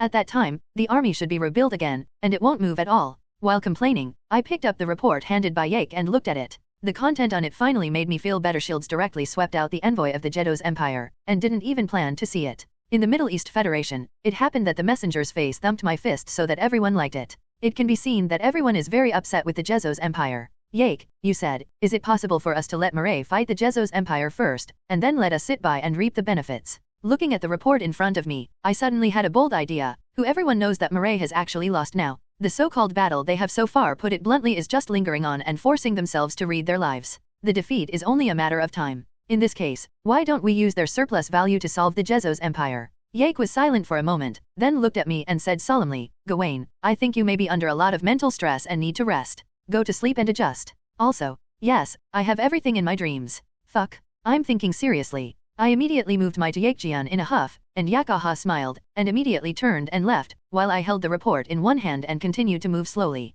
Walking outside the palace, I was still thinking about my flashy plan just now. The current army of Mirai has a paper strength of 1.2 million, but in fact there are only more than 400,000 left that are truly combat effective. The others can only be regarded as militias, as for the people who are armed purely for use as consumables. Not even the militia. Among the 400,000 troops, 250,000 are currently stationed in Warkton, and 150,000 have been sent to the Western Front to resist the city of Yuzos. The gap between the two sides is not small. According to the judgment of the General Staff, Mirai would need at least 250,000 real troops to push the border back to its original position, 350,000 troops to invade the original sites of the four small countries, and 400,000 troops to invade the territory of the Jezos Empire. It is possible to achieve the goal only with the full input of the army plus 100,000 militiamen. As far as the current battlefield situation is concerned, such a situation is simply impossible. As long as the coalition forces remain on Mirai territory for one day, Mirai will not have any spare power to transfer troops to attack the Jezos Empire. If you want Mirai to achieve our desired goal, one way is to withdraw directly and let Mirai take the initiative to clean up the Jezos Empire. This option is to know that it is impossible without thinking, and the other way is to let Mirai. Acknowledging the failure and surrendering to us, the two sides cooperated to beat the Jezos Empire. It sounds promising, but everyone knows how difficult it is to achieve this goal. If you want Mirai to surrender, you must make them recognize the reality, and if you want them to recognize the reality, you must hurt them, and if you want to hurt them, Warkton is the only goal. Yes, after a long time, I went back to the original point. I sighed bitterly, and continued to walk forward. Before I knew it, I had already left the Imperial City. I was in a somewhat remote place. The sky was already dark. At this moment, there was a sudden sound of footsteps behind me. The footsteps are light, not Yake, but not Mikasa. I didn't intend to look back, just judged based on the sound of the footsteps that I was not someone I knew, and then continued to walk forward. After all, this is around the Imperial City. Strict, good law and order, the possibility of something happening is low, there should be no need to worry about what dangers will be encountered, right? However, in the next second I wanted to eat back what I had just thought, because then I clearly felt the killing intent from the other party and heard the sound of the gun opening the insurance. The other party is holding a rifle, 5 steps away from me, and he intends to hijack it. It took less than a second to make a judgment based on the voice, and then continued to pretend to be unaware and walk forward. At the same time the hunter's vision is turned on to scan the front. There are still 2 people hidden in the 5-meter small scroll in front, and the action should be guns. I took another 2 steps forward, waiting for the people behind to get closer. 4 steps, 3 steps. At this moment, I quickly drew the dagger from the belt with my right hand and swung it backwards. Click. The steel rifle was cut into 2 neatly by the holy silver dagger. The attacker was stunned, and the next moment my left fist hit his abdomen. Oh! He cried out in pain, and opened his mouth. I yelled something, but before he could say anything, I stretched out my hand to cover his mouth and pulled back, and then the blade was placed on his neck, and in a flash, the attack and defense changed. Don't move. I controlled the opponent with my left hand, holding a short sword in my right hand, and shouted at the 2 people who heard the sound rushing out of the alley. Otherwise I will kill him. Carlo. The 2 couldn't help shouting when they saw this. They slowed down subconsciously. Taking advantage of this gap, I immediately moved towards them with a teleport. I shot them like lightning and knocked them out. After all, I couldn't do it. It is the best choice to capture alive when the identity and purpose of the opponent are clear. Don't move. At this moment, 3 people quickly rushed out behind me, and I immediately turned around and raised my gun to aim at them. 3 people, 1 fat and 2 thin, one of them is still a woman? I was stunned for a moment, and my pupils couldn't help shrinking after seeing her face clearly. It's been a long time, Mr. Gawain Ackerman. Peak walked towards me with a smile and raised a hand, and said in a lazy and somewhat hoarse voice, the wound on his hand was still flowing out. Blood, come with us, you are now captured by us. Do you have any misunderstanding of the word captive, Miss Picker? My voice was cold, and I raised my guns with both hands and aimed at the 2 people behind Picker. I am not killing them just because I plan to just catch the target alive. Also, just stand here, no matter how close you are, it is impossible to rely on the transformation titan to control me. How do you know it's impossible if you don't try it? Peak still smiled and winked at me playfully, but it really stopped. I felt a little bit about the back door that I had left in Peak's brain with Su Jinkan. Through this, I could instantly control her and then calmly kill the other 5 people, and then find someone to eat Peak and inherit her memory. Get information. But compared to this way of not knowing when to get the memory completely, I prefer to use dialogue to get some information before making plans. Really? I'm really honored. Mirai is still willing to send their only remaining car power titan and punch a team to deal with my ordinary foreign minister at this time. Is it desperate or wise? I sneered twice, staring at Peak. Now that the sun has completely set, the night is beginning to cover the earth, but with dark vision I can still see every movement of them. There is no possibility of being attacked. On the contrary, I have the advantage in the night. I moved my lips lightly, and silently cast a polygraph magic on the Peaks, waiting for their speeches, and then it was time to get information. Our action this time is not made by Mirai, Gawain. Peak smiled at me and tried to take a step forward, but under the pressure of my gun, he reluctantly retracted his foot. It's really unfeeling. We are all listed as defectors and homeless by Murray. Couldn't the Second Empire of Eldia not even accommodate a bunch of poor homeless people? The corners of my mouth twitched slightly. According to the feedback from polygraph magic, every word she said turned out to be true. True displaced refugees are not well equipped and can turn into a Titan massacre at any time. Quartet. I still didn't relax my guard for Peak. It is understandable for you to leave Murray, but what is the situation of the 5 Murray behind you and why did they betray their motherland? The 6 of us are life and death and life-seeking companions. Naturally, we are going to act together. There was a fascination on Peak's face, and he turned around and smiled at the 2 of them. What do you mean, Skolo? Yes. What Peak said. Skolo's eyes straightened, and he nodded hurriedly. Oh, it turns out that they are your licking dogs. I just passed this sentence in my head, and Zishi didn't plan to talk about heaven. Haha. I laughed twice with a mocking expression, and continued to talk. Don't talk about other things. Tell me, what is the real purpose of your coming to Parady Island? Although Peak didn't say anything lie, but never show my purpose, and it is precisely because of this that I have never stopped being vigilant. Hearing this, Peak slowly put away a smile, and finally showed a serious expression. She stared at me and asked after a few seconds of silence, Jabi and Falco, how are they now? They are doing pretty well now. I replied very smoothly, and finally figured out the true purpose of Peak. After imprisoning them and making them honest and recognizing the reality, they were arranged into the training corps. Although they were a little behind in the course, they were able to catch up with the progress quickly. It was that Jiabai always wanted to escape. How can I trust you? Peak's face was a little slow. Although I know that a duke of a country will not lie easily, I always have to see concrete evidence. I can take you there. I take the initiative. He lowered his gun. This is my sincerity. Now, it's your turn to show your sincerity. Now, if they are really okay, how about we surrender to you? Peak smiled again and waved to the Puncha team behind him to put down the gun, a Wisdom Titan plus an elite squad. This price is always okay. After I kill you all, I can form a new team, even better and more elite than you. I was expressionless, and the plan that was originally just a flash of light in my mind has gradually taken shape.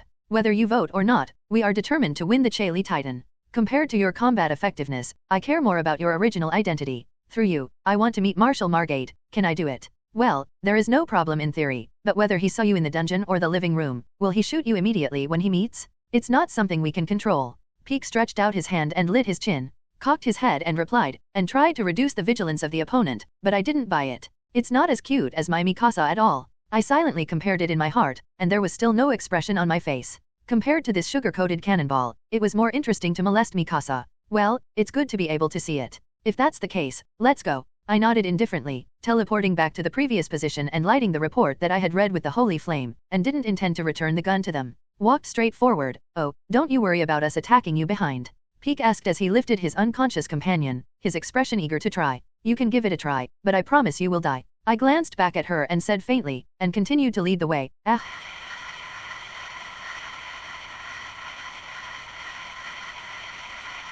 Bring a companion to keep up with me. The training corps that Giabi and Falco are in are not far away, and it takes only half an hour to ride a horse. After secretly informing the groom to pass on the news of Peak and others, I took them to the training corps. At this time the corps should have finished training and started dinner. After a while, I took Peak and others into the training corps and found Giabi and Falco. Thanks to the government's spare no effort in publicity, my appearance can be described as a household name, and I can rely on my face. Feel free to enter and exit most places in the country, and the rest are places where gender and personal privacy are important. Jabi, Falk, you two come out. Without my instructions, the responsible teachings took the initiative to call them out and left with interest. They were indeed in the cafeteria. What's the instructor? Giabi and Falco, who were called out, were still a bit at a loss, but they quickly became nervous when they saw me, and then they found Peak behind me. Peak. Giabi immediately cheered when he saw it, and ran to Peak and hugged her with open arms, with a look of joy on his face. Are you here to save us? Miss Peak. Falk, after looking at me and confirming that I didn't have any reaction to this, they ran to Peak. You have nothing to do.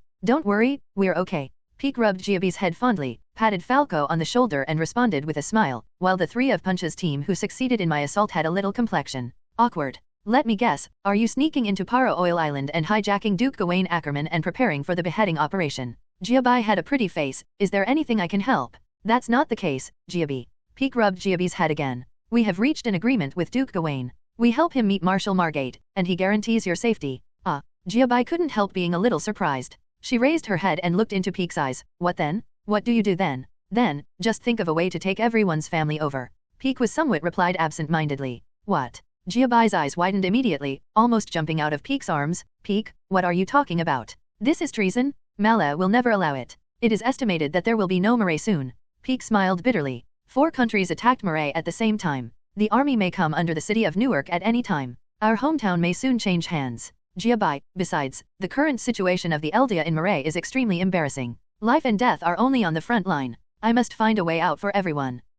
Giabai opened her mouth, wanted to say something but didn't know how to say it. She was completely dizzy by the shocking news. I stood aside and thought for a while but didn't speak, just watched their conversation quietly. I don't intend to tell them a lot of information, and now I have come up with a rough charter for the plan to deal with Murray in my heart. Next, I only need to convince the senior officials of the 3 countries. For the sake of safety, I did not arrange for Peak to meet with any senior management after me, just in case, but for their reasonable requirements and conditions, I agreed to them with my own authority and let my subordinates execute them. On the second day, I explained the plan to Eric and the others in the throne hall. To retain Murray as a country's political entity and half of the original territory, as well as to repatriate prisoners of war and send troops to help them defeat the Jezos Empire together, in exchange for their recognition of defeat and surrender to the Allies, sign the surrender and accept the defeat. Conditions? This plan can indeed be considered, Eric said, touching his chin. Well, and even if you fail, you won't lose anything. I agreed, so just try. Anyway, it won't be a loss. Why don't you just decide so happily?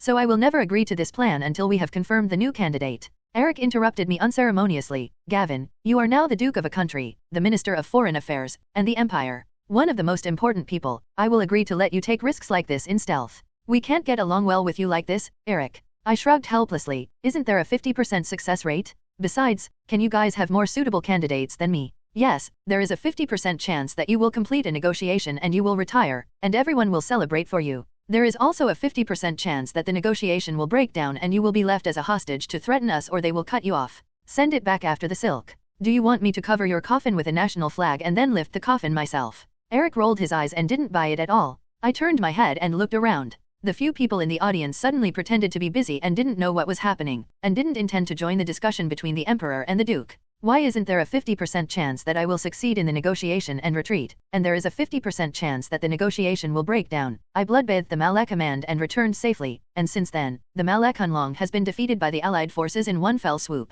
Blow. It is not a problem at all to accomplish the above tasks with my ability. Besides, anyone who can kill me in this world is probably not born yet, just a small scene. Haha. Eric smiled without saying a word. If it's impossible, let Su Jinkin be with me after changing his face, plus Roy, his appearance has not yet been exposed. The 3 of us act together, no matter how much can I get out of Newark. In desperation, I can only change the way. Then the risk increases exponentially. No. Eric straightened up and his face was serious. Gawain, unless you can find a way to get out of yourselves safe and sound, just wait for us to find the right person before executing yours. Plan it. Then I have to convince the Middle East Federation and the Shields country that the daylily is cold after searching. I pushed away. Oh, after you just finished the report, I asked the clerk to send the document by telegram. They are, and there should be a reply soon, and their efficiency is quite high. Eric shrugged. Now we can continue with the topic. Gawain, do you have any good ideas? MMP. I stretched out my hand depressed and touched my nose. Although I knew that Eric was kind, this feeling of being restricted by others was really uncomfortable.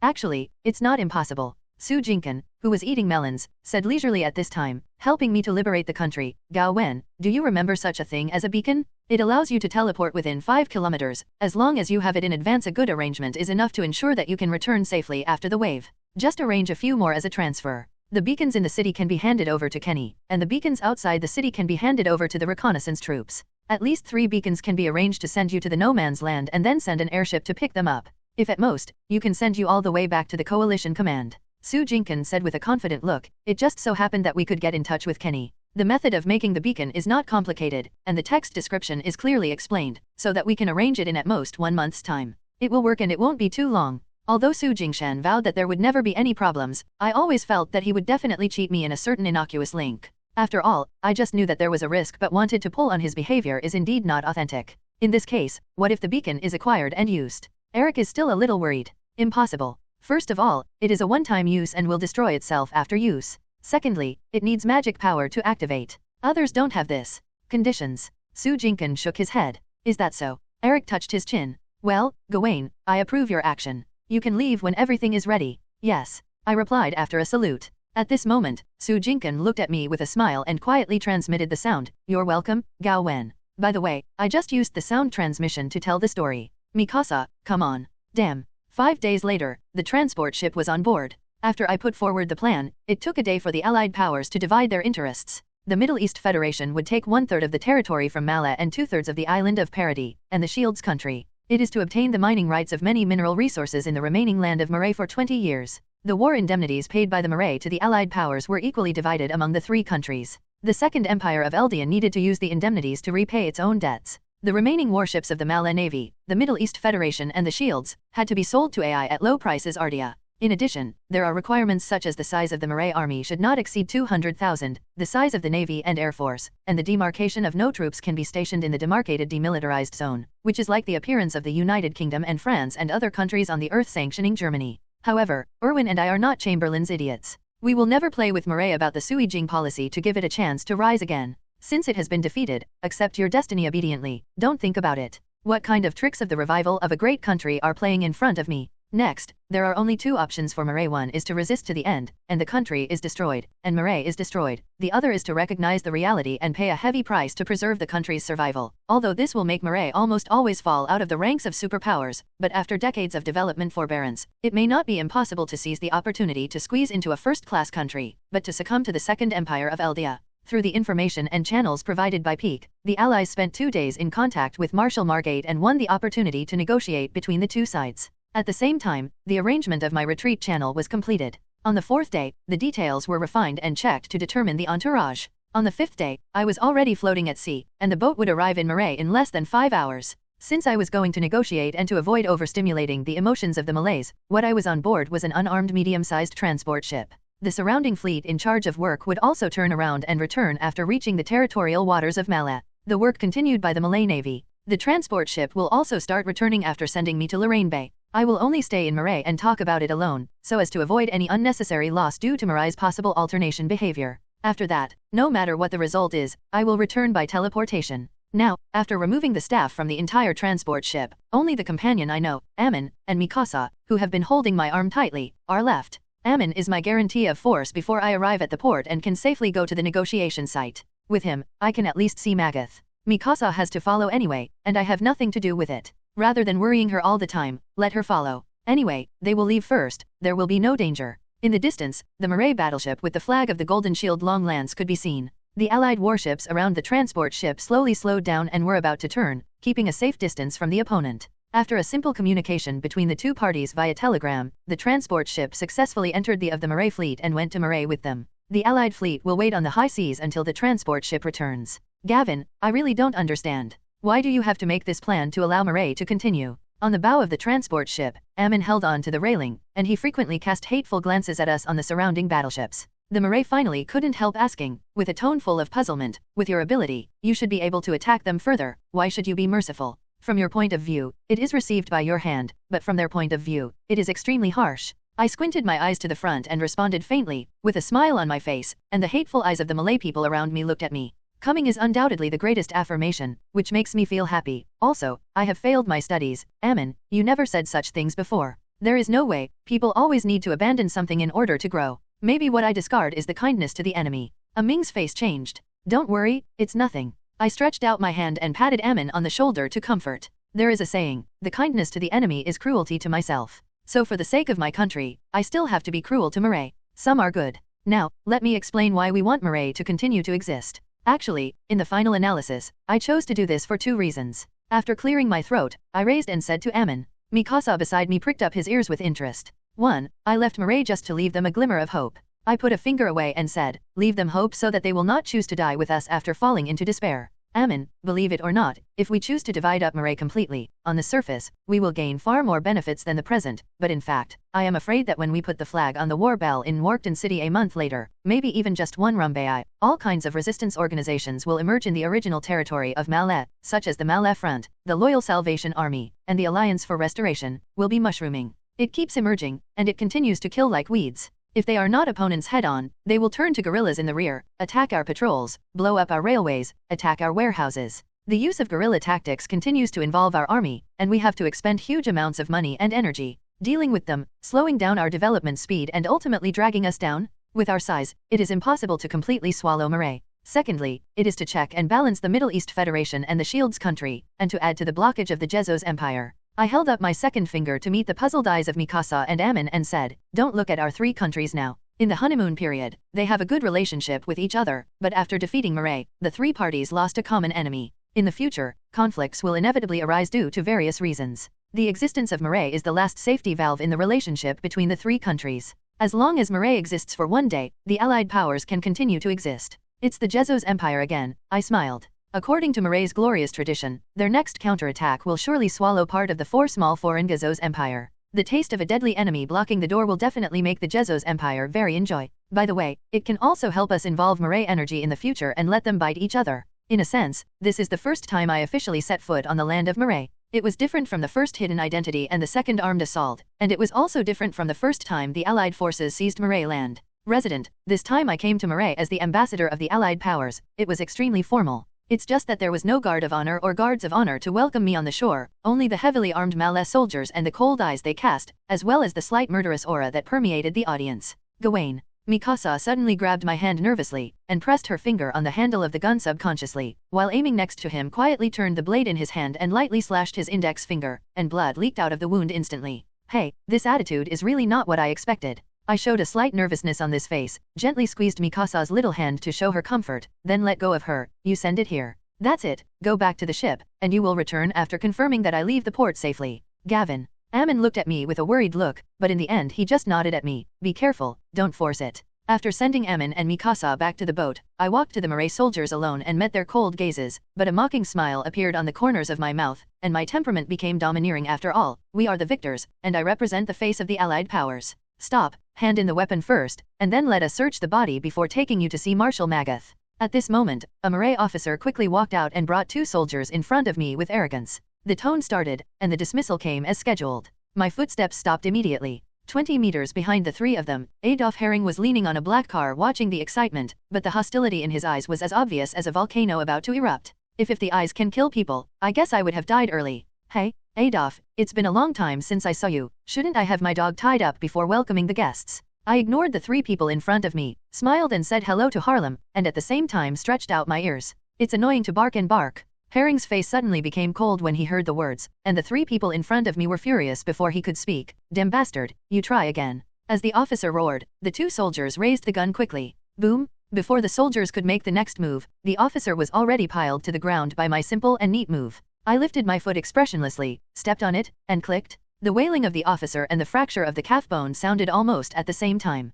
The two soldiers gritted their teeth and glared at me with their index fingers on the trigger. The Malay soldiers from Joe also pointed their guns at me, full of anger. Gentlemen, I advise you to calm down a little bit. I slowly bowed my head and straightened the wrinkles on my clothes, ignoring the death threats around me. I'll tell you, now the super-large Titan has not yet been driven. On the transport ship leaving the port, as long as the gunfire sounds or I give a signal, he will step on here without hesitation. So, do you think about it again? In the distance, the flags of the three kingdoms on the transport ship were still grinning in the wind, and the faces of all the Mirai soldiers changed slightly, and they involuntarily dropped their muzzles a little. Gavin Ackerman. Harlem, who had been silent, finally called out my name with gritted teeth. He took a deep breath and waved his hand to let the soldiers put down the gun, suppressing the anger and opening it for me. The door, please, get in the car. The surrounding Mirai soldiers took back their rifles with humiliating expressions, but I did not immediately respond to Harlem's words. Instead, after looking around for a few seconds, I pointed to myself and said in a puzzled tone, Huh?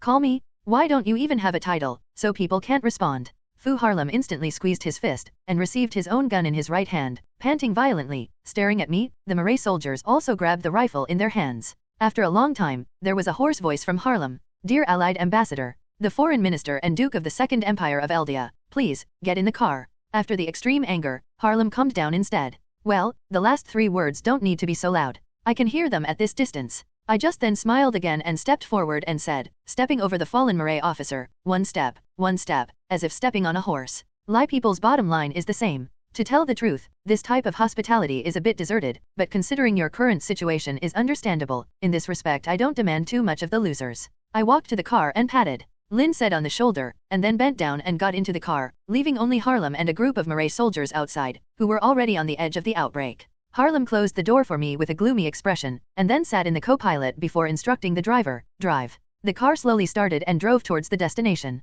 On the road, I did not continue to provoke others with sudden fire, but quietly thought about the negotiation conditions that I was going to present next. Now that Magath agreed to the Allies' request for negotiation, it means that he is ready to accept the conditions, but I don't know how much he accepts it. Of course, it cannot be ruled out that this is a banquet, but it would be good if Marae current command level can be reimbursed in a wave of chaos. Anyway, I can get out of it safely. It's a bit difficult for the Malays to accept the conditions set by the allied countries. I leaned on the leather seat of the car and muttered to myself. The skinny camel is bigger than the horse, although the Marae has now lost the Titan is the trump card, but it still retains a considerable army and a mountain of weapons and equipment. It is not easy for the Malays to admit defeat and accept the conditions. Harlem, who was sitting in the co-pilot, turned his head and glanced at me slightly. There was no sarcasm, but he suppressed his anger under the solemn face, waiting for the next negotiation. The car drove in the silent weather for more than 10 minutes. After passing through 4 checkpoints one after another, it stopped in a 2-story residential area. A Marae officer with Lieutenant Colonel Army Street stepped forward and opened it for me.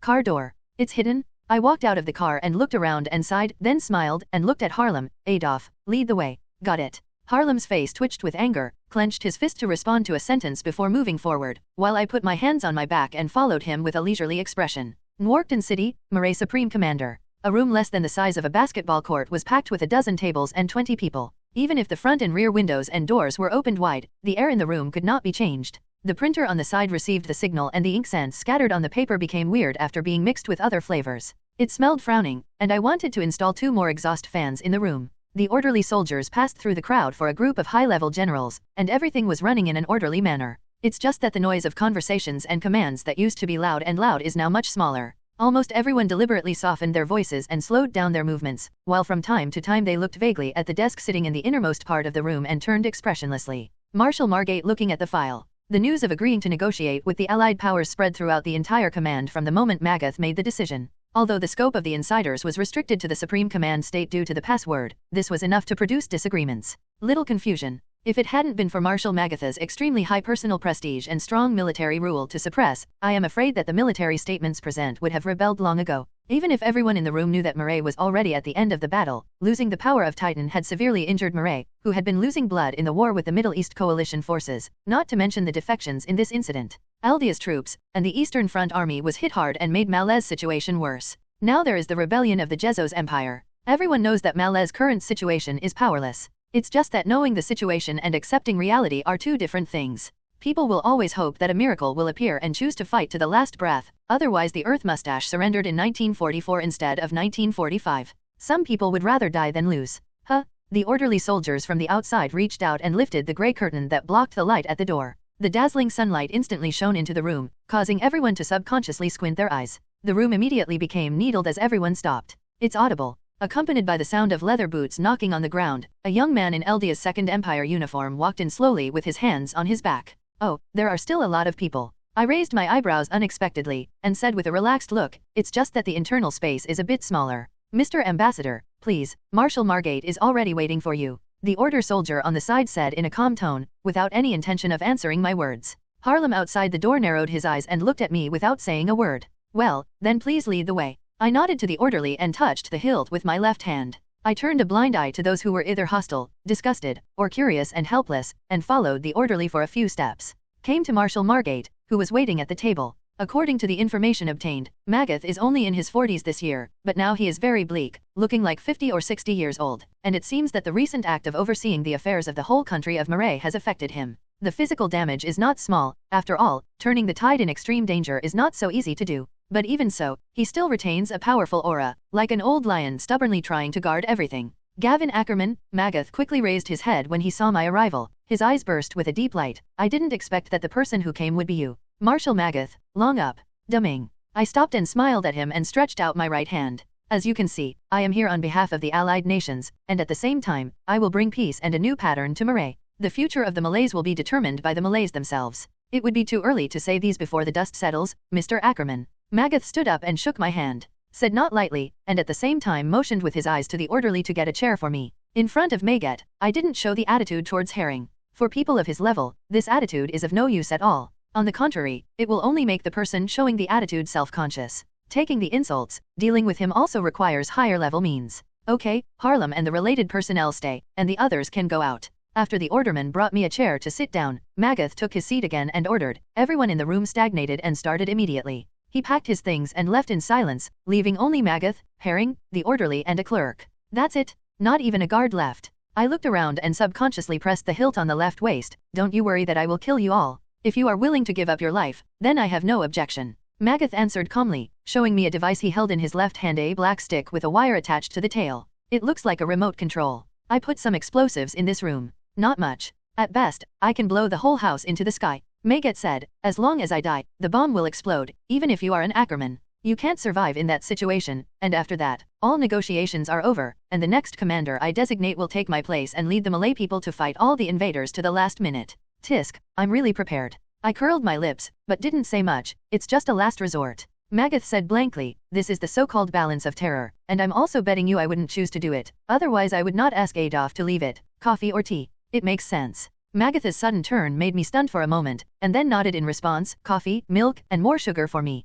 2 more cups of black tea. Magath waved his hand to let the orderly man go to work, and then crossed his fingers to look at me again. Then, Mr. Ackerman, let us start the negotiation and tell me that the Allies will give Malaya. What are the conditions for the offer? This is a lot to discuss. I smiled helplessly, took out a list from my pocket and put it on the table and pushed it to Magath. It's probably the ones on paper, if you can simply agree to it. With these conditions, I think the negotiation will be very pleasant. No matter what you think, you should know that such a thing will never happen. Magath sneered, picked up the list from the table and began to look carefully, cede the land, hand over the battleship, pay the compensation. What kind of self-confidence makes you think that we will just accept failure and let the Allied powers dismember Marais? Magath slowly thought of the contents of the list, and gradually brought a little chill in his tone, and the murderous aura was diffused out. Maybe it's because of the current battlefield situation. I spread my hands, and didn't care about the majesty of Magath's oppression. We always have to talk, don't we? If I agree to these conditions, then I will become a sinner in the history of Marais. Magath looked at me indifferently.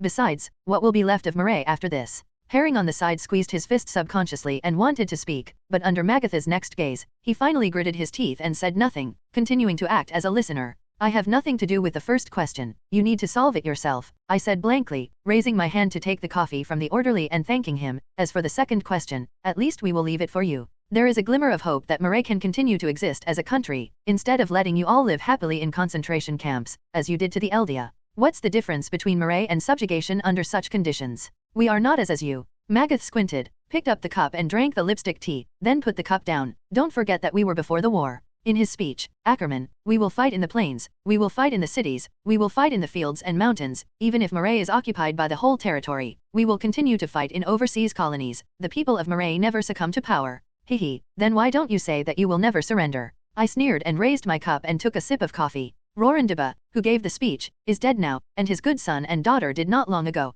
It's ironic to take refuge in us. The one who said the word never surrender was the first to surrender to the enemy. Moreover, compared to the pre-war speech, I would say that Willie DeBar's Declaration of Independence had more influence. Magath's face suddenly became gloomy a lot, and Harlem behind him was pale. I leaned back in time and showed them a trace of Aemon of the winner, so, don't say anything. Resist to the end, never surrender and other nonsense. In my opinion, these are just the last fig leaf of the loser. Even if you want to continue fighting, then we will accompany you to the end. You were the first to initiate a war on Parity Island and formulate the ancestral seizure plan. Since you have decided when the war will begin, then naturally it is up to us to decide when the war will end. I said word by word. The murderous intent on his body was released. Marshal Magath, you and I are both soldiers, without those fancy thoughts that specialize in negotiation. Things are actually very simple. Whether it is war or peace, we give you the right to decide. Once we miss this opportunity for peace, we will only have the possibility to meet on the battlefield in the future. Even if it is not for this country, but for the sake of your soldiers, for the sake of their families, can they afford the cost of failure? Magath's pupils contracted and began to gasp violently, but his gaze never left my eyes. I straightened my waist and looked at him calmly, feeling like I was facing each other. A beast that was forced into a desperate situation burst out with murderous intent. After a long time, Magath slowly withdrew his gaze, as if he was tens of years old again, and his aura was weakened. You're right, Gawain. Magath hissed, and grabbed the pen with a trembling right hand. I have to give Marais a glimmer of hope, even if I become a sinner through the ages. But we will never hesitate. It won't end in this way, so this is just a list. All you have to sign is this letter of intent. I smiled, and took out a piece of printed paper from my pocket. Letter of intent to surrender. We allow you to surrender conditionally, as long as you decide on a few general directions. We can discuss the remaining conditions. Letter of intent. Magath was stunned, then picked up the paper and looked at it. The contents of the letter of intent are much simpler than those on the original list. Apart from the fact that Marais must surrender, all that remains is the cessation of land indemnities, disarmament, and open business. There are 4 treaties in the field, and the specific content is not stated, but as a condition, the Allied powers will send troops to help Marais defeat and jointly carve up the Jezos Empire.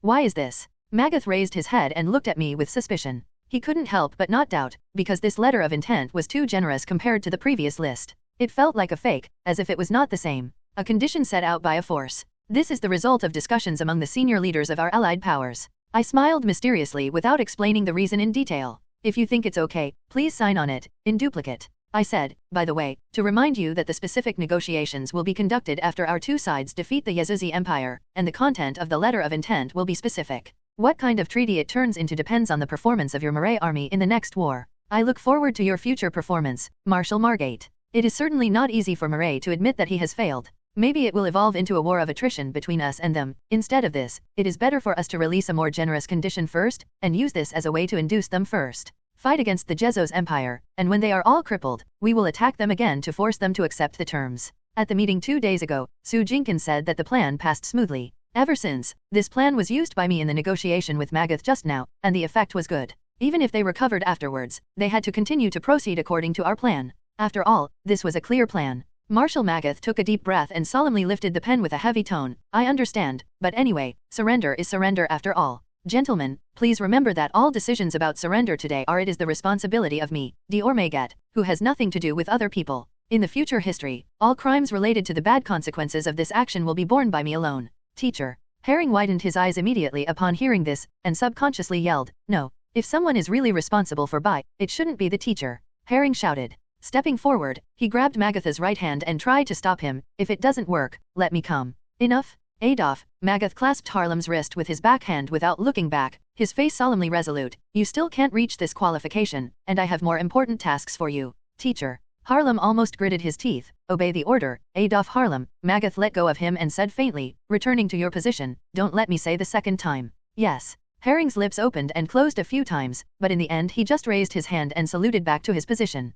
Magath retracted his gaze and did not look at him again. He picked up the pen and signed his name on the 2 copies of the letter of intent to surrender. I also signed the name of the recipient in the letter of intent and took back one of them, and then took it. The Malay army flag handed over by Magat. Then, gentlemen, I wish you a happy life. In the humiliating eyes of everyone, I solemnly folded the Murray military flag into my pocket, and put one of the letters of intent away, and the last sip was left. After the coffee was dropped, he saluted Magath and turned away. Doorway. Facing the hateful glances of many Malays, I raised my hand to the sky with disdain. Heimdall. Huh? A white light flashed, and I quickly disappeared in the subconscious movement of drawing guns by the Murray. After an instant transfer through the node in the city of Nwarkton, I arrived at a predetermined location outside the city, and then I was completely stupid in the eyes of everyone there. Captain Lowell, Petra, Jenda, Oluo, Elder, Fran and Isabel are staring at the 2 to the most extreme posture I have taken. The most embarrassing thing in this world is that when you are stupid, a group of people set up a straight face. It's like you go to a room where you think there is no one, take off your pants and twist your butt,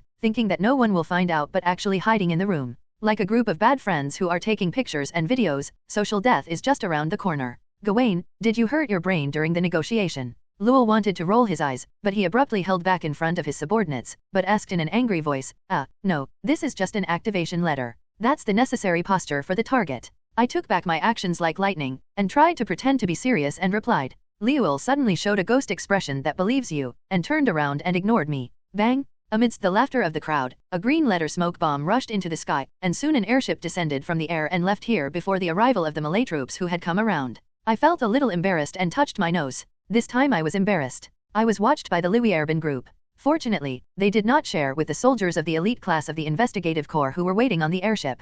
The secret, otherwise I'm afraid I have to think about jumping off the airship. By the way, how are you here? Didn't I say that I can do it all by myself? What's the matter with your elite appearance? I got back to my senses and frowned and asked. Lee, the appearance of Will and others was completely unplanned in my original arrangement. Otherwise, how could I put on such a two-faced posture for them to see? It was too embarrassing. Isn't it enough to plan an airship? Your Majesty's mission. The captain replied without changing his face to my question. He said that you are the most important senior in the Empire. There is no one. He also gave us a death order. If you really show up. If we fail to escape safely in an accident, all of us on the scene will mobilize and storm Nwarkton City to rescue you. Even if we are dead and injured, we must ensure your safety. When Lowell was speaking, many soldiers who were investigating the poor soldier subconsciously cast their eyes on me, but there was no resentment or dissatisfaction in their eyes. On the contrary, they were full of admiration and enthusiasm, as if all these arrangements were of course, it is their honor to die for me. My face changed a little, and I twisted my neck uncomfortably. I was not used to this feeling. What did Captain Irvine say about this?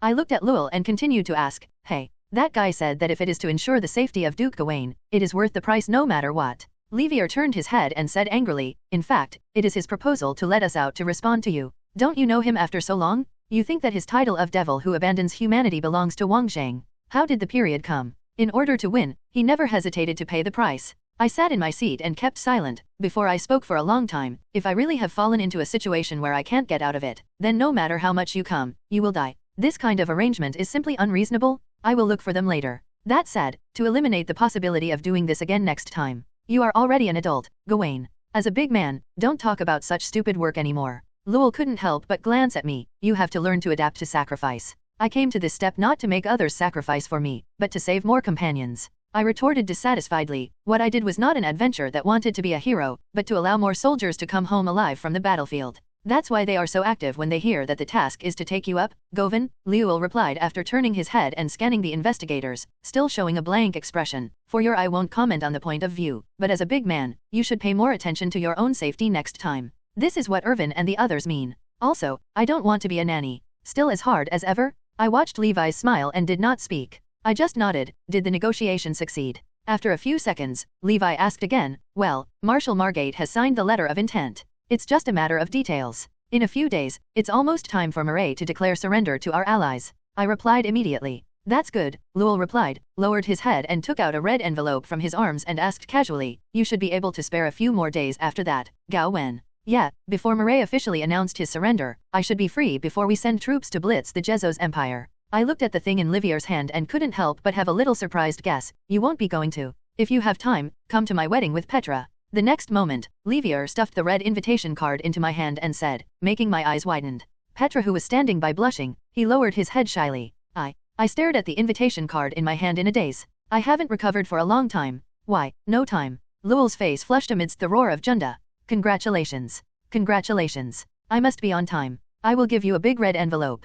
I suddenly showed the laughter and shook Livier's hand vigorously. He left with an excuse, but he was still not accustomed to this kind of scene on his face. With the military commander's wedding invitation, the rest of the airship's return journey will have a relaxed and happy time. Then when we arrive at Parady Island, we will participate in a celebration banquet and accept media interviews to promote this kind of show to the public. After that, there are some trivial affairs and weddings, and busy and leisure time flies quickly. July 1st. Murray formally announced its surrender to the Allied powers internationally, and expressed that it apologized to the Eldia group who had been persecuted by Murray and made compensation, and was willing to accept the Second Empire of Eldia, the Middle East Federation, and Shields. China's disposal of Murray. Subsequently, more than 400,000 Allied forces set foot on the territory that the Murray still had control of. July 2nd. The Malaysian Line Corps, which had been continuously strengthened to more than 300,000 by reinforcements from the city of Nwokdon, brazenly launched a counterattack against the Jezos Empire and began to regain lost ground. July 17th.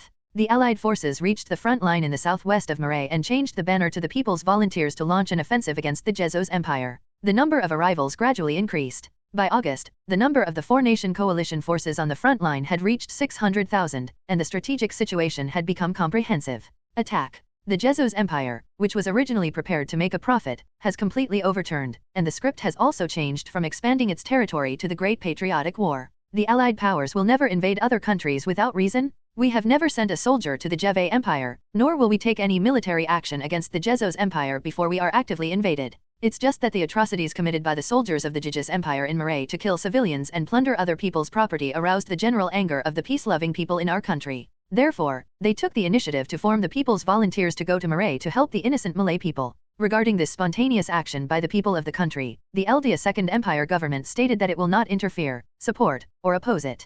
Based on the principle of humanitarian relief, Parady Island will provide Murray with food and medicine. Waiting for the relief supplies, the warships dispatched are only responsible for missions and will not participate in military operations against Uzos. Foreign Minister Gao Wen called on the international community to turn its attention to the economic construction of Parady Island and not to interfere in the internal affairs of other countries. The spokesperson of the Federal Ministry of Foreign Affairs of the Middle East severely refuted the Uzos Empire's protest against the invasion of the country by the coalition forces in the Middle East, and stated that all actions of the People's Volunteers in the Middle East are individual actions of citizens, and the federal government of the Middle East adopts a wait-and-see attitude. Will not bear any responsibility for this. Crown Prince Miguel. In an interview, it was stated that all behaviors of this group of citizens are in compliance with the laws of the country, and the government will not interfere with the legal behavior of citizens. The Shield's government stated that the Shield's people's volunteers that appeared in the Xos Empire belonged to an unofficial group spontaneously established by the people in the country, and were not related to the government. It also stated that the fleet currently entering the Xos Empire's waters it is a fleet of overseas Chinese.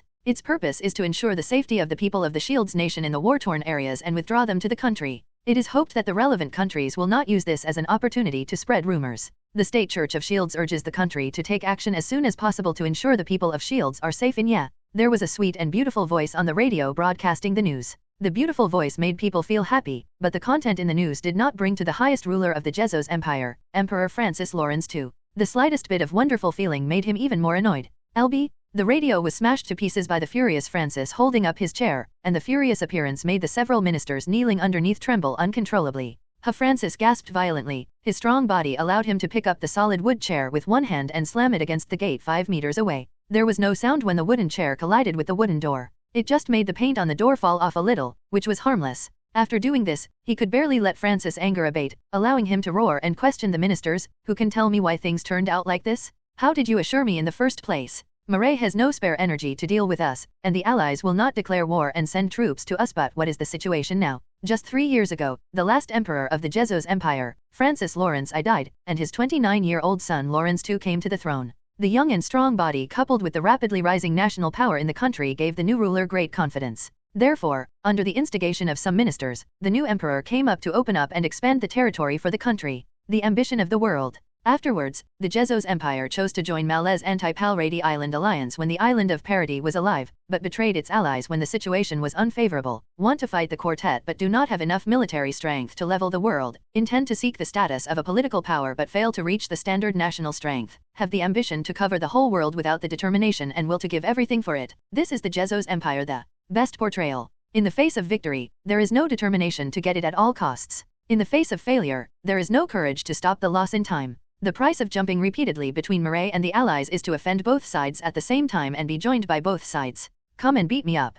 Before the war, the Xos Empire had a standing army of 350,000 and a reserve of 50,000. After joining the war, the army temporarily expanded to 600,000. After the war, there are still more than 430,000. And now the forces of the Allied powers and Murray have reached more than 600,000. They attacked the Xos Empire from the east and the west, and the seemingly powerful army was defeated. It sounds more than enough to defend against the invasion of a 600,000 army by a 400,000 army, but it is a pity that the combat effectiveness between the army and the army is often not comparable. With more than 60,000 elite veterans who have spent the rest of their lives coupled with the latest equipment and the most advanced combat concepts, it is not at all comparable to the outdated equipment and backward concepts of the Xos Empire, which can only bully those small countries and the weak. Not to mention that the Allied powers have the help of Titan and there are a large number of logistics troops in the 400,000 troops of the Xos Empire. The second-line troops are all low-power soldiers who have not experienced war, let alone go to the battlefield. The real specifications of heavy equipment are not available. Among the 400,000 troops, only about 200,000 are truly capable of combat, and no more than 30,000 are elite and well-equipped troops.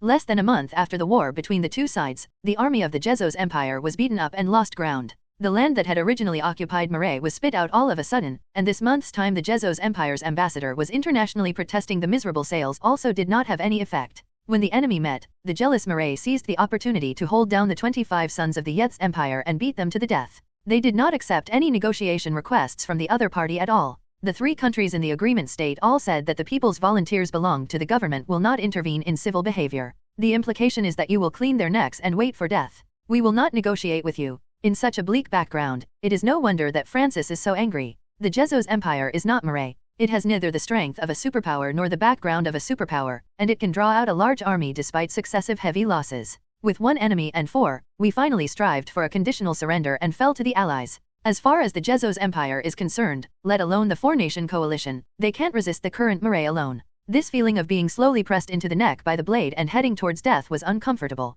After Francis smashed 2 more things, he calmed down and asked again, is there no Iking who can make some suggestions? You were one of you at the beginning. Where is the calm voice of talking and laughing? The ministers all knelt on the ground and bowed their heads in silence. The enemy's strength on the front line has reached 600,000, and it is still increasing. If necessary, grit your teeth and mobilize another 600,000 is not a problem at all, although the quality will drop a lot, but the quantity is enough to make up for the shortcomings, and it is extremely difficult for the Zos Empire to mobilize another 200,000 people. How to fight this battle? Several ministers exchanged glances silently. It is impossible to win a fight. Let's wait for the Emperor's seat to calm down and persuade him to strategic contraction, throne hall. According to the report of the Ministry of Scientific Research, the napalm bombs that have been tried on the battlefield reflect good results. The second-generation product after basic improvements has now been fully installed in the army. Murray called it the Devil Flame. Under the gaze of the high-level officials on the island, Su Jinkan was holding a stack of reports calmly reporting to everyone, all of which were recent developments in military equipment. The fighters and bombers jointly developed by us, the Middle East Federation and the Shield State were tested on the front line in front of Lumbai. We dispatched 12 fighter jets to 6 bombers to bomb the target location and compete with the enemy. When the 3 airships encountered, we wiped out the enemy at the cost of 1 fighter jet being shot down and the other being wounded. The bombers also successfully completed the bombing mission. The results of actual combat tests are good, and the tactics of the Thundergun 5 mounted aircraft to increase the threat to the airship have been successfully demonstrated. Now the 2 aircraft have begun to be installed in the army gradually. The new code name of the fighter is Thunder, and the new code name of the bomber is Agni, replacing the previous code name. Su Jinkan glanced at me when he said this. The USS Pioneer aircraft carrier has been fully transformed and delivered to the Navy yesterday. It has not yet formed a complete combat capability. It will go to the Jezos Empire waters to conduct actual combat tests and continue to undergo improvements until it has completed its combat effectiveness. The estimated time is uncertain. The new concept of the arsenal ship proposed by Foreign Minister Gao Wen is still stepping up its demonstration. It is expected to complete the model transformation within 3 months and send the experimental ship to the battlefield for inspection.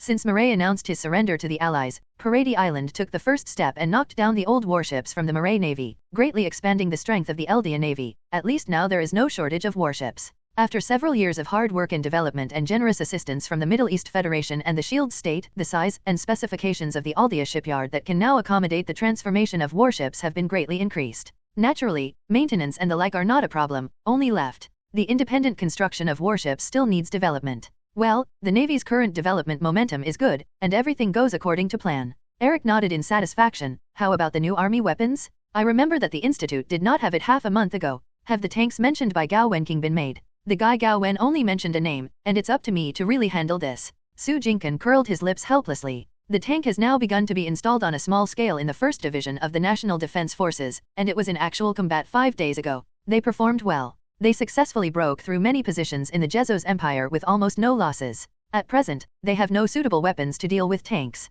After continuous improvement, our tanks will gradually be deployed to the army within 3 years, and before that we obtained experimental data from the Murray army and improved armored vehicles will serve as a substitute for the army to break through enemy positions. At the same time, in response to the emergence of these new types of weapons, we will set up new armored units to increase combat effectiveness. Chief Instructor Shadis, the Armored Soldiers Code and other training manuals will later be compiled and improved by Gao Wen with your cooperation. It will be added to the training of some soldiers later. Su Jinkan looked at the base in the back of the seat. As I said, I understand. I will understand and improve this part of the content as soon as possible and add it to the training content.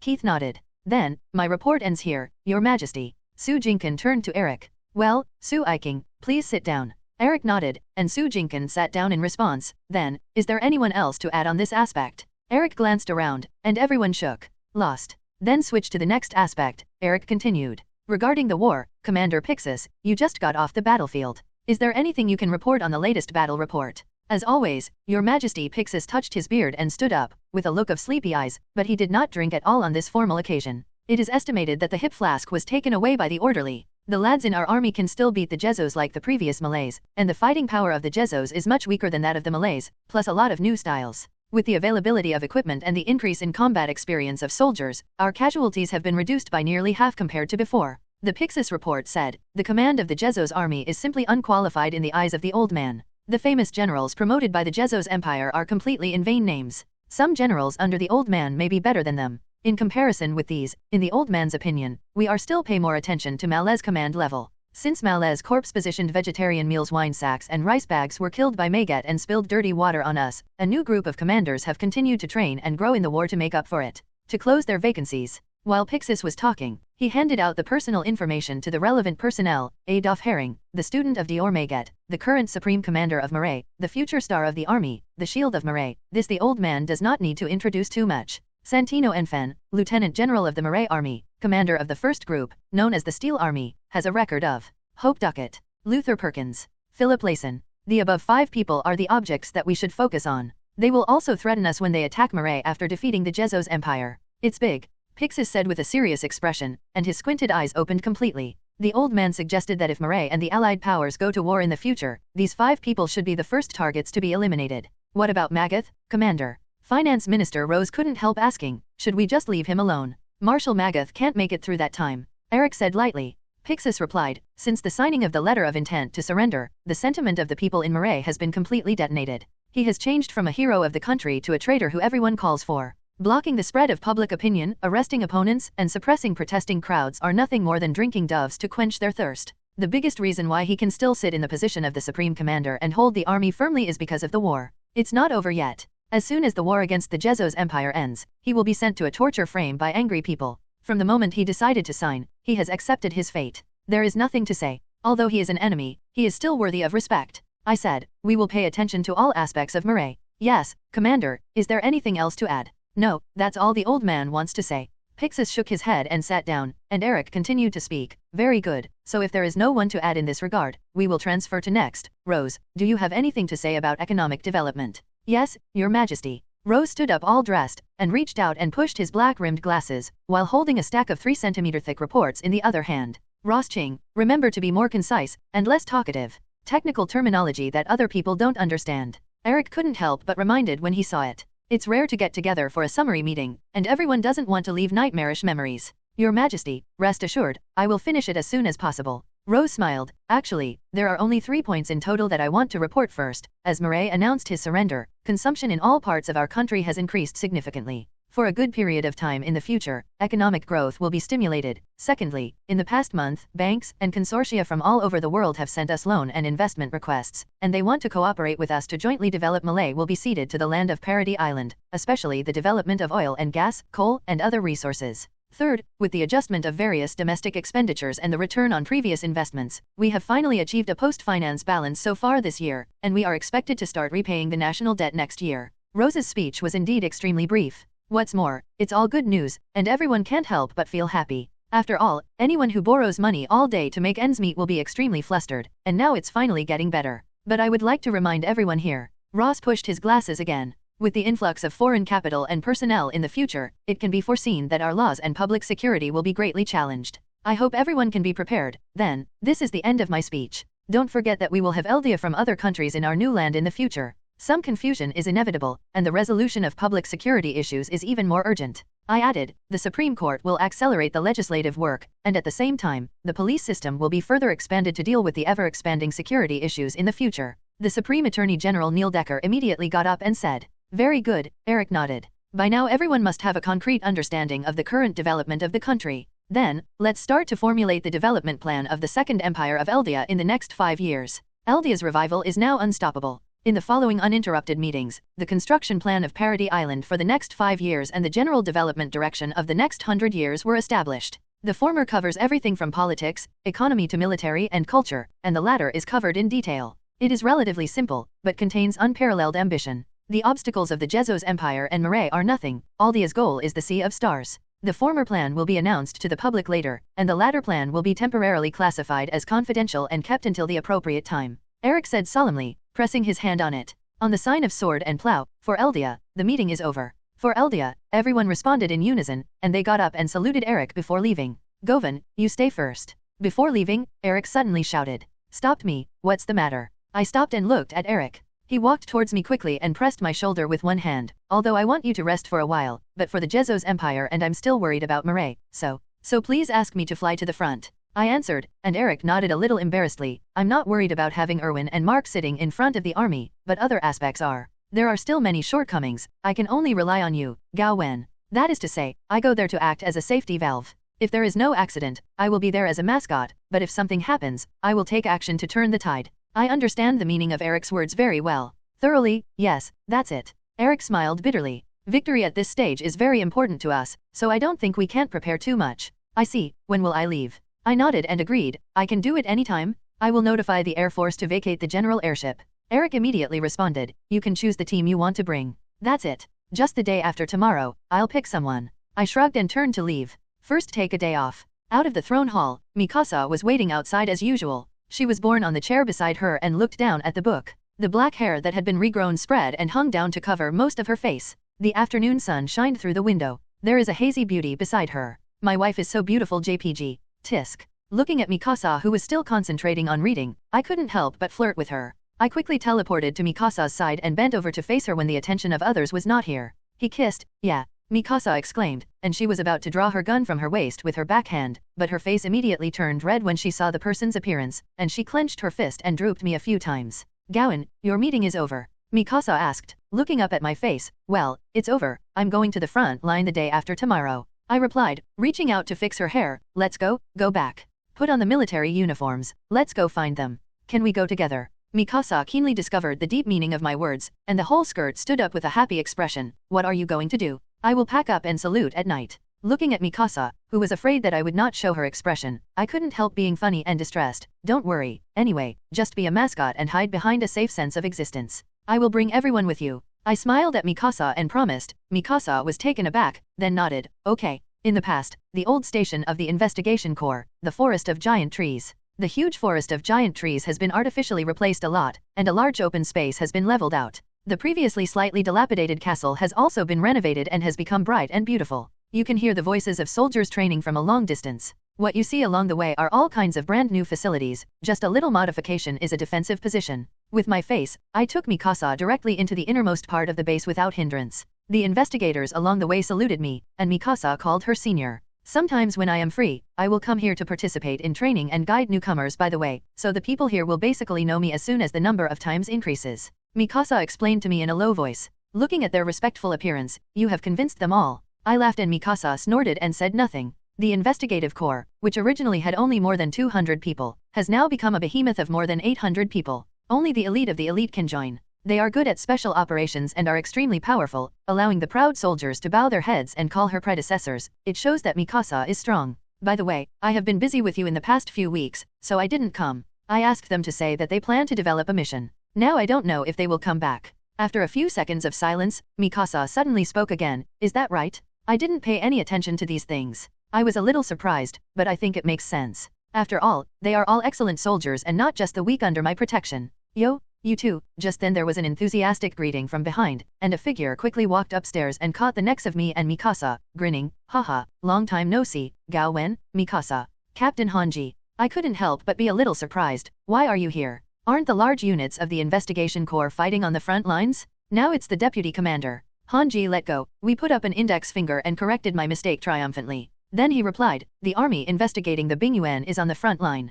Kerr, Phoenix, and Luel are still commanding troops, but there is always someone to watch from the rear. The rotation of soldiers and the task of recruiting recruits are equally important. Now the Investigative Corps has the position of deputy commander. Congratulations. I smiled at Hanji. After all, the scale has expanded so much. It is always necessary to rebuild the command system. Hanji spread his hands. By the way, what are you two doing here? Aren't you here to inspect? Hey, if you are here to inspect, then you have to write me a little bit of evaluation. After all, I only came to Lumbai for 2 days. Any shortcomings can be slowly corrected in the future. It depends on what we have before us. For the sake of working with the Investigative Corps, please help.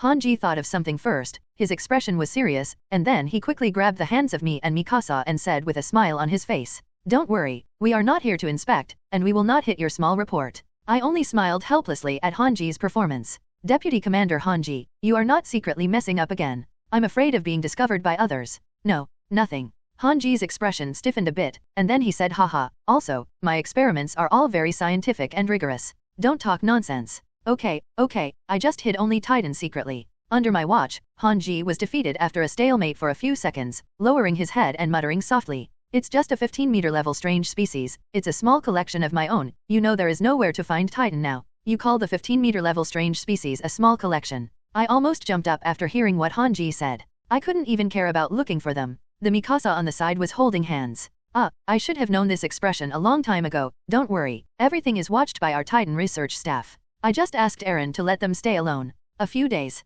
Hanji said quickly, calming me a little bit, just staring at Hanji. Isn't he supposed to be fighting on the front line in Eren? Mikasa couldn't help but ask in confusion. He asked for leave to visit his mother and come to me as a guest by the way. Hanji replied with a smirk. I'll take you to see. Well, let's go. I nodded, unable to say anything about Hanji's behavior. Mikasa, let's visit Aunt Carla later when we have time. Okay, Mikasa replied, and then followed Hanji to the location of Titan with me. We walked for more than 300 meters and turned several turns before we came to the location. We used the high wall as the basis to shade the light with curtains. One end of Titan was sitting cross-legged by iron chains, collars, and iron. Nailed and restrained, it has a stiff smile on its face with exposed teeth, and Eren is sitting opposite it. It's it. I couldn't help but exclaimed when I saw the face of Titan. Mikasa subconsciously covered his mouth. I never thought that this Titan turned out to be back then. Almost eaten the mother's end of Eren. Gawain, Mikasa, you are here. At this moment, Eren, who was facing us, said hello, and looked back at us. I nodded to him, stepped forward and held both hands.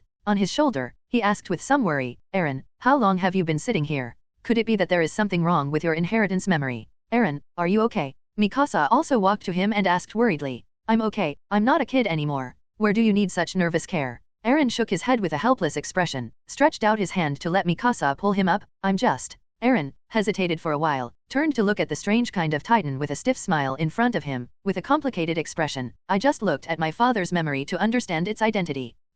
Her name is Dana Fritz. She is the first wife of my father Grisha and the mother of my half-brother Jik. The words of Eren are like a thunderstorm. It slammed straight into the hearts of me, Mikasa and Hanji, making us instantly stiff on the spot. When he heard his name, Titan suddenly leaned forward and leaned against Eren, pulling the chain and making a loud noise, which surprised everyone. Then now how are we going to deal with it? Hanji looked at Titan and asked, with a look of dismay, are you going to liberate her? So I want to ask you, Gawain. Eren turned to face me and said with a face, contact the Titan Research Institute to help Dana do everything possible to recover into a human, no matter how long it takes, time must continue. This way, at least it can make me feel better when reading my father's memory. I looked at Eren with eyes silent for several seconds before nodding heavily. I promise you, Hanji, you can arrange for someone to cooperate with the Institute to do the transfer work. I glanced at Hanji. Yes, Gaowen. Hanji sighed and looked at Titan again. Sorry, Dana. Seeing Hanji who was talking to Titan again, I decided not to continue to disturb her when she was crazy, and quickly pulled Mikasa and Eren and left here. How long have you been on leave, Eren? I asked as I walked. When will I go back to the front line? 1 month, the day after tomorrow. Eren replied, the main reason is that I have been seeing my father's memory affect the battle, so I will come back to rest before the next attack. It is much better now. Come to my house for dinner if you have time in the evening. I haven't seen you for a while, my mother misses you very much.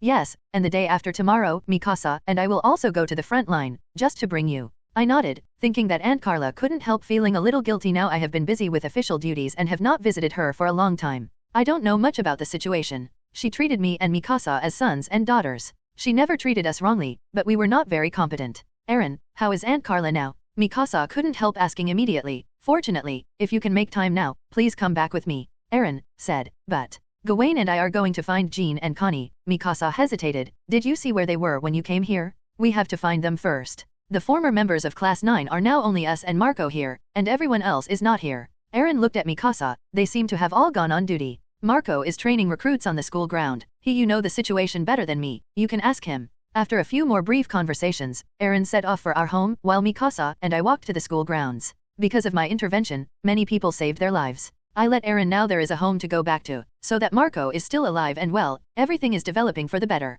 It's happy ending. I looked at the people and things around me and sighed in a low voice. What? Mikasa on the side looked at me with a confused expression, her confused look so cute that she wanted to pinch it. It's nothing, I'm just surprised at the magnitude of the changes here. I turned my head and said with a smile at Mikasa, still resisting the squeezing of her face in the crowd. Your posture is wrong, and the steps to shoot the gun quickly are not like this. At this moment, Marco's voice happened to be heard from the school field in front. Mikasa and I walked quickly to the direction where the sound came from, and happened to see Marco, training and instructing several new investigators. A total of 5 recruits in the Freedom Wings uniforms of the Investigation Corps surrounded Marco and listened attentively to his explanation of the gun. Mikasa and I stood in the distance for a while, and waited until Marco finished speaking before stepping forward to greet him. Good day, Lord Duke. The 5 soldiers hurriedly stood at attention and saluted when they saw me. Ah, Gawain, and Mikasa, why are you here? Marco's reaction was a little slower. Of course I came to visit my old friend. I responded with a smile, nodded to the 5 soldiers, and extended my hand familiarly around Marco's shoulder. Shall we talk aside?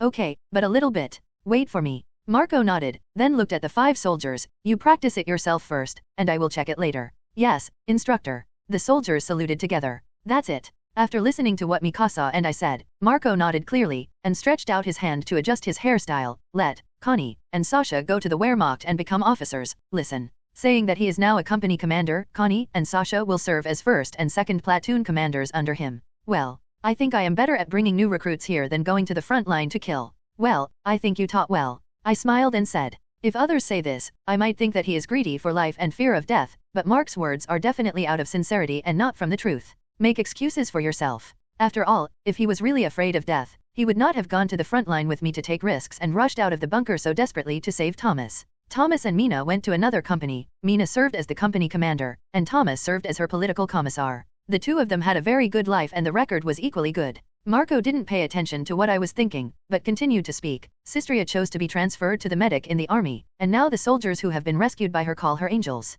It is said that at least half of the soldiers will propose to Histria every time the soldiers are discharged from the hospital, but so far none of them seem to be successful. Make laughed, and Mikasa and I laughed. Mia was previously taken by her father to the capital division and served as an orderly in the command post. When she came back, she complained to us that she was so boring and she had nothing to do. Yanni, Alman, Emir and the others have been on the front line. They have not seen them for a long time. Aaron has just returned. You should have seen him. Marco sighed with emotion. I hope everyone will be fine forever. After chatting with Marco for a while, I finally dispelled the idea of bringing other people to the frontline high command as the mascot. After all, they are my companions and not my pets. They are willing to have their own development. I will naturally not be hard. Tied them up. It's just that, in this way, the only people who will stay at the command post are me and Mikasa, and maybe Mia who is already there. What's the matter? Feeling depressed? On the way to the home of Aaron on horseback, I gave Mikasa a look next to me while thinking about it, but unexpectedly discovered that she was not very emotional, and hurriedly leaned over and jumped over. Asked her immediately, isn't I pretty happy before, why are you suddenly upset? I sat behind Mikasa and put one hand around her waist and put my chin on her shoulder, and said with the other hand holding the rope to let my horse follow.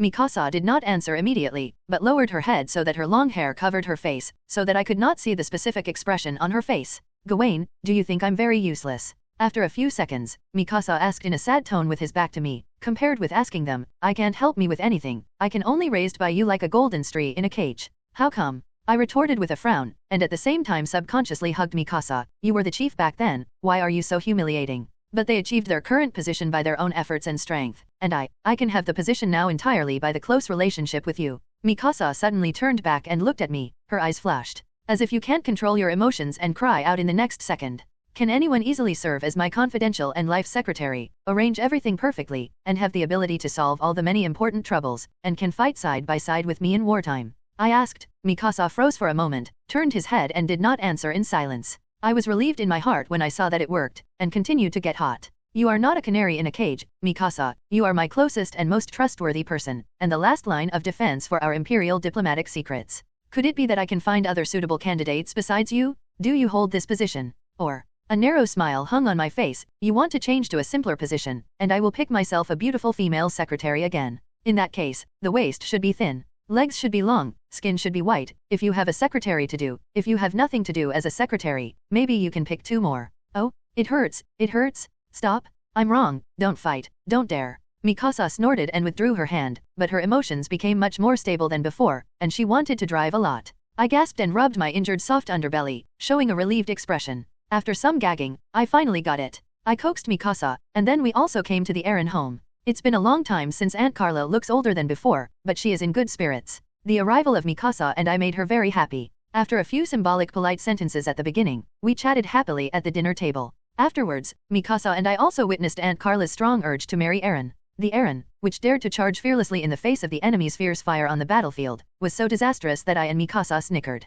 On the 3rd day, we stayed overnight at the house of Aaron and bid farewell to Aunt Carla with Aaron. We boarded the airship and rushed to the front line. After finishing the peaceful life in the back, we soon went to the front. It's time to face the storm on the front line, and the war is raging. The airship sailed out of Parody Island, crossed the strait, and continued to fly to the front line after repairing halfway through the supply point. The scenery along the way has also changed from hard struggle to armament preparation and marching to the front line, and then it becomes the sound of gunfire, rumbling, stars falling like rain, and a strong smell of war rushing to the front. The airship carried me and Mikasa to the rear command post, and then carried Aaron to the front line to fight. The war against the Jezos Empire has reached a relatively critical time, and my task is to sit in the center to boost morale and stabilize the military, and be a good mascot. As for my proposal to go to the battlefield and come to the front line, it is naturally criticized by everyone. Refuse. Erwin, Mark, Roger, Anderson, Mia, these are all familiar faces. I naturally don't want to go my own way with their strong demands, so I can only stay in the headquarters and read the report or researched and try to formulate new tactics.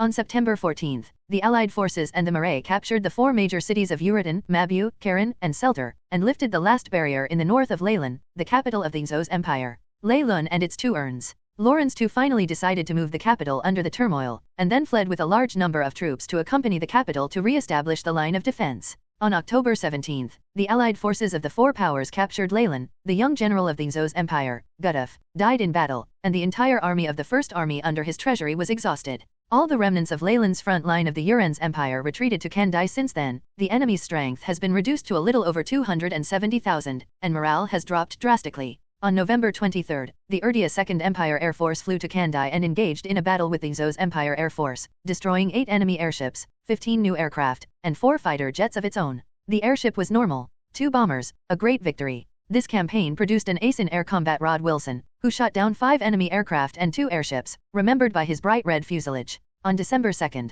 the Aldea Navy aircraft carrier battle group with the USS Herald as the main body had a total of 1 battleship, 3 cruisers, and 5 destroyers, and a total of 2 cruisers, 4 cruisers, and 4 destroyers in the Xos Empire fleet cruising in the country's waters. The destroyer encountered an encounter. The patrol planes dispatched by the aircraft carrier were the first to spot the enemy. The naval forces led by Lance were divided into 2 routes to outflank the enemy. At the same time, the aircraft carrier dispatched bombers to start bombing the enemy fleet. The enemy discovered and opened fire first. After a fierce naval and air war, the Aldea Navy sank 1 enemy cruiser and 2 destroyers at the expense of a general destroyer, 1 cruiser, and 1 destroyer, and 1 destroyer damaged. 1. The Ancestor Titan, a captive destroyer. For the first time, the Aldea Navy won a naval battle by relying on its own power. Facts have proved that in this era, aircraft carriers can also play an extremely important role in naval battles, greatly improving naval power. After all, in this naval battle, except for the last captured enemy warship, the Ancestor Titan took the other record. All are independently created by the Navy.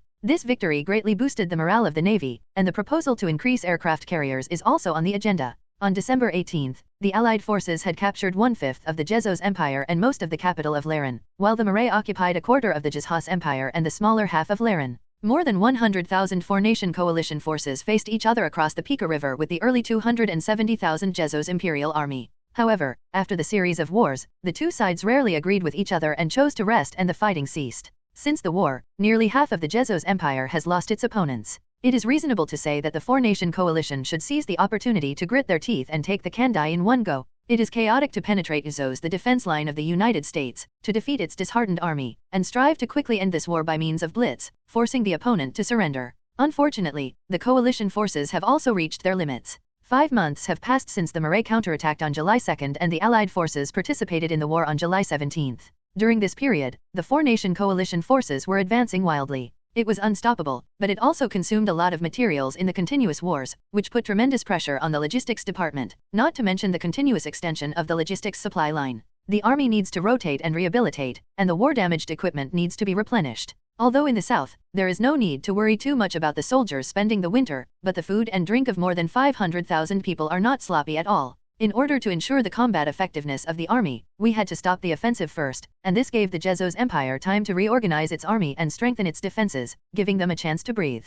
It is foreseeable that the losses on both sides in the next war will be extremely tragic. During the rare rest period, the Xos Empire gritted its teeth and increased its army to 300,000 people, and squeezed out every factory in its own country to make up most of the weapons and equipment lost by the army. The meritorious ministers in China carried out large-scale rewards, and the empty checks of various dukes and marquises were thrown away without money, just to protect the existing territory and continue the national fortune of the Xos Empire. During this precious truce and adjustment period, I rarely started to get busy. Unlike Irvine and Mark, I can only frown and have meetings, and I did not disappear mysteriously with Mikasa from time to time as before, then hide in an unknown corner to play in uniform. I have to say that it is good to have a wife who can listen to my own ideas in all aspects. Pull it far. In short, when the 2 sides truce, I mastered the military's intelligence forces to act, bribing, spying, and even assassinating enemy generals, and even asked the investigative corps to dispatch several beheading operations, with fruitful results. On the other hand, I am also secretly planning to implement a policy of differentiation and wooing against my temporary ally, the Marae, in order to better weaken Marae in the future.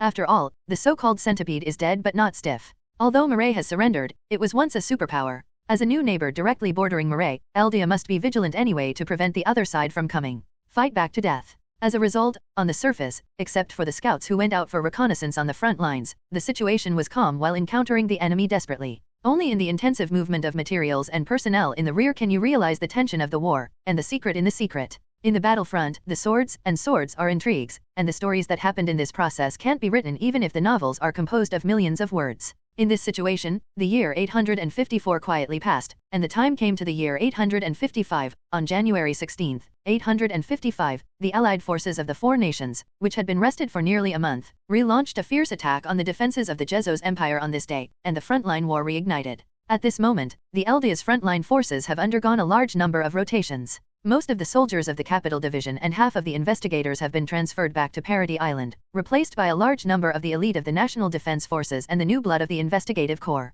At present, Erwin and Mark also returned in rotation, and Commander Pixis and Hanji took over their positions and continued to command. On the one hand, Eldia wants to use the grindstone of the Jezos Empire to achieve the goal of training troops and improve its own military strength in order to have a greater right to speak in the future. On the other hand, the issue of rest and reorganization has been mentioned before. To maintain the strong morale and strong combat effectiveness of the army. Compared with us, who still have spare capacity to rotate troops for rest and recuperation, the Jezos Empire does not have this idle time. It can only crush 300,000 troops across the board and firmly hold every inch of land left in the country. In such a situation where a large number of land has been lost, the mentality of the Jezos can no longer withstand any large-scale loss of city and land. They can only win without defeat. The few elite troops that acted as mobile forces were squeezed tightly in the hands of their Emperor Lawrence II, and those soldiers who could only stay on the front line and could not rest had to endure our irregularities. The artillery harassment and occasional feint attacks have long been exhausted. Therefore, as soon as the war started, the several lines of defense formed by the Jezos Empire army were under the chainhammer tactics that I and Major General Herring, known as the armor warfare genius, pinched their noses and worked with many staff members.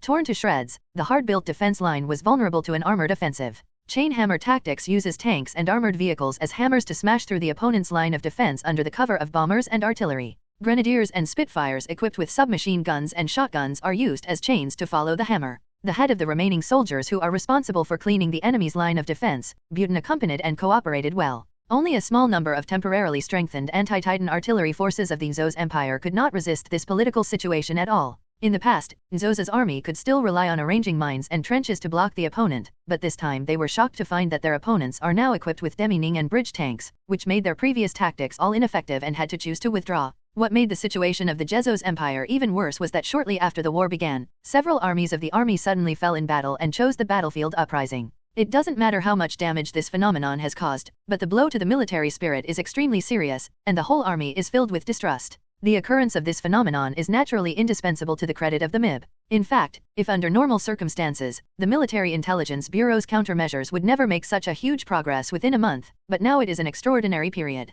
When the enemy had millions of soldiers across the river, propaganda, and the situation was critical and precarious, suddenly a road called Curve to Save the Country was in front of him, and many people who were not determined to resist were shaken in an instant. As a result, within 15 days of the offensive, the allied forces of the four nations eliminated and captured the 70,000 troops of the Jezos Empire at the cost of 30,000 casualties, and won another big victory after the war, forcing Lawrence to have to carry out a major purge of the army to maintain stability. On January 31st, the severely injured Zos Imperial Army had to choose to retreat into Kandai. However, what awaited them there was not the expected kind condolences and weapon supplies, but some were just cold-faced military policemen. Team with the Royal Guards armed to the teeth. All the officers above the training camp were taken away by the military police for investigation, all those close to the rebel army were arrested and imprisoned, all those who were accused of rebellious tendencies or suspects were secretly shot. Today's unbearable black terror has enveloped the whole support and army. For these restless soldiers, Lawrence II chose to temporarily stabilize them with speeches and rewards. On February 7th,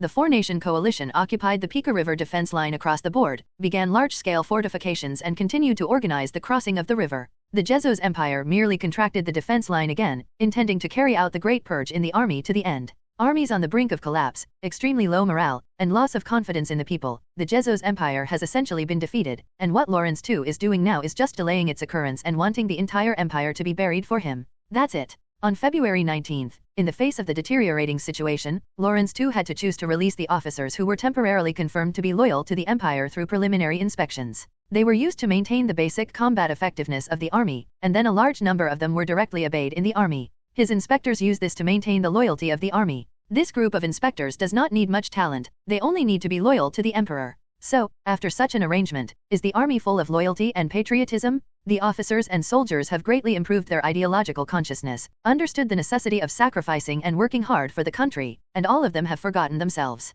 This greatly increased the combat effectiveness of the army, and in the end those who were defeated steadily retreated, so that the Xho's Empire army was able to regain territories and even expand its territory? The answer is dreaming. Think about how miserable the Soviet Red Army was praised by the Germans in the following war after the Comrades of Steel carried out a large-scale purge of the army before the Soviet-German War. With this example as a reference, it is not difficult to imagine how much combat power is left in the army of the Xho's Empire, and it is a good judgment to make the remaining half. Later, in order to stabilize the military spirit and ensure that the army did not undergo mutiny, Lawrence II added a large number of institutions to the army's command level to facilitate the promotion of personnel loyal to him and mutual restraint and supervision. Therefore, on the basis of the military command post, the Xho's Empire Army added the military command, military and political department, and military committee, and added a base camp to coordinate. Above the base camp, there is the Supreme Commander's Department, and the Supreme Commander's Department also has the Administration Bureau. In theory, each of the above-mentioned departments has the right to dictate to the army. With many political parties and changes, the combat effectiveness of the Xho's Empire's army can be described as plummeting, and considering this factor, Lawrence II, who has fallen into madness, issued another order: forced conscription.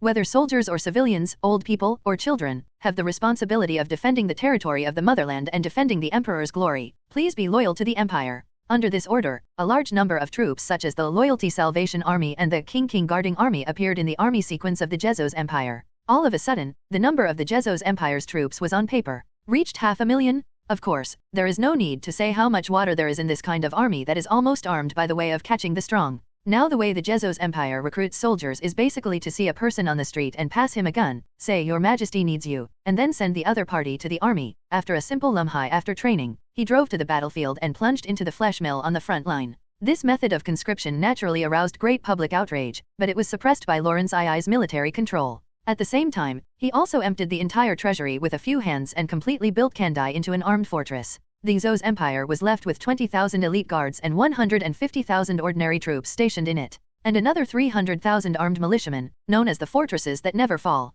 Lawrence II intends to smash the offensive of the four-nation coalition through a battle of Kandaj, change the form of the war into a war of attrition, use the long supply line of the four-nation coalition to drag them down, and use a great victory to boost the morale of the army that has fallen to the extreme. In the end, New York turned to the game. As long as they can be victorious in the Battle of Kandai, the numerical superiority of the four-nation coalition will become a disadvantage, and their long supply lines will become a lock on the neck of their huge army, and they will eventually be completely strangled. Then, as long as the Xho's Empire can seize the opportunity, it can counterattack in one fell swoop to regain its lost land and bring the other party back to the negotiating table. I have to say that the plan is very good, but the gambler who loses the red eye bet his last bargaining chip, and before he completely loses his bankruptcy, he often imagines that he can win back all that he had previously lost and restart his previous life. However, the fantasies of gamblers can only be regarded as fantasies in the end, and the plan of Lawrence II will certainly not be realized. On March 2, the Allied forces of the four nations completely crossed the Peka River, and overwhelmingly defeated the army that Lawrence II had hurriedly formed to serve as cannon fodder, tore their fragile lines of defense to pieces, and completely established a foothold on the other side of the river. There is no longer the risk of being hit by a half-cross. On March 10, the vanguard of the four-nation coalition arrived outside the Kandai defensive circle to conduct reconnaissance. This also means that the main force will arrive soon and the soldiers will be near the city. On March 21, the main force of the four-nation coalition passed through the layers of defenses of the militia of the Xho's Empire to reach the city of Kandaj. On the 32nd, they defeated the defenders on both wings of Kandaj and formed a 3-to-1 formation. The Kandai defense battle of the Xho's Empire has officially begun. On April 19, the previous tentative offensives of the four-nation coalition forces were repelled, and the losses were not small. As the weather turned hot, some soldiers in the coalition forces began to suffer from unacceptable problems. For various reasons, at the suggestion of Marshal Suharit of the Middle East Federation, the four-nation coalition divided its forces, leaving 200,000 troops to continue the offensive at Kandai, and the other 200,000 moved to other places and retreated. On May 26, the entire territory of the Xho's Empire fell, except for the capital Kandai, and the war had reached its final stage. The remaining fleet of the Xho's navy was mostly sunk in the final battle with the combined fleet. Half of the surviving warships retreated to the port and chose to resist to the end. The other half chose to surrender to the combined fleet, most of which belonged to LD Asian Navy. On May 30, the super-large Titan invaded the Xho's naval port via an airship, and the entire Imperial fleet was wiped out. Subsequently, the 9 major Titan gathered in the Kandai area, ready to take the Kandai in one fell swoop. The destruction of the Xho's Empire entered the countdown. Up to now, the four-nation coalition still has less than 250,000 troops remaining in the territory of the Jezos Empire, far less than half of what it was at the time of the war. Except for 70 to 80,000 people who died in the war, everyone else belonged to the victory return. After all, the siege and the garrison and occupation do not require so many soldiers, and this arrangement can also greatly reduce the logistical pressure and the domestic economic pressure. It's just that the troops of the Allied powers return to the country to accept flowers and applause and then rest and reorganize, while the Mallet troops return to the country to participate in maintaining the increasingly unstable domestic situation and to accept the supervision of the special envoys of the Allied powers for gradual abolition and reorganization. This is the defeat of the country. Sorrow. But in comparison, Marais is not the most miserable country. The massive plundering of the wealth and resources of the Jezos Empire at least allows it to ensure the basic operation of the country's finances, and can at least send a very generous sum to the veterans who have been dismissed. Retirement payments and maintaining price stability. Under such a general environment, Magath was able to fulfill the content of the treaty, gradually hand over the Eldia people in the shelter to the Second Empire of Eldia, ceding part of the territories to Eldia and the Middle East Federation, and deliver the first batch of war reparations, seal up and transfer part of the armed forces. After the War of the Jezos Empire entered the definite stage, all the above-mentioned affairs began to proceed in an orderly manner, and there was no disturbance yet. As for the Jeve Empire, they are the most miserable, but they are losers. The losers do not have human rights and are not worthy of sympathy. After all, they will fall into their current position as a matter of consultation. As for the argument that the principal offender is the high level of the Jezos Empire, and the people under their rule are innocent, I do not accept the argument. As far as the countries participating in the war are concerned, no one is innocent.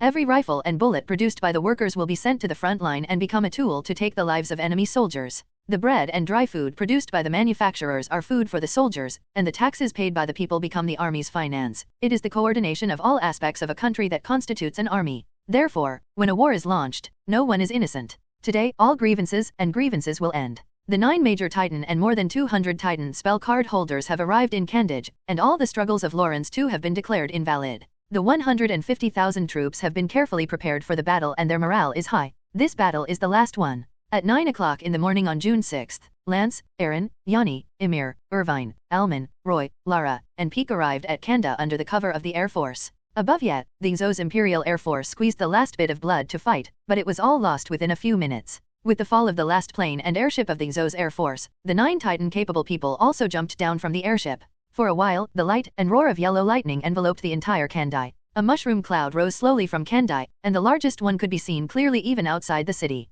This was the signal of an attack. Immediately afterwards, more than 200 Titan spell card holders also jumped off the airship and began to look for the most valuable target in Kandai. White umbrellas filled the sky. At the same time, the external army also launched its tsunami-like attack, cooperating with the internal Titan forces inside and outside, preparing to completely destroy Kandai. The final destruction of the Jezos Empire has arrived. Maget was ill and very sick. The long-term and intense work devoted to Marais finally dragged down his body. It was clear that his hair was all grayed before he was more than half 100 years old. Only a few people knew it. How much pressure did this respectable Weshua endure? Obviously, you only need to order all the Malays to resist desperately to keep your reputation. In the future textbooks of Malays, Marshal Margot will definitely be a brilliant national hero, but in order to preserve this country, he resolutely chose another, a much darker road. Surrender to the Allied powers, send troops to the Jezos Empire, suppress domestic protesters. In order to preserve Marais hope, Magath resolutely bears all guilt, even if he bears traitors, dictators, and tyrants. The stigma is also not hesitated,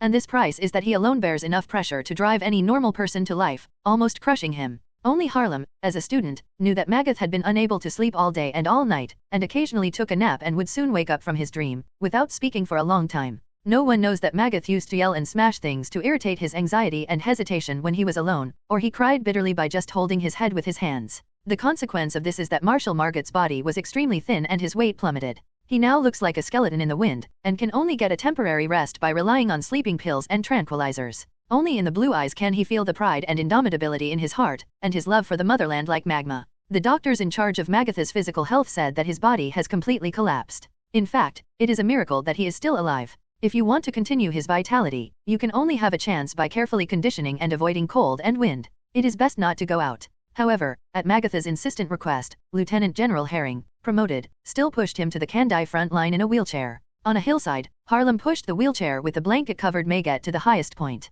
He was guarded by the most elite soldiers of Marais. Here you can see a small part of the Kandij city, and the guard the Jezos army here was wiped out in 10 minutes. The explosions and the roar of guns during the transformation of Titan in the city were endless, and the aftermath of the fierce fighting even formed strong winds that blew to the hillside, knocking down the remaining grass on the hillside. Teacher, the doctor has already emphasized that your body is not suitable for blowing, Herring said with a worried look, bending over and leaning over to help Magatra pull the thin, slightly slippery blanket. But I am not so weak that I have to cover up a blanket on such a hot day, Adolf. Magat replied faintly, holding his binoculars without moving his hands, completely focusing on watching the city of Kandai. In the battle within, no details are missed. Harlem opened his mouth, and finally only uttered half a sentence, but, your body. Let me see Adolf again, Magath sighed. Unsurprisingly, this battle should be the last battle I can see in my life is the last glory of our Murray army in this era. What is destroyed today is not only the Jezos Empire, but also our old Murray. Harlem lowered his head, clenched his fists and said nothing. Don't be discouraged, Adolf, Magath said softly, holding up his binoculars. Don't be sad or desperate, we are not without the chance to rise again.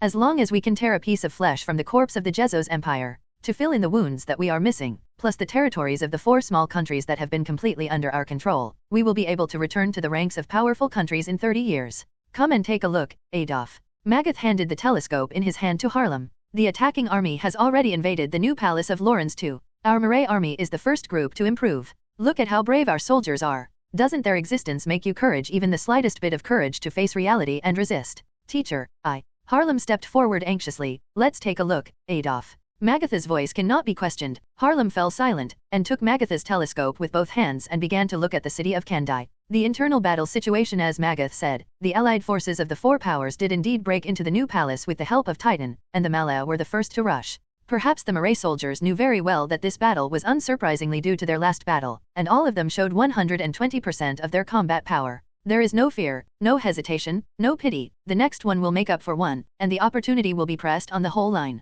The white uniform has become the most eye-catching sight on the battlefield, completely disregarding the huge casualties of one's own side. It's a world of difference from what the Murray looked like a few years ago, isn't it? Magath started, and Herring nodded subconsciously. Adolf, you and I both know exactly what the Murray army was like before. It looks like, since they can be completely different in a few years, what about 20 years?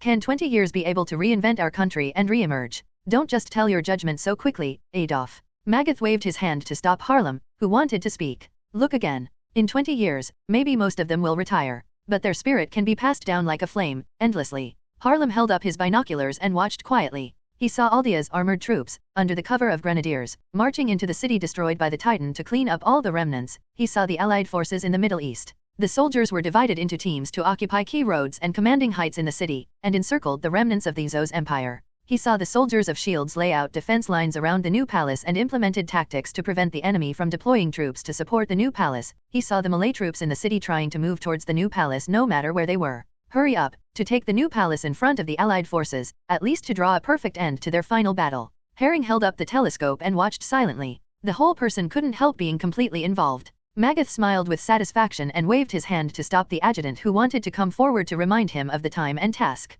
It went on for a long time, until the sound of guns in the city of Kandai subsided, and an indescribable soreness came from both arms that made Herring come back to his senses. The cheers of the soldiers came from a distance. The flag of the Zos Empire in the Kandai Xin Palace was slowly falling, and 4 other flags were raised next to it. The war is over. Before the Murray army completely occupied the new palace, Lawrence II used a small pistol to end the lives of his family and several ministers in the basement, and then the guards above lighted the house according to his orders. The first group of Murray soldiers rushed into the basement, barely snatched a few corpses, and the firefighting work is still going on. After the new palace was completely occupied, most of the Zos army in Kandai chose to lay down their weapons and surrender to the coalition forces. A small number of those who chose to resist to the end were like the afterglow of the setting sun and were about to perish. From a general point of view, the war can be regarded as already ended. The soldiers of the allied forces were celebrating their victory happily, while the Murray soldiers were lying on the battlefield like puppets drawn from the string. They also won the war, but they did not a winner. Where will Murray go in the future, and what their own destiny will be? These are all the Murray soldiers confused.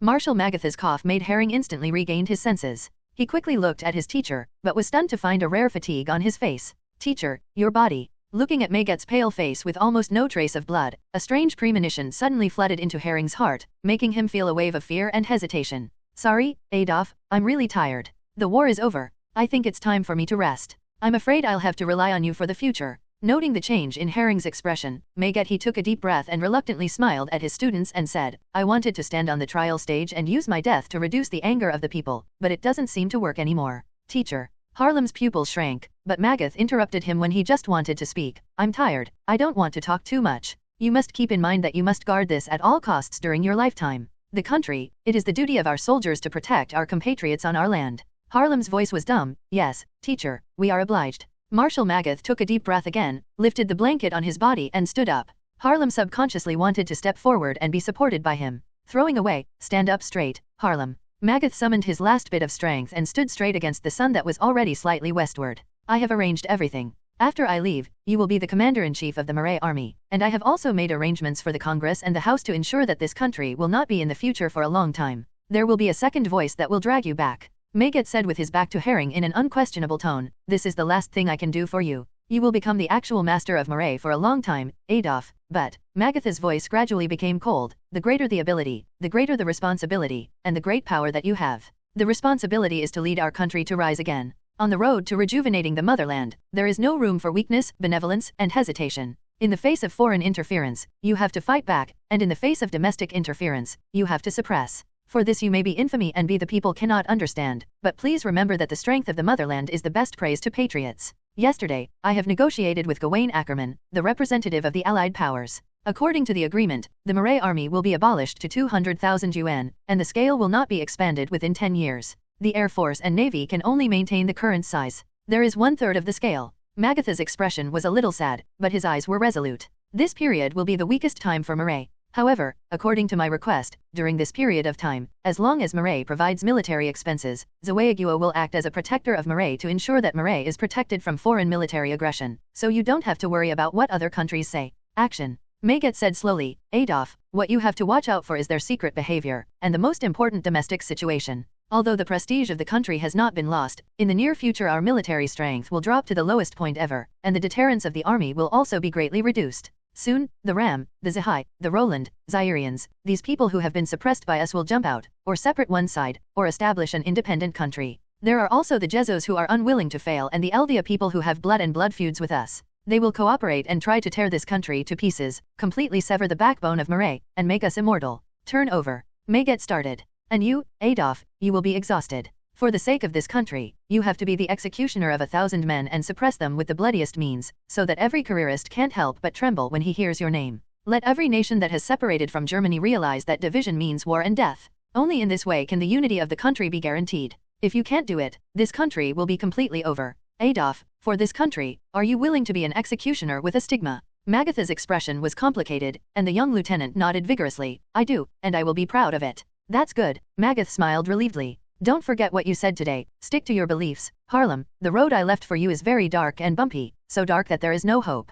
However, there is always someone going down this road. If we don't go, who will go? Harlem nodded vigorously again, trying not to let his tears shed. He knew that Magath's current state was completely reminiscent, and he was already explaining the funeral. Teacher, I understand, I won't let you down. Harlem tried his best to keep his voice from trembling, and the surrounding Marais soldiers who were responsible for their safety all turned around sadly. I know, I believe in you. Magath sighed. Adolf, you are my best student, but you are still too young. I should have taken you for another period of time, so soon I took on such a heavy responsibility. It's not fair to you. It's a pity. I can't walk anymore. I'm so tired. I just want to close my eyes and fall asleep. Never, never wake up again. I heard that sleeping can heal the wounds of one's body and mind. If it is true, it is really a good thing to ask for. When you fall asleep, maybe you have a good dream. Marais, you where will the road lead in the future? And how will the history books of later generations evaluate me? Magath's eyes gradually faded, his voice became weaker, and finally disappeared completely. The howling mountain wind blew by, took away this man who had once reversed the situation on the eastern front of Malaya, and in the last moments of the Allies, he was struggling to survive the crisis and preserved the last glimmer of dignity and hope for revival for Malaya. He was once called Horse by the people, the soul of the savior of lie and the marshal of the traitor. His pale face was calm as usual, but there was another imperceptible worry hidden between his eyebrows. At the last moment when his heart stopped beating, what was he worried about? Is it the fate of the country or the honor and disgrace of the individual? Nobody knows. Harlem bit his lip hard and kept biting his lip, bleeding before holding back his tears and not crying. He supported his teacher's body with his trembling hands, and meticulously arranged his clothes for him, and said in a crying voice, "Sleep. Teacher, have a good dream and leave the rest to me." During these nightmarish days, the Marais lost far more than Magath. Lieutenant General Sandino-in-law led the Marais as the first to invade the palace of Lawrence II. He was attacked by Jezo's soldiers and killed several bullets. Lieutenant General Hope Ducat committed suicide by taking a large amount of sleeping pills the night his troops disbanded. Magatha's adjutant Colonel Koslow returned to Nwarkton with the marshal's ashes. The Nwarkins met him with rotten eggs and rotten tomatoes, and the colonel numbly accepted. That night, the soldier who had accompanied Marshal Margate to pull Murray out of the abyss with a pistol shot through his head, leaving only a small group of ashes from his suicide note on his desk.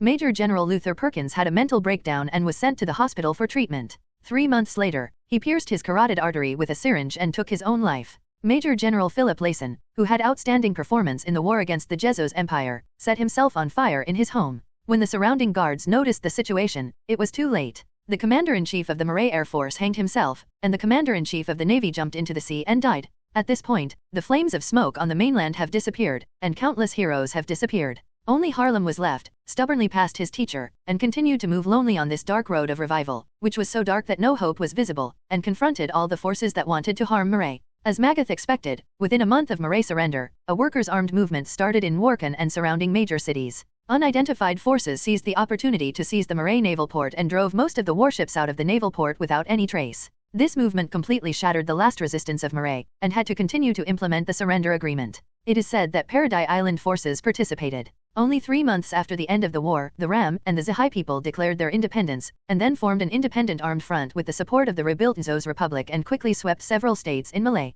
Harlem commanded the troops to suppress the country. After half a year of hard work, he finally surrounded the separatist armed forces in a jungle. The Rams and the West Sea were unable to rush out many times. In the end, they ran out of ammunition and food. They had to go out of the jungle and surrender to Harlem. The red-eyed Harlem greeted him with tanks and armored vehicles. More than 30,000 people were counted. Rolled into meat sauce, no one lives. This massacre caused Harlem to be accused of anti-humanity, but it also made the separatist forces shudder, and the wave of independence of the uprising in Malay came to an abrupt end. Zos Naval Port. For the purpose of transferring troops and deploying supplies, the Allied Power Engineering Corps rebuilt here. The blue sea is shimmering, and the sea breeze blows by, stirring up layers of water. The burning battleship with piles of corpses slowly sinking, the sailors who were crying and struggling in the icy water, chasing and killing the fighters on the blue sea and blue sky, now all disappeared. The sea is still calm, as if it was tragic. The war has never happened before. No matter how earth-shattering big people, how horrifying events, can only stir up a small, insignificant wave in this calm and deep ocean.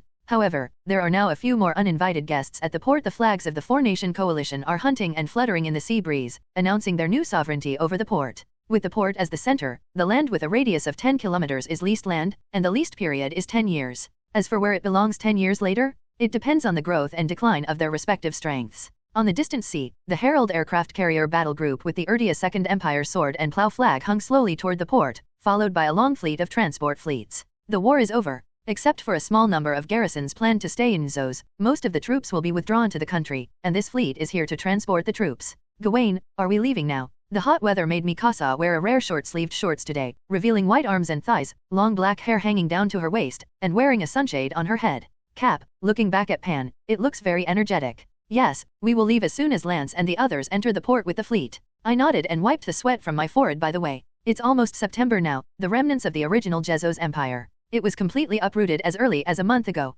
Under our intervention, the newly born Republic of Zos will not be able to resist us for at least the next 10 years. All the things here have been dealt with. We are the last team to go back to China. There are still a lot of things to be dealt with in China. Why not go back? I already miss the temperature of paradise here. I'm going to die soon. I fanned myself and said. Mikasa turned his head and glanced at me. You're weak, Gawain. The hot climate makes people decadent, and I hope you can still say that at night. I squeezed Mikasa's face with my other free hand, and Mikasa immediately flushed and glared at me with annoyance. Huh, playing rogue again. Let's talk about it. What are your plans next? Well, the Zos Empire has been destroyed. Without external help, the Republic of Zos will not be able to ease its strength for at least 2 decades, not to mention that they have been cut off by Murray and horses. Although Lai still retains 4/5 of the land area before the war, its international status and military strength have plummeted. Even if Adolf Herring is the son of destiny, he cannot revive Murray in a short time. Murray will not be any threat to us for at least 10 years. Aldea and the Middle East Federation need time to digest the victory. As it turns out, the Shield's country intends to return to the country to deal with the surrounding countries. At least in the short term, there will be no World War III. I tilted my head and thought about it and analyzed it. When Mikasa was a little impatient, I suddenly said, in this case, when the matter is over, let's go around the world. Mikasa. Huh. Mikasa was taken aback by my sudden turn, and didn't react for a while. I stretched out my hand and rubbed her head, and continued to smile and said, the administrative system of the Second Empire of Eldea is already very mature. As long as I push it a little at the beginning, it will continue to operate. Wait for the first few months. After handling important matters, we will travel around the world in the name of visiting countries, and travel with public funds under the banner of establishing diplomatic relations with them. What do you think, Mikasa? I asked Mikasa. Mikasa blinked and squeezed her chin in the same manner as me. Then, Gawain, where do we go for the first stop? Go to the Shield's country, and take a look at your home country, Master General. Huh. Bang? Gavin, you owe it to clean up again. Hiss, then I assume you agree. It is good. The story of Attack on Titan has come to an end. After the test of blood and fire, the Eldia nation has returned to the forest of the nations of the world. After the war, the world has ushered in a long period of peace. Afterwards, under the leadership of Adolf Herring, can Murray rise again, and whether the Second Empire of Eldia can completely swallow the war dividends obtained in World War II and become a superpower? Will it continue to grow or fall apart in the ever-changing international situation? These will only be known in the future. However, no matter how the future changes, we will go on unsuspectingly. No matter what difficulties we face, we will never back down, until the end of time. Hello, everyone! As we wrap up this video, I want to share a quick note. I have a Patreon account. If you'd like to support me and enjoy on-demand audiobooks, you can become a Patreon member. Alternatively, you can check out my Google Drive link, which has 500+ novel audiobooks available through my Ko-fi or Patreon shop. I appreciate your support.